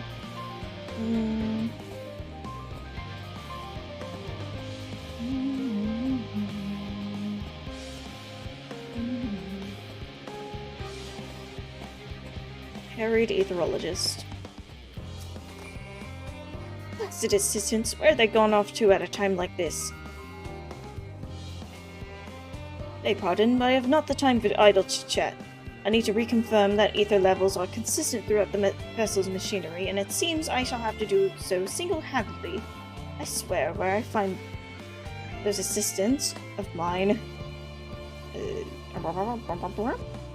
Lockwards are willing to help. Why didn't you say so? At least they won't moan about how they checked 24 times already and haven't slept in weeks. Lazy sods. No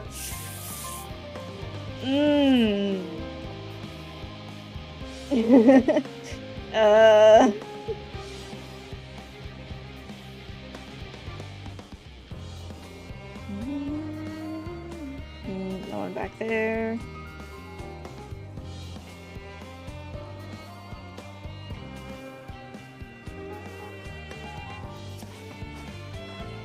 How might I help you?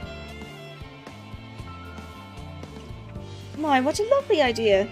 I do notice people becoming rather tense, so I rushed out to pluck some fresh and fragrant tea leaves. Now I need only track down 100 or so cups. But don't you worry, I can manage. I hope you plan to cheer everyone else. Goes well. The woman is doing... Excuse you? The woman is doing better than you are! Okay, not inaccurate, but still.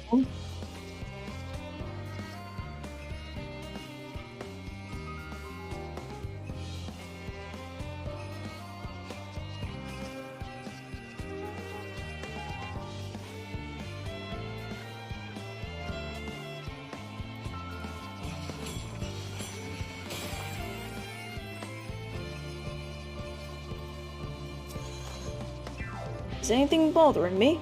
Well, I've been loading cargo for bells now, so my back feels like a void tent playing at a piano. My feet and knees are drums and cymbals too.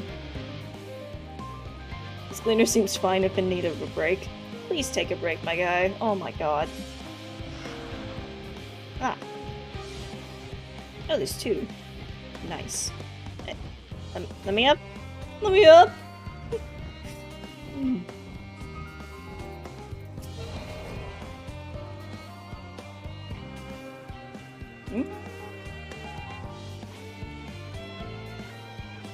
Consult our collaborators? I suppose that would be more effective than sitting here brooding. In attempting to calculate how much cargo we can consolidate into fewer trips, should the ether burner make our original estimates infeasible, but there are simply too many variables. I feel as if my brow will turn inside out. Perhaps our lunar associates will have more insight into how much weight constitutes too much weight for our purposes. Thank you for letting me know. It's 3, oh my god.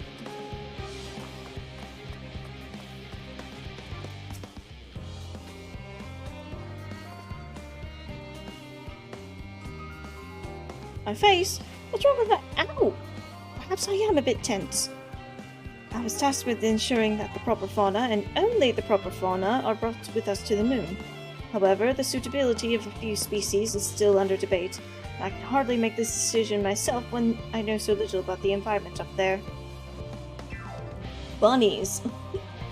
Including the loporits in our decisions is a wonderful idea. I absolutely will, thank you. Perhaps our biology itself might offer some clue as well. Okay.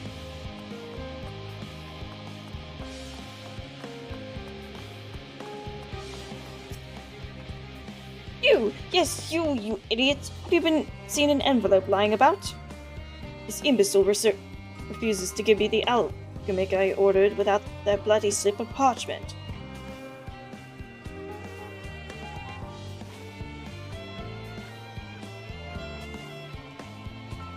Unless your friends have a spell to make me remember where I dropped my damned envelope, I doubt they'll be more help than you. And you've wasted enough of my time already. It would be unfortunate for all involved to inflict this man upon the loporits.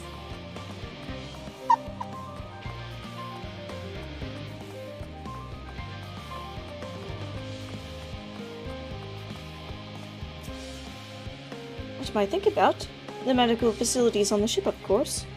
I designed them with the assistance of our sages and chirurgeons, but to imagine every illness or injury that one might face in that great expanse is beyond any of us.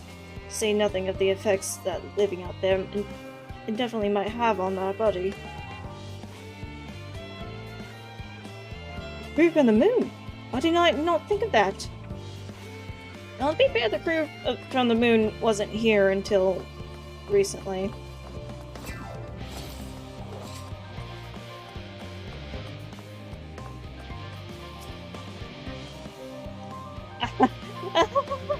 The rest of the world is... end of the world is nigh, yet the work goes no faster. Schedules are such temperamental things. Feasible one moment, utter bollocks the next. And yet, I've never felt so alive. This one is beyond your help. Only sleep can save her now. Oh no! Get her a nap, jeez.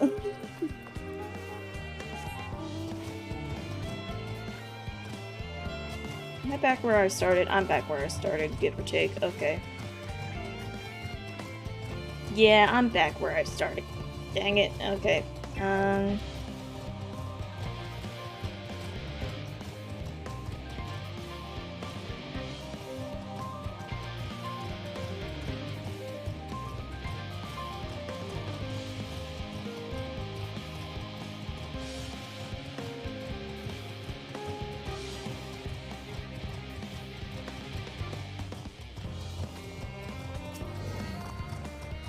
Apologies, but I'm awaiting a delivery. Whatever it is, we'll have to wait. Okay.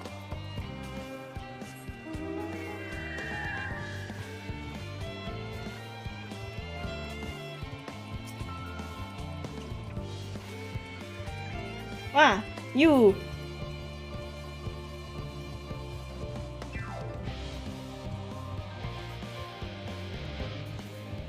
Tell me your troubles. Just leave me to my misery before I can appoint someone else. I apologize. I simply don't know what to do. How am I supposed to pilot the Ark if I'm already falling apart under the pressure? You know a starship pilot that I might speak with?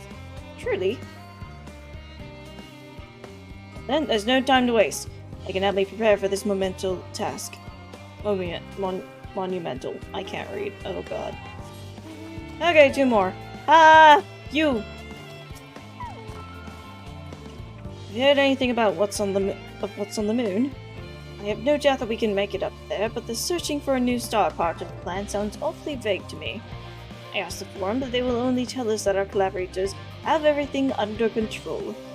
Forgive me, but I don't feel particularly safe wandering through the stars, sea of stars, on gods know what, made by gods know what who.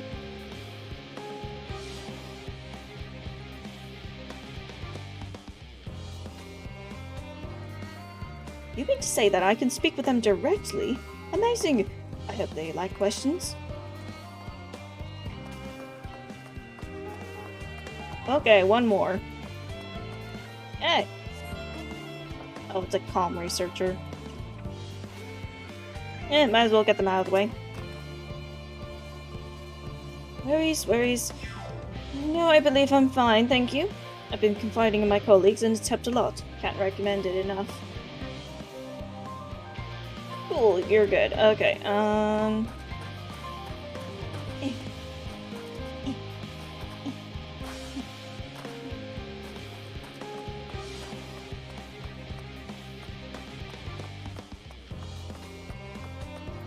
Okay, now I gotta look for one person in this massive AoE. Fine. It's fine.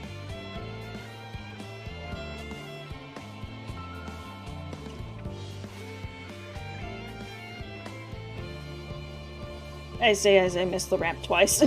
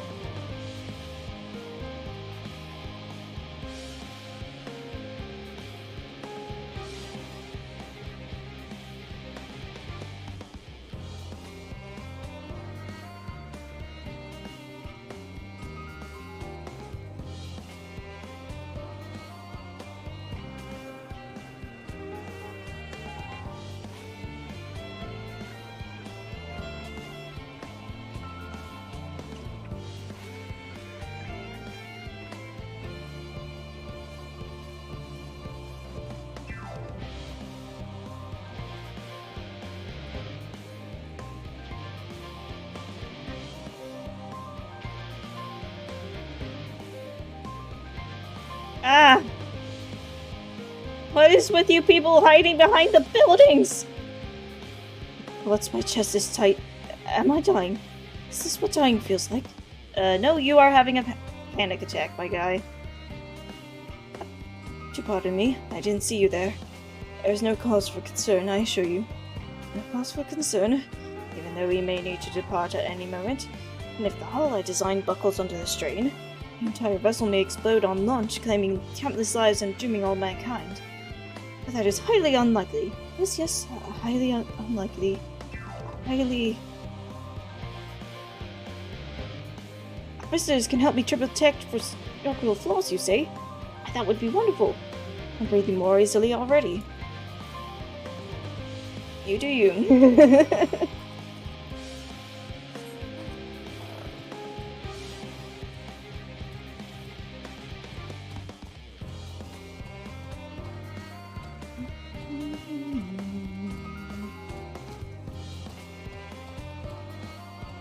Ariante!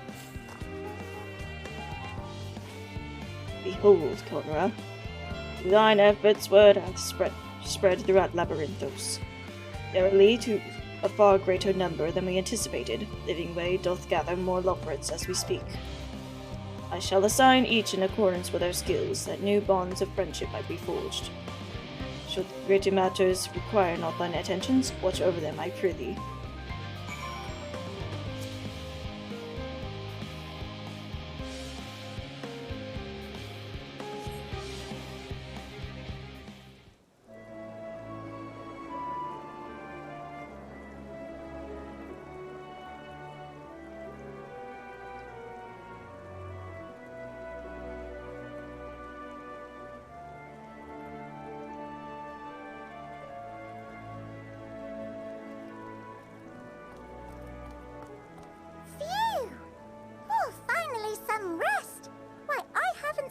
So much in, well, in forever. Lively, isn't it? The town is abuzz. Everyone eager to meet with our friends from the moon.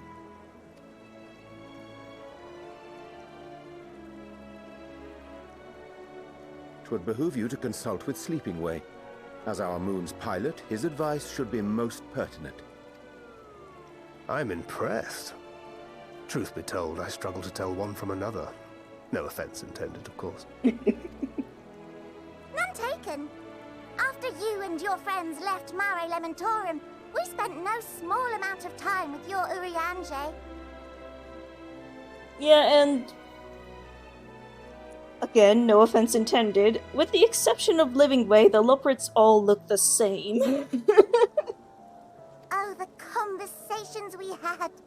He told us all about Atheris, answered our every question, no matter how trifling or trivial. Look! Every page filled to the margins with knowledge. When I first arrived, I was struck by how little I knew. It was daunting.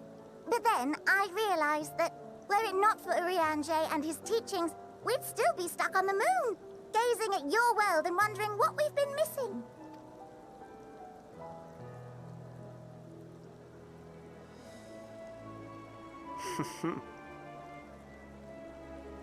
What would they think if they could see Urianger now?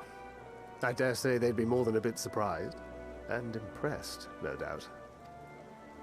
Master Louisoix, Minfilia, Papalimo, and not to forget... Oh? Hello? Oh there. Heard there was a visiting expert who we might bother with a few questions. I take it you'd be the one.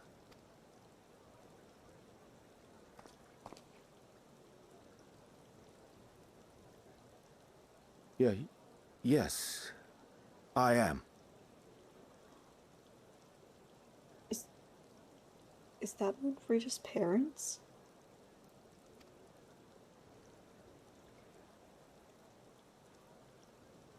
Wilson and Blovida, Sharlayan's foremost researchers in the field of teleportation magic, and Moonbreeder's parents.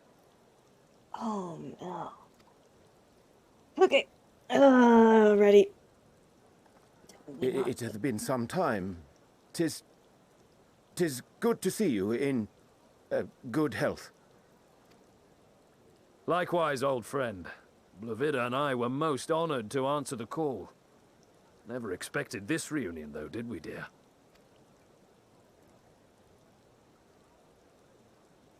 I'll say, the nerve. Sending that letter, then running off to the gods know where.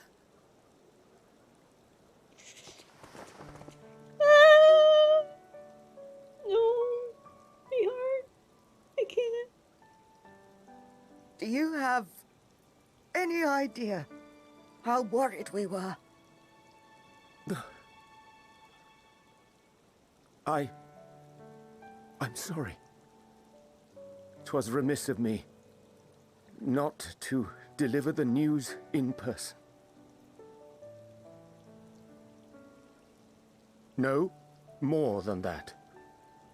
'Twas I who... Our daughter was disillusioned after Master Louisoix left her behind. The day the Scions called upon her was the happiest I'd seen her in years. She made her every choice of her own free will. No one could have ever forced her to do otherwise. Don't blame yourself for her death. Celebrate her life. You know that's what she'd want. If there is one thing we resent you for, it was that we could not be there to mourn her with you. Reading the words you penned in that shaky hand, we must have cried as much for you as we did for her.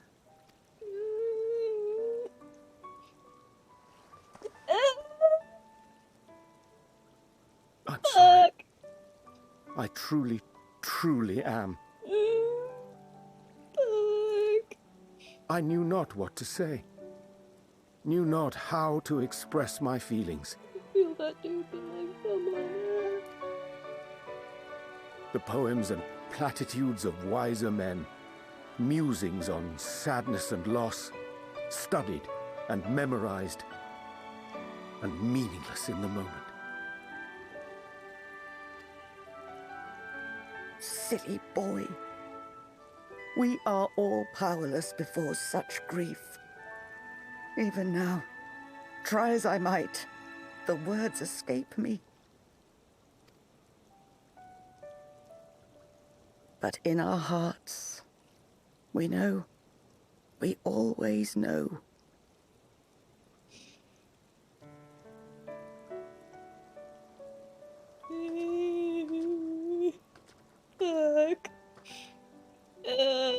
I remember when you were young, how the lads teased you for choosing the company of books over others. Our moon didn't take kindly to that. Be nice to Urianger, she'd shout, and give them a walloping. No matter how many times we scolded her. So we offered a suggestion. Rather than starting fights, why don't you be the bridge between Urianger and the others? She had to mull it over for a while, arms crossed, brow furrowed in intense thought. But from that day on, she never let you be alone. She'd drag you outside to play, pepper you with endless questions, read the same books you read, all to try and understand you that much better. I'm sure it was annoying and exhausting at the time, but she only ever had the best of intentions. And look at you now, at the center of the crowd. The reason there even is a crowd, having brought these people together. You've no idea how proud we are. To see the boy our daughter trusted and believed in more than anyone grow into the man she always knew he could be.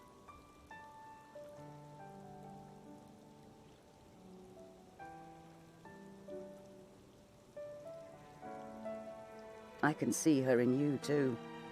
Feel her. She walks with you wheresoever you go.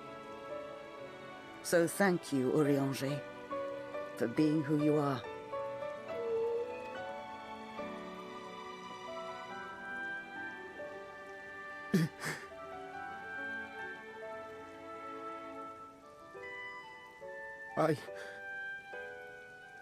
I think I can feel her too. The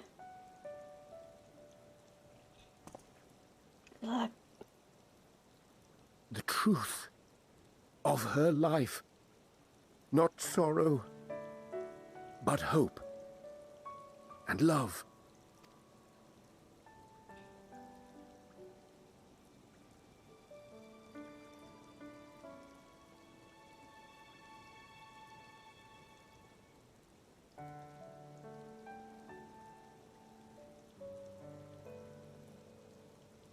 This moon breeder, she was important to him, wasn't she? You could ask the man himself. Oh, no. But watching this exchange reminds me how much I've yet to learn about your world. And its people. You can live here your entire life and hardly learn a thing. And that's why it's too soon for this to end.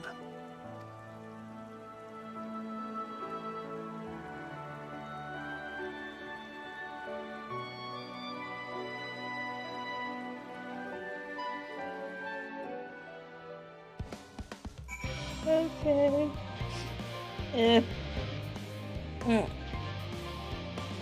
Oh god.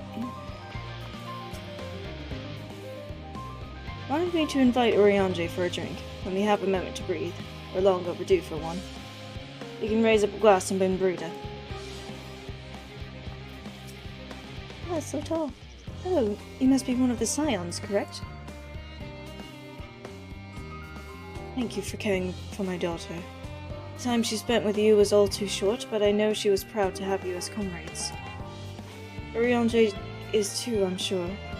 And I can certainly feel better for knowing he has good friends to look after him. See that he comes home from time to time, will you? Classical Rogadin language isn't so different from Eosian. Did you ever wonder why we named our daughter Moon's Bride? When I first held her, the moon was shining silver and full. The whole world seemed to glow. I knew it had chosen her, as she would be a beacon of that self-same light. Of course, we'd later hear our fair share of jokes about how we ought to have gone for Sun instead, with how bright and stubborn she was. But fiery as my moon breeder was, she was always kind and gentle.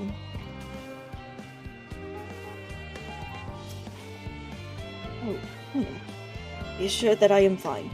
I am. Well, glad to see them too after so very long. Gladder still that it was with your company. As difficult as it was to accept their kindness, it would have been far harder if I faced them alone.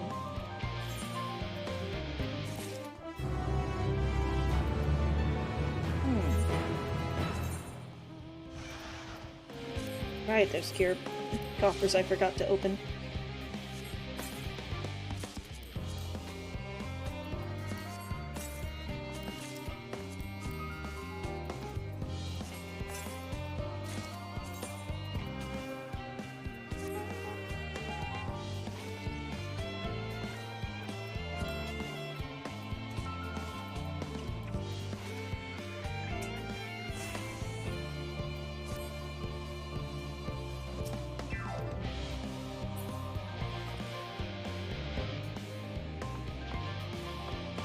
Okay, I think I'm gonna take a break.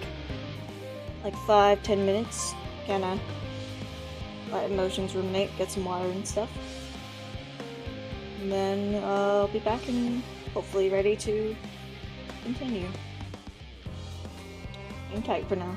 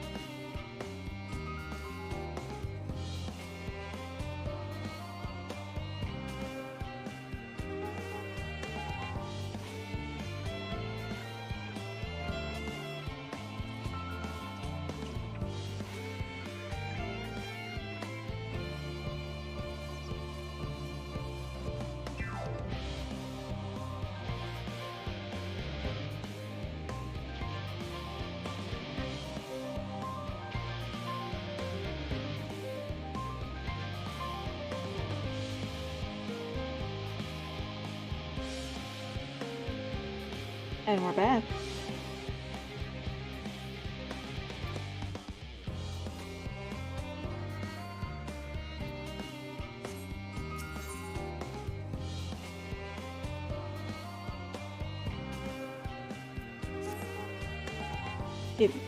Thou hast my gratitude for lending courage to the Loporits. Not disposed to rest on their laurels, several of our guests have elected to accompany my countrymen to their stations. Some few may still come hither seeking counsel, and so I shall remain to aid them as need be. Thou art needed elsewhere, do not let me detain thee. As a matter of fact, I was hoping you might check in on Elise. Asked I shall. She was struggling to carry an enormous pile of boxes out the west gate. I could go myself, but we both know whose help she's less likely to scorn. Not to mention that, much to my misfortune, I can think of several other things I ought to be doing. Until later.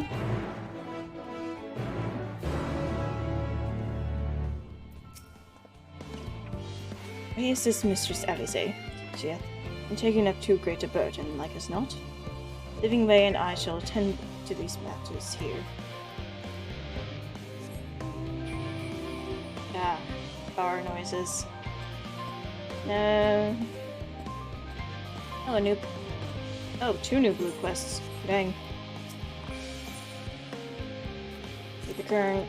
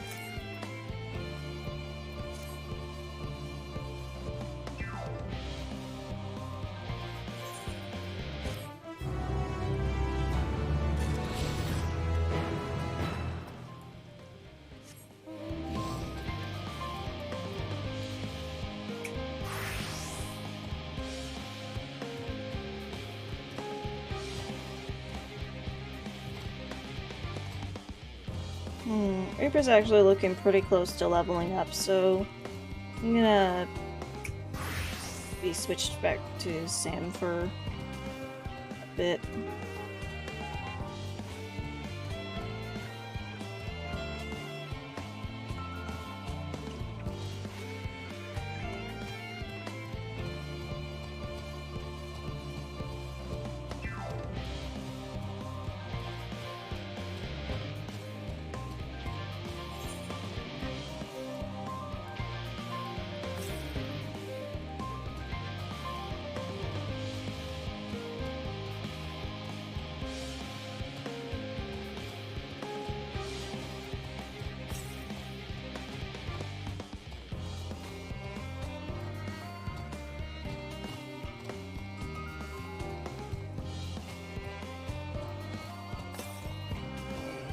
Man.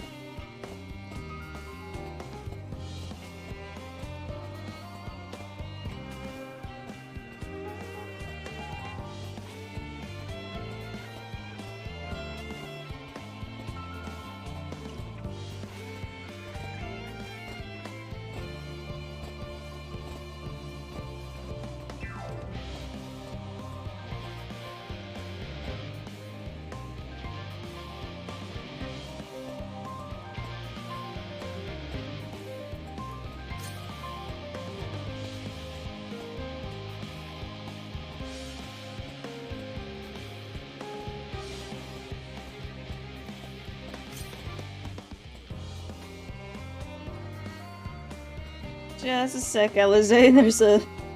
There's an ether current.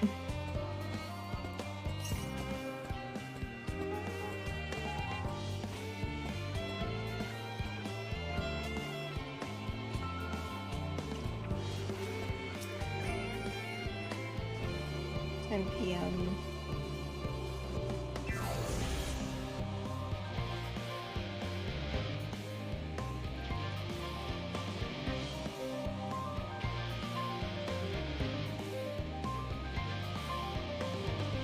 Looks like maintenance is gonna start up in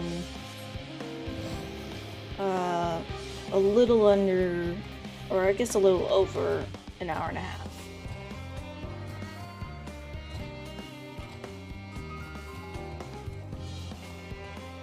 So I'll need to keep that in mind so I don't end up getting booted out of the server right in the middle of MSQ. Hey, Alizé. Oh no, what are you doing out here? Boxes. No, I don't mind if you help with the boxes, but it's far from the most exciting of tasks. Are you sure? Yeah. Well, I appreciate the assistance. We need to get these to Emporia. Time is short, of course, but they're full of organic specimens and samples, so try not to be too rough with them. Alphino should be waiting for us when we arrive. I'll see you there. I have 3 minutes to complete the task. Should you fail, return to the starting node again. Oh. Oh, we're doing this. Okay. Okay. Okay. I just need to find the provisions.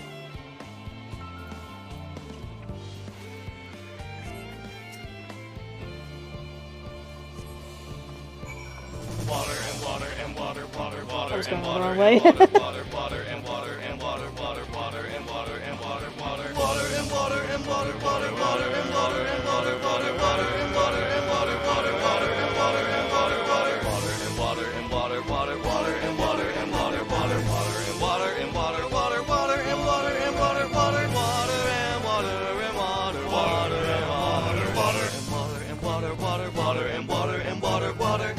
Water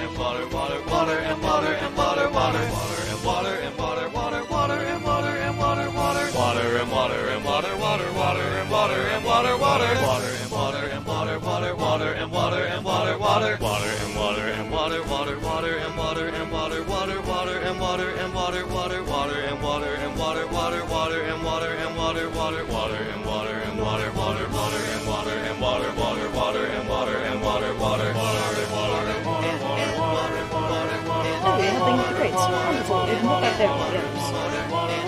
Okay. We did it.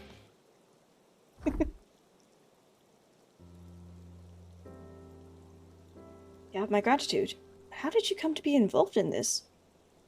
Alice, I needed help. And I suppose I have Thancred to thank as well.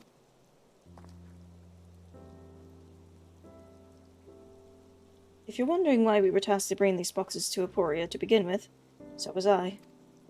It turns out that this is a base of operations of sorts. Those with final say as to what is included in the ship's manifest can be found here. Father included, I suspect.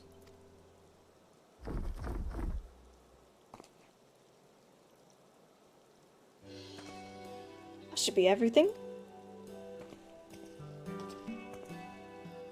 You carried all of that at once. Are you trying to injure yourself? Oh, hush. They're lighter than they look. And not everyone has your delicate arms. I suppose we should let someone know that we finished. Leopoldin is in the courtyard. We can report to him. Why don't you come along? You should get credit for your assistance at least. Considering where we are, we might even learn something interesting.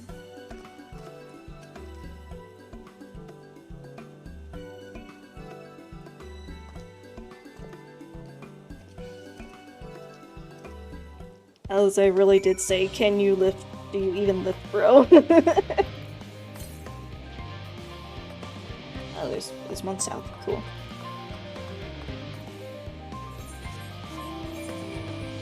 Oh, it's a big old circle. Oh, and this is the last teleportation point here. Oh yeah.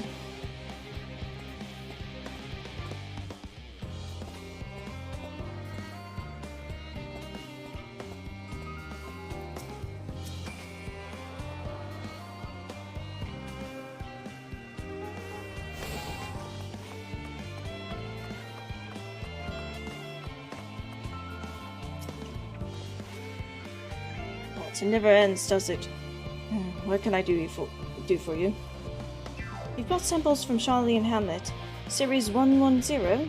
The crates are by the entrance. Ah, thank you. I'd expected one of my colleagues, but we are dreadfully short-handed. Just a moment. You are Fortunate's children, are you not? Alpino and Alice at your service. You're quite well acquainted with Father, I take it? Quite. I've been friends with your parents since our days at the studium. I remember when you were yay high waddling hither. Clearly it's been quite some time since we've met. Just good to see you again. Building your father's notice, no less. You knew our parents when they were young. How could they lack? Pray spare no detail. I should like nothing more than to regale you. Alas, I am meant to be in charge here, and reams of paperwork want for submission. We can help you with that. In exchange for the sort of stories our parents would never willingly divulge, of course. Oh, very well then.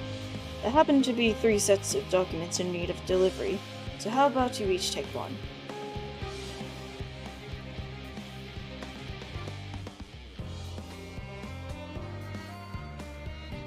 Hey, right there!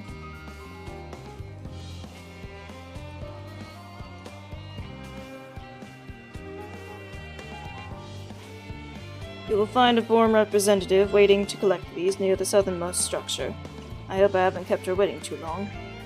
Never mind Alphino and Alice. I'm sure they will be back soon enough.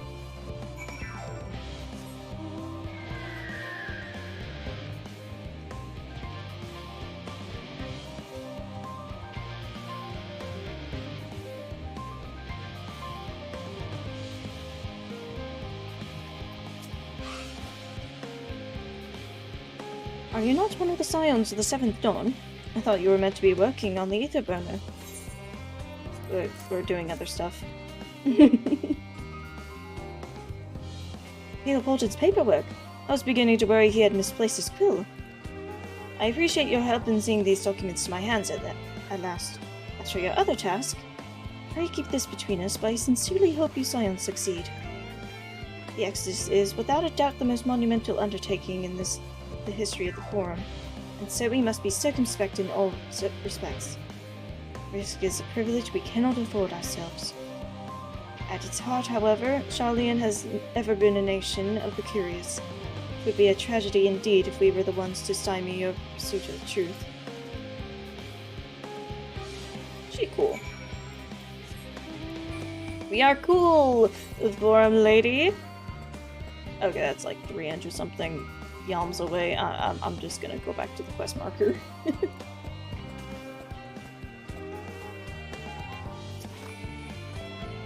Quick and efficient. I dare say you have a talent for this work. The twins' papers only needed to be delivered to elsewhere in the facility, so they should be returning any moment. Sick.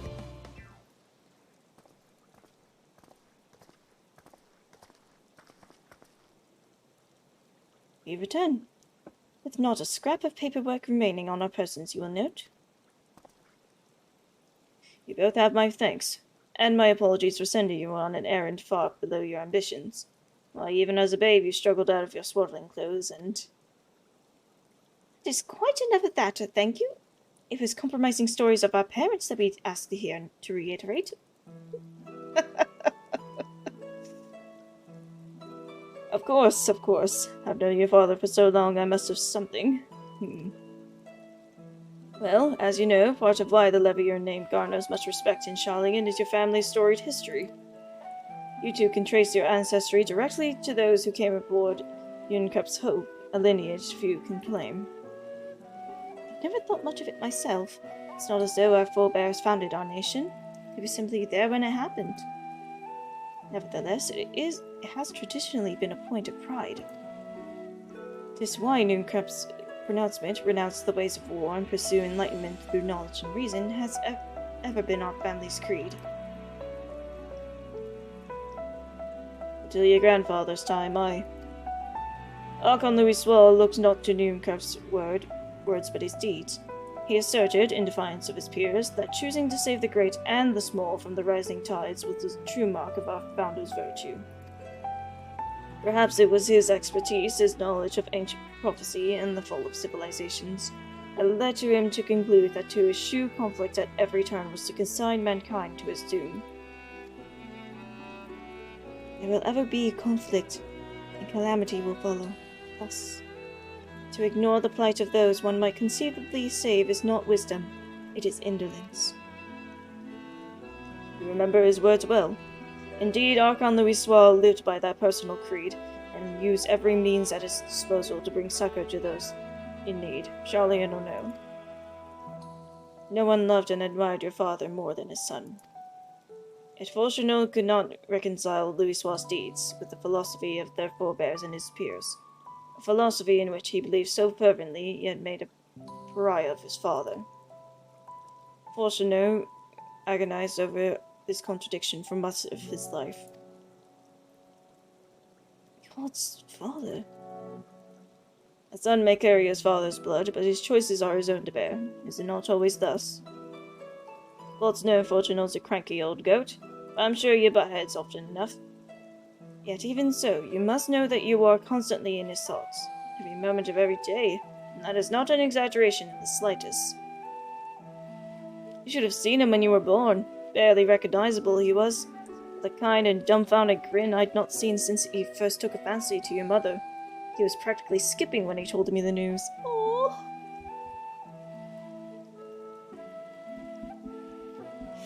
God, that's actually wholesome.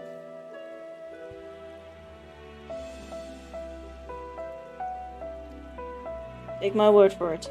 He loves you too, to an embarrassing degree.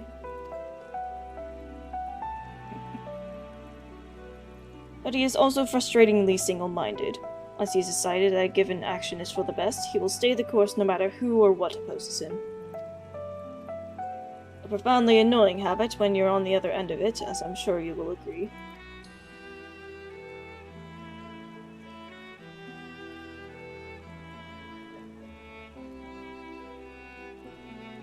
I see. Thank you for your insight. When next we meet our parents, I shall mention that we spoke. Try not to get me into too much trouble now. I need the forum on my side. Speaking of which, I ought to be getting back to work. I have to make sure those specimens you brought make it to their proper places, or the cranky old goat will have my hide. We can speak again later.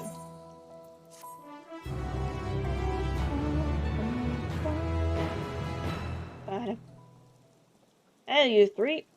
Who's talking? Grandma! Surely Kokol hasn't driven you out of the forge already. For better or for worse, no. However, he has set me a task that requires more than my single pair of hands, and here you are. I could use at least one of you, but I want to step to more. Unfortunately, Alcé and I have prior commitments, and we have delayed too long as it is. What about you, Konra? Can you spare the time? Always. I mean, yeah, definitely. Perfect. It shouldn't take long. Oh, God. Oh.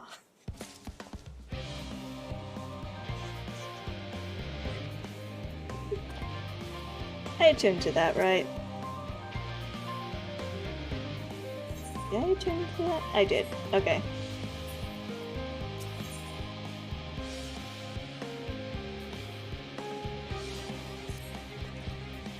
The event at our, and I quote, "We're almost a heap of adamantite falls right out of the bloody sky and into my lap. Master Kokol wishes to be ready to put the proverbial hammer to anvil at a moment's notice. To fabricate these parts, however, he needs the flames in Kokol's forge to burn hotter. He sent me to increase the amount of ether being funneled to his furnaces.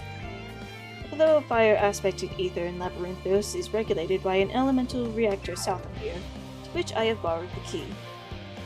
The adjustment will require 2 people to carry out safely, but I can explain the process when we arrive. This is where we part, then. We'll see you in Charlie and Hamlet once the adamantite arrives, if not before."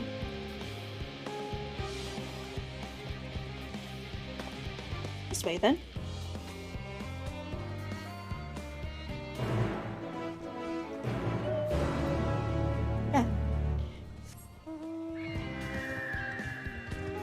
Field trip, field trip, field trip, field trip, field trip, field trip.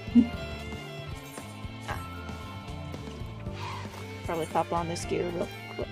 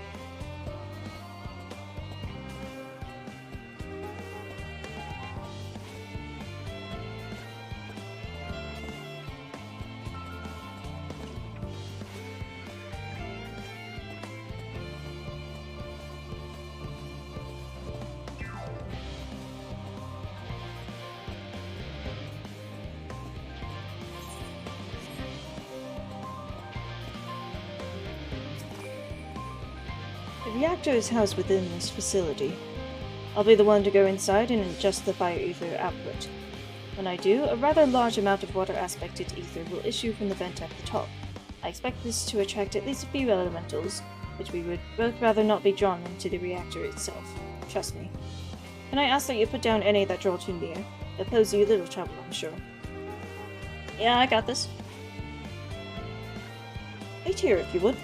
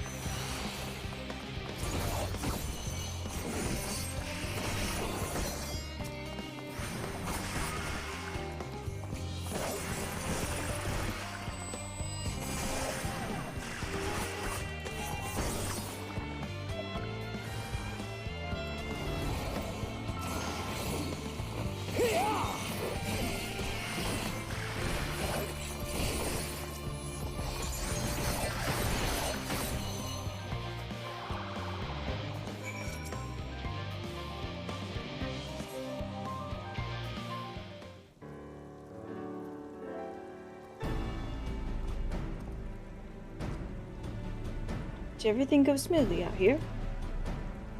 Yep.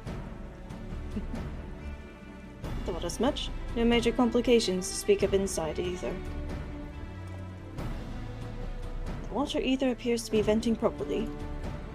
I expect Kirkle will have seen a difference in his forge flames by the time I return. Since I have you, there was another matter I thought to discuss with you. Nothing terribly important, merely something I've been considering. Part of this I shared with everyone, yet you and only you have been to Elpis. As we have established, refined adamantite is a product of Aleg, of the Empire's twilight years, in fact.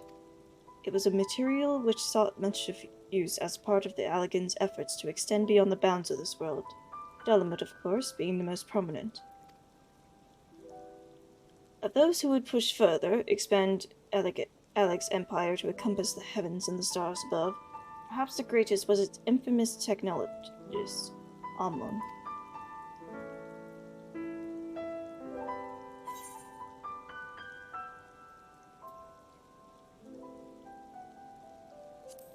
Did he remember his life as Hermes? I believe he had his own reasons. There is no evidence to suggest that he retained memories of his former life. He only joined the Ascians once the Empire was all but dust, as you know. If not his memory, though, what drove him to pursue the idea with such fervor? This may seem far-fetched, but what if souls, like minds, have personality, so to speak, a natural disposition towards which they are inclined? We know with relative certainty that it was the gross decadence and inexorable decline of Aleg that moved up Amon to resurrect Empire Zande. The Empire's people spoke lightly of death and destruction, experimenting on those they deemed beneath them to fill the emptiness in their hearts. In facilitating Zande's return, Amon provided these languid souls with the means to free themselves from the mire of their own indolence. Or would have, had not Zande been convinced by his own death that life itself was meaningless.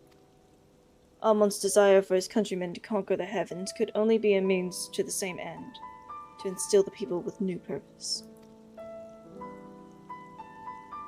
Like Hermes before him, Amon was appalled by how those around him lived, but could never bring himself to believe that those lives were devoid of meaning.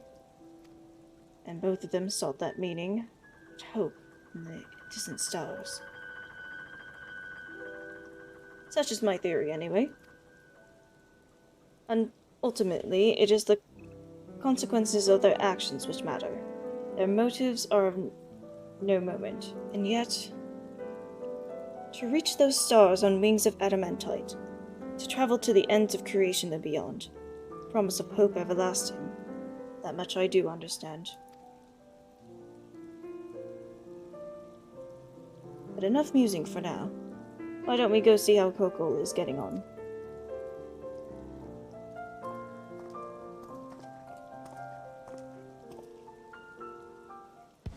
Good talk, man. Good talk. Oh. Get the Grand Sarah. It's right there.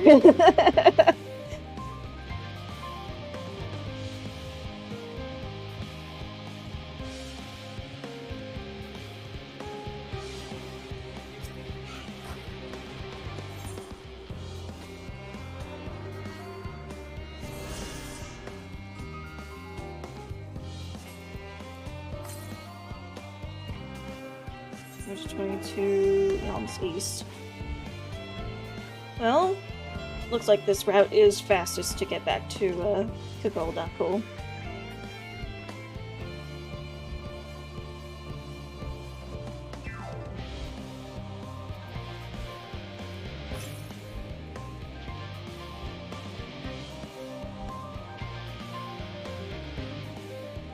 The heck? Okay.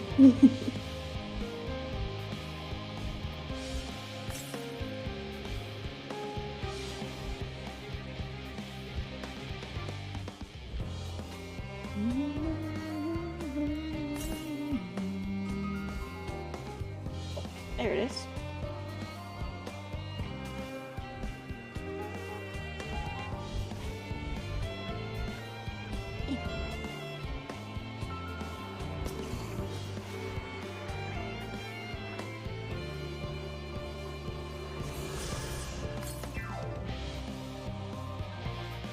that's actually all of the, at least all of the currents around the environment. And there doesn't look like to be any new blue quests at the moment. Okay. Cool lanes!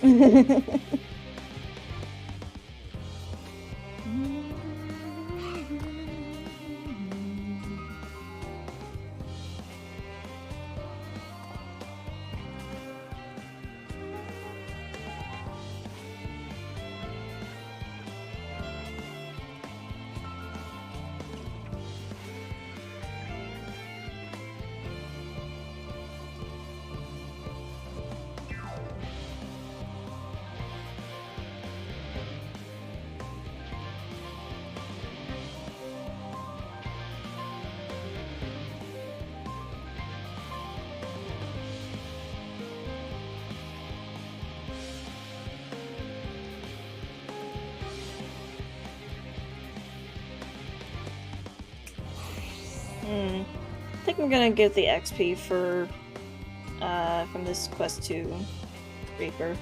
Just so I have a job at 89, because I don't really know when the next 89 quest is gonna be.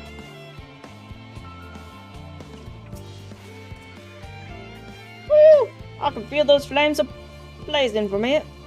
Glad you found someone capable, Grant, but there's not much left for you lot to do. Unless you can conjure up that refined adamantite any faster.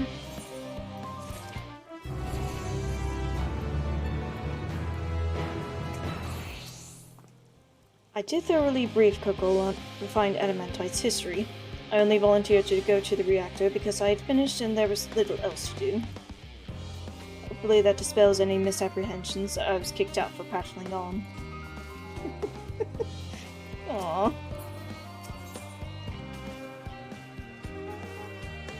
Oh. Alright. I do trust you. You deliver on your promise, I do. Only... I ain't waiting! I want that adamantite and I want it now! We, share your impatience, I assure you.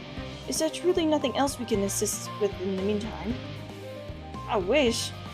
Sitting that's unbearable. Pity the forum frowns on the recreational explosions. Well, so long as they can't prove it was premeditated, get you gone, I've a mistake to make. In that case, I suppose I should go and return the key to the reactor. I'll have one more look to make sure that nothing has gone wrong. Unintentionally or otherwise. I'm certain there are better uses of your time, however. I will join you and Charlie and have that anon.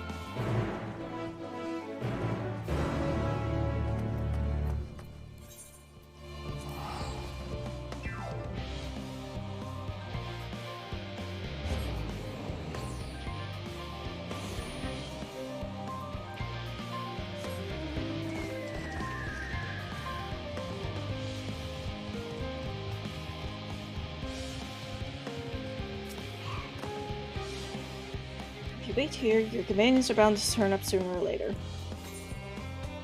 Okay. I figured, but okay. God, that is quite a cat's bar. There we go. Not Meteon's theme. Not this All shit set, again. I take it? Oh, damn. We finished what we could. Delivered supplies, tracked down escaped animals. Trivial tasks as they may be.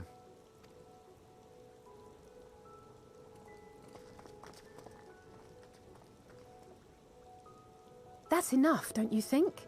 If there was anything more important still undone, that would be a problem in itself. The vessel is essentially ready for departure.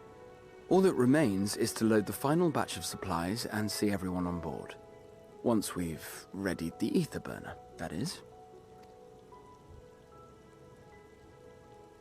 Ah, had a feeling we might find you all here. Our consultations with the Loperates, too, have run their course.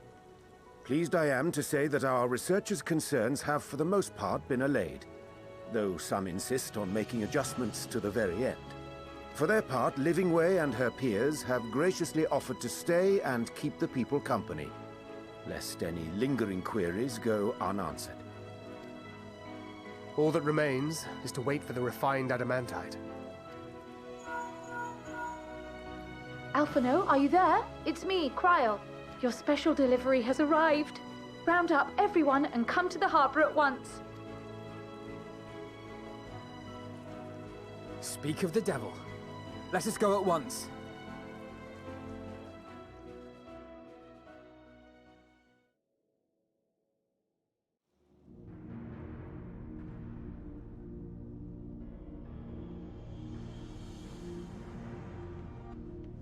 Forgive the intrusion, Master Fortuner.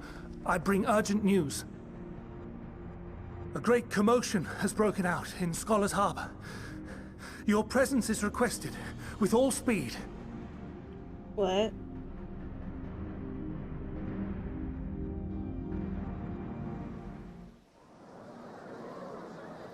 Now, where might this delivery be?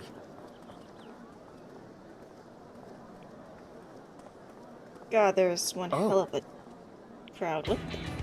Whoa!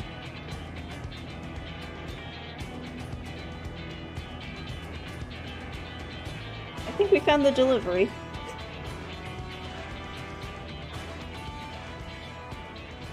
Fucking everyone's I'm here. sure it's very important, but we cannot accept these without the proper permits. By the 12! Surely, these can't all be. I think they are. Yo! The Sky Pirates! What's up? Bleeding hellfire! They're bringing them by sea and by air. All these folks in these crates.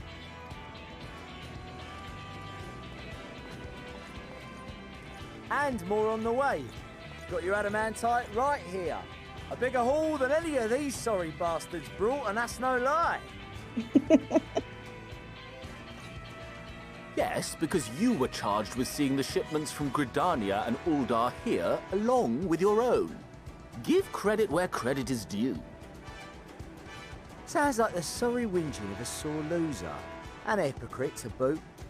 Ain't no way a scrawny whelp like you took a dozen steps inside a Dalamud shard.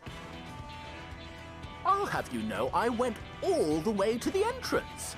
Furthermore, 'twas my contacts that enabled us to enlist the cooperation of the Sky Pirates. Oh my god. Left you outside so you wouldn't get anyone killed, did they?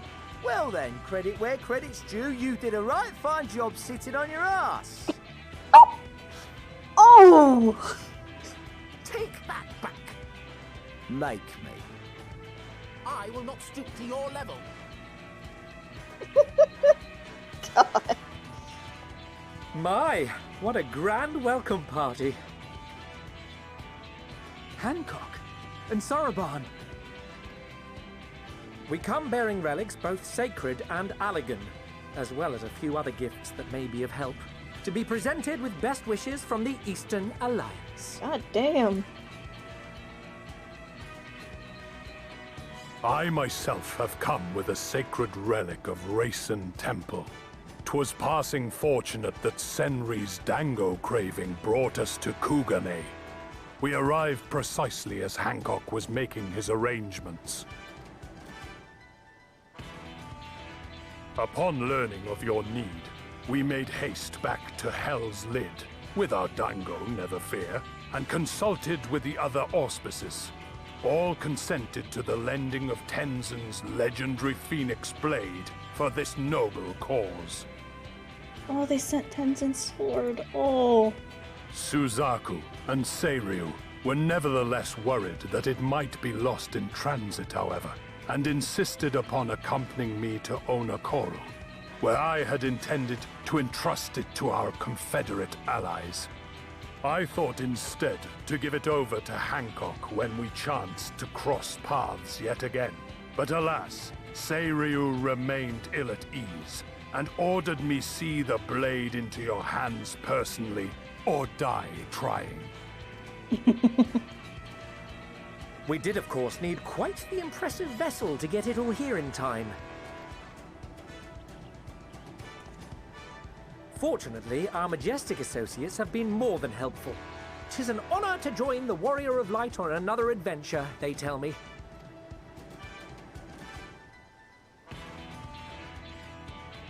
That is all wonderful to hear, but what of the extraordinary cost? I shudder to think of the ransom we must pay for such a bounty. Fret not for your coin purse, young Alphino. Lord Lolorito looks ever towards the profits of the future, and thus the East Aldenar Trading Company went to some lengths to reduce the financial liability. And since the Scions funded the entire venture, not a gill need be rendered up in compensation. Everything is already yours. We funded the venture? When? Don't let the name fool you. This coin keeper knows a thing or two about spending. Let's go, best Scion. When it comes to capital investiture, a sprinkling of gil here and there will not do. You need enough savings to make waves when it really counts, which is why frugality is paramount. We also had the benefit of a generous patron. Generous being rather an understatement. She has supported us from the shadows since the very founding of the Scions. We even had coffers to fill. Mother! Molly Poppins! Wow!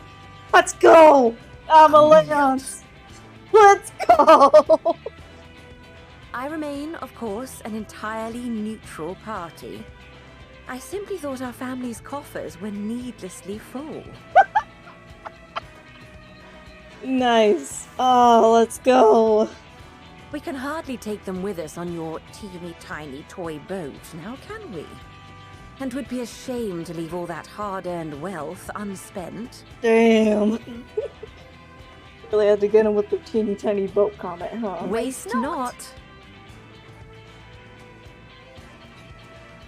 God, they're friends now. Oh. Actually, they've probably been besties for a while. Jeez.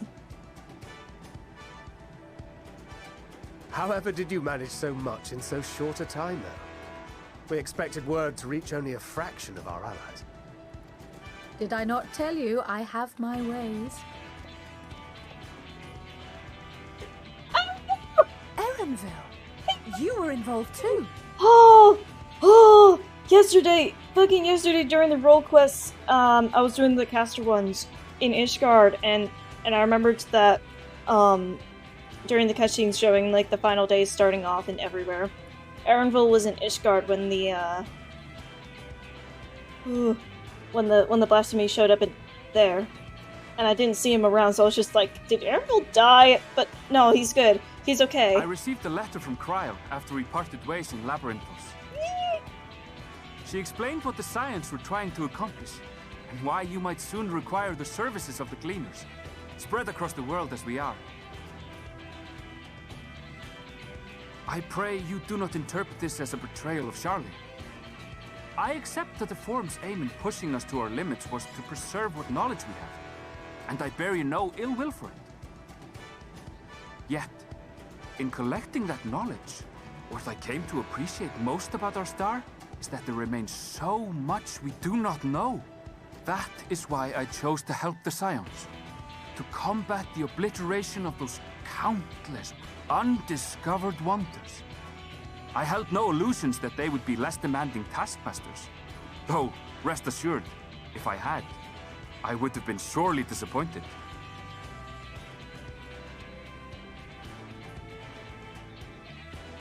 To make a long story short, the whole of the guild ship cooperated to ensure your call was heard far and wide.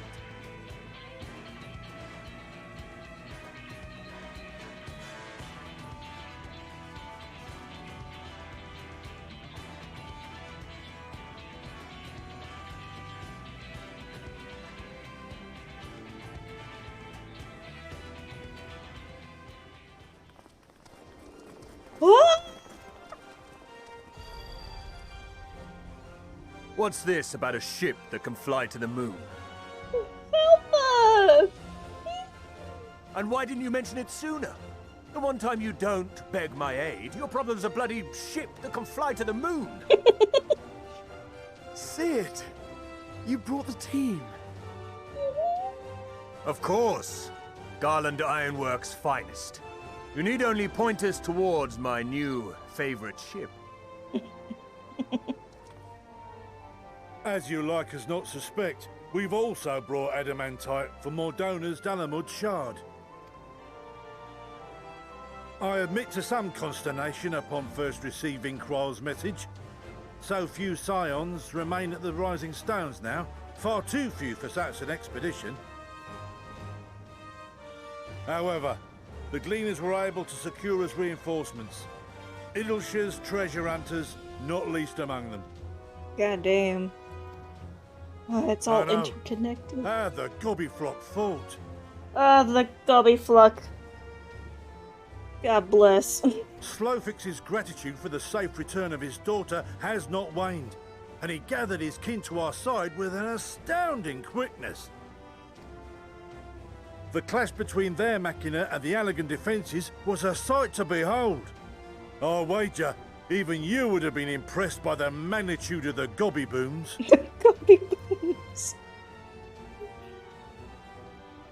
Fascinating as all this is, I fail to see how it explains your presence here. Yo, Ritra. Does Razat not have more pressing concerns?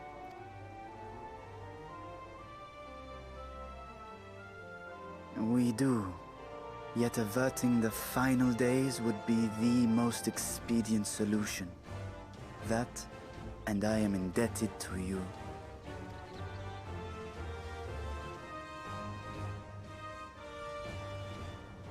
Though they chose to take their leave of Thavnair, those you saved in Galimund remain my people.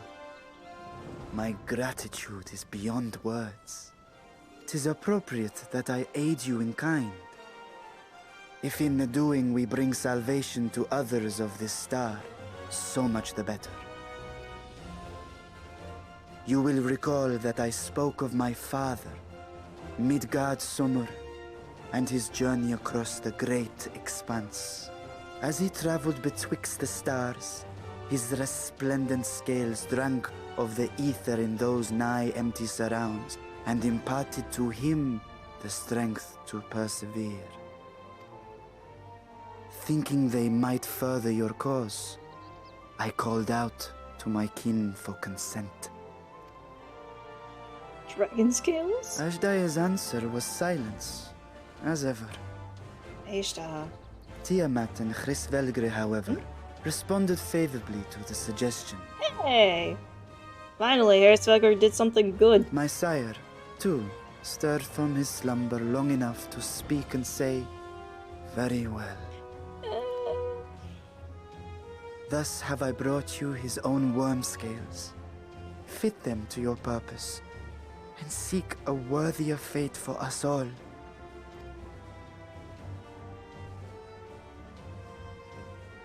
You'd be hard-pressed to find someone else so familiar with the unique properties of dragon scales. So I invited myself along.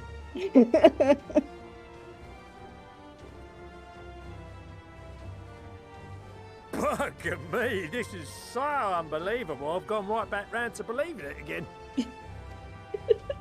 Forget a 6% gain in efficiency. With all these goodies, we could get 7, no, 10, no, 14 bleeding percent. God damn, that's more than double of what you needed. Think of how far we could go. What we could do with that much power. What we could blow up.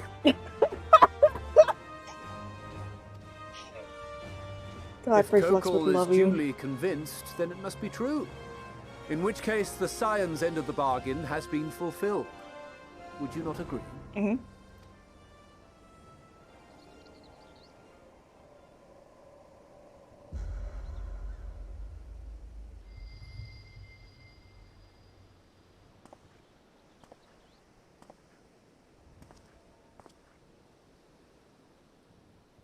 Yes, Father?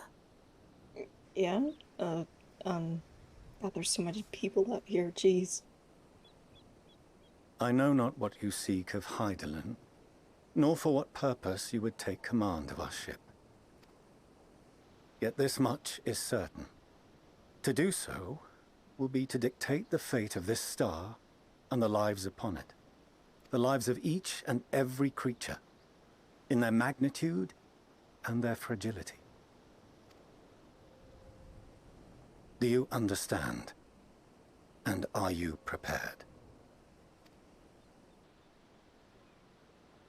We have seen and we have felt how much each life shapes this world. And so we are determined to abandon none. We understand what is at stake, and we are prepared to bear this burden.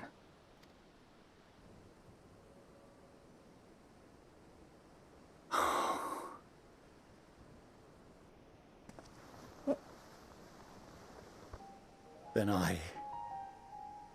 I will bear it with you.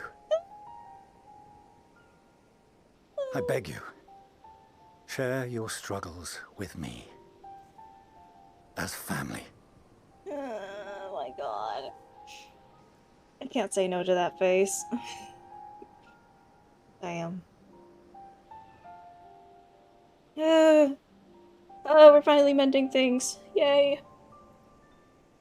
Are we cool now, 4 cheese? You grasped my fingers with such tiny hands the day you were born.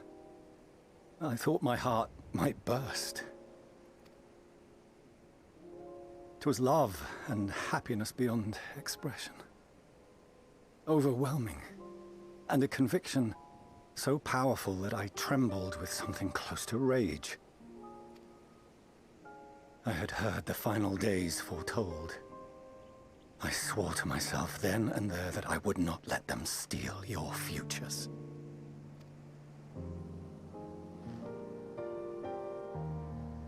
The great exodus would succeed, must succeed. No sacrifice or sin was worse than the alternative. If anything gave me pause, 'twas mine own father. The Archon Louisoix openly decried Charlian's policies, a perspective which I regarded with increasing disdain as I grew older. Yet even as part of me thought him a fool. Perhaps I also hoped that he, of all people, would devise a brilliant means to save my children. A naive hope, but stubborn enough that I could never bring myself to keep you apart.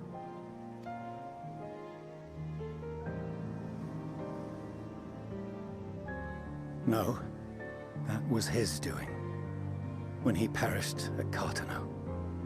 As we pulled that twisted slab of Dalamud from the sea, I remembered the warmth of your newborn touch. Chastened, I vowed never again to suffer any interference in my mission to protect you.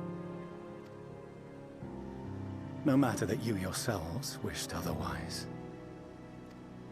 Detest me, fight me tooth and nail, I would suffer it, and more. And be satisfied so long as I could force you onto the ship.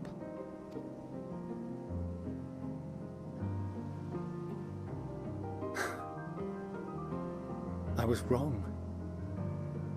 You two have grown so much stronger and so much wiser than I dared dream. You have earned the right to walk your own path, and already begun to do so. Good. Because there are things we care about, and people we love, and none of them is replaceable. Not a one. It cannot have been an easy journey for you to have come so far. We shall be glad to acquaint you with the finer details someday, once this danger has passed. All that we have seen and heard, that we have felt and learned in our travels. Ours is not a kind world, but it is beautiful. Always. Oh no. Are you quite sure that's wise? After all, someone turns pale and flees the room when he sees so much as an envelope containing word of your adventures. Whatever will happen if he learns what you were really up to? Amelians. Oh, it's Amelians.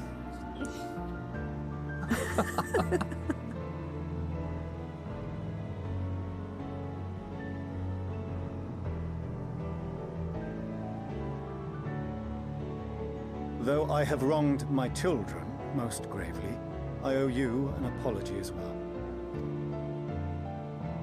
I assumed that it was the Scion's influence that made them so keen to charge headlong into danger.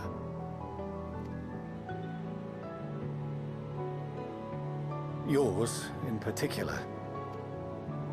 I see now that said influence instead brought them together with the many fine people gathered here today. In which case, I hope you continue to guide them.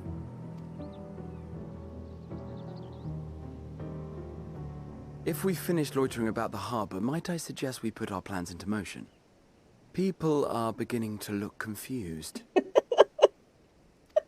Perhaps you can spare a few words ere they resume the tedious lugging of cargo. You have no small number of friends and admirers here after all.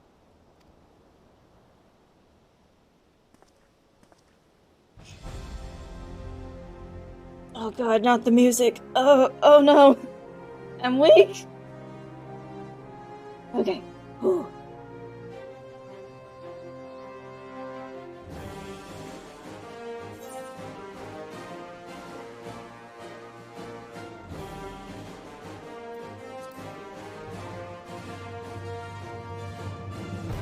And it's your strength.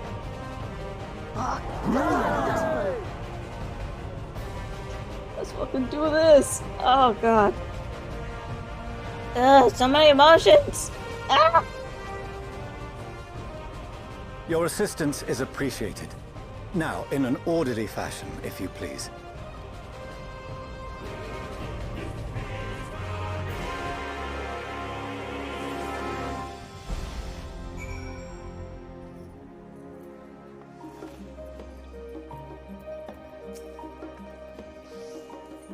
We finally managed to clear the harbor, which means the rest is in the engineer's capable hands. Meanwhile, Father has issued to us an invitation. As was agreed, he will reveal the means by which Hydaelyn may be contacted. We are to meet him at Aporia when we are ready. Given the vital knowledge she holds, I suggest we leave without delay. Transpires, however, that the forum's mention of her speaking with her is not without risks. I am curious to hear what those might entail, but regardless, be warned. Most of those who arrived with the Adamantite have offered to stay and see to any remaining tasks they need doing. The Forum has already asked for my assistance in overseeing the process, so you needn't worry about a thing. Thank you, Saru. We're off to Aporia then.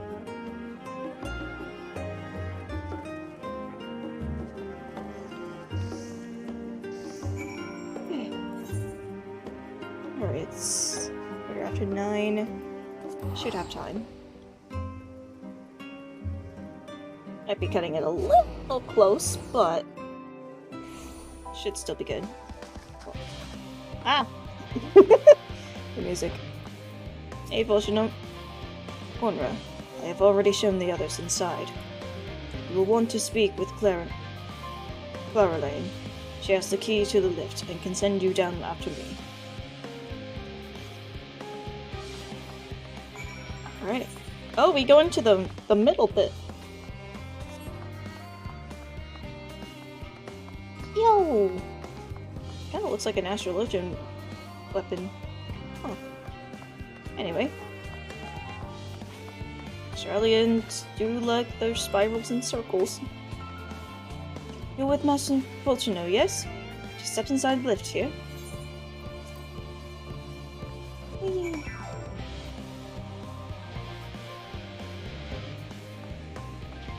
Oh, that thing is huge. Hello. Here we proceed to the heart of Labyrinthos, and its most closely guarded secret, Elmazane. It marks the beginning and end of our efforts, whence we delve to seek audience with the star, and whence we will embark on our journey to the heavens. This way, if you please. Okay. Yeah, that is quite some distance. I know that would be quite the flavor to RP walk, but We got a maintenance to beat.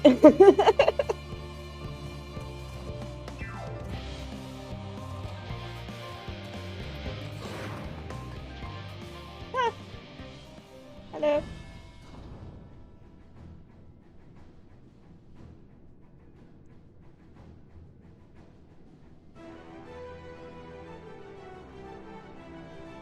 The fuck is that? Oh. Is that the ship?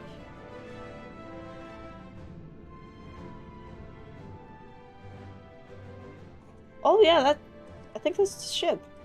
It at least looks like one. Sort of. I bid you welcome to Thalmazane. Direct your attention towards its center to behold the ark over which we have long labored. Ah yes, your teeny tiny toy boat.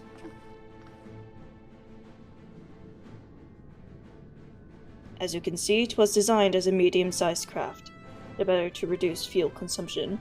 Miniaturizing magics have been applied to its interior to ensure that the thrust-to-weight ratio does not place too great a limitation on its freight capacity.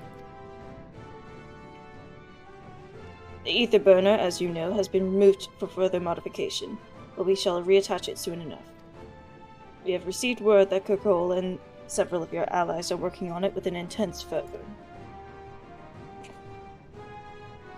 They are sure to see it done. 'Twas by their expertise that many a prior disaster was averted. If anything, I fear they will not afford us much time for speaking with Hydaelyn ere they finish.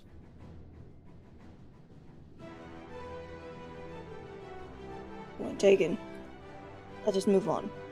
I must warn you again, however, that even with the benefit of our device, to treat with her is not a simple feat.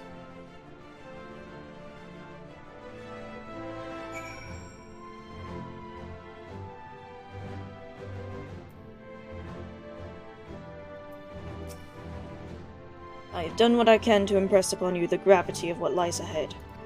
Are you prepared? Oh, an ether current. I can fly! Yes. Oh, and I got some gear.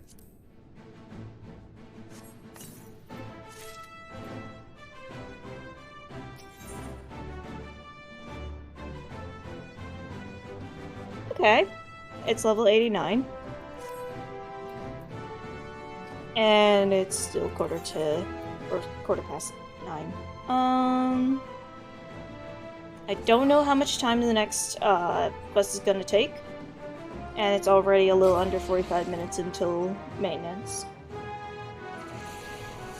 So, how about instead we call it a day there? And also that's a pretty good stopping point. Nice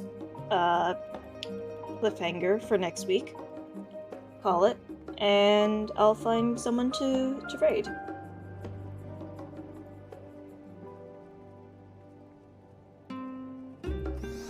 Also, sorry about the sniffling noises and such.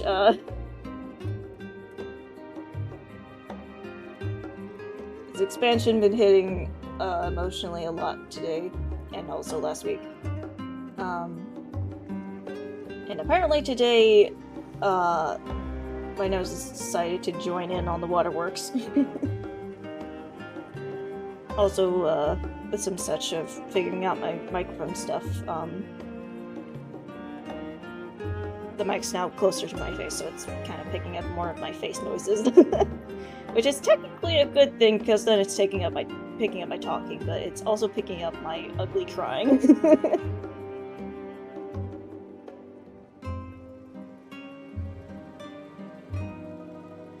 Since Final Fantasy is going into maintenance,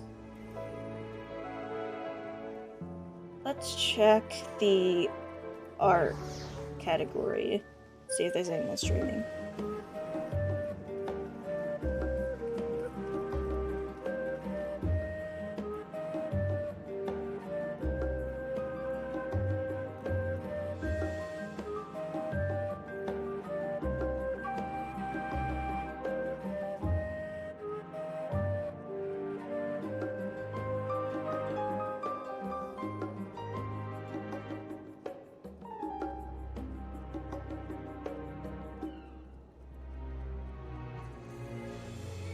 Oh, it looks like there's a VTuber called Moonbitch, I think is how it's pronounced. I haven't really seen her content, but I've at least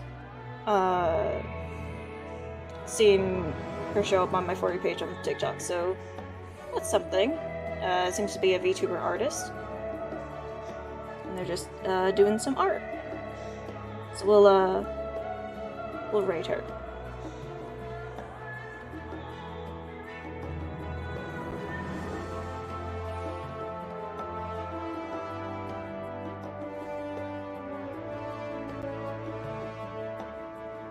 Ah, not allowed to rate. Okay, we'll find someone else then. That's fine. No worries, we'll just have to find someone else.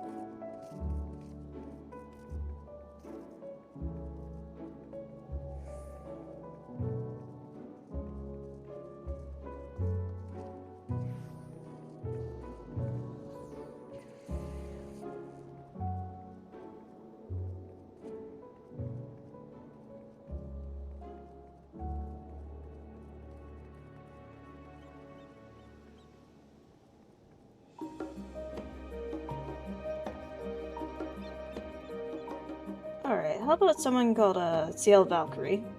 Another VTuber. They seem to be doing an Art Redeem stream.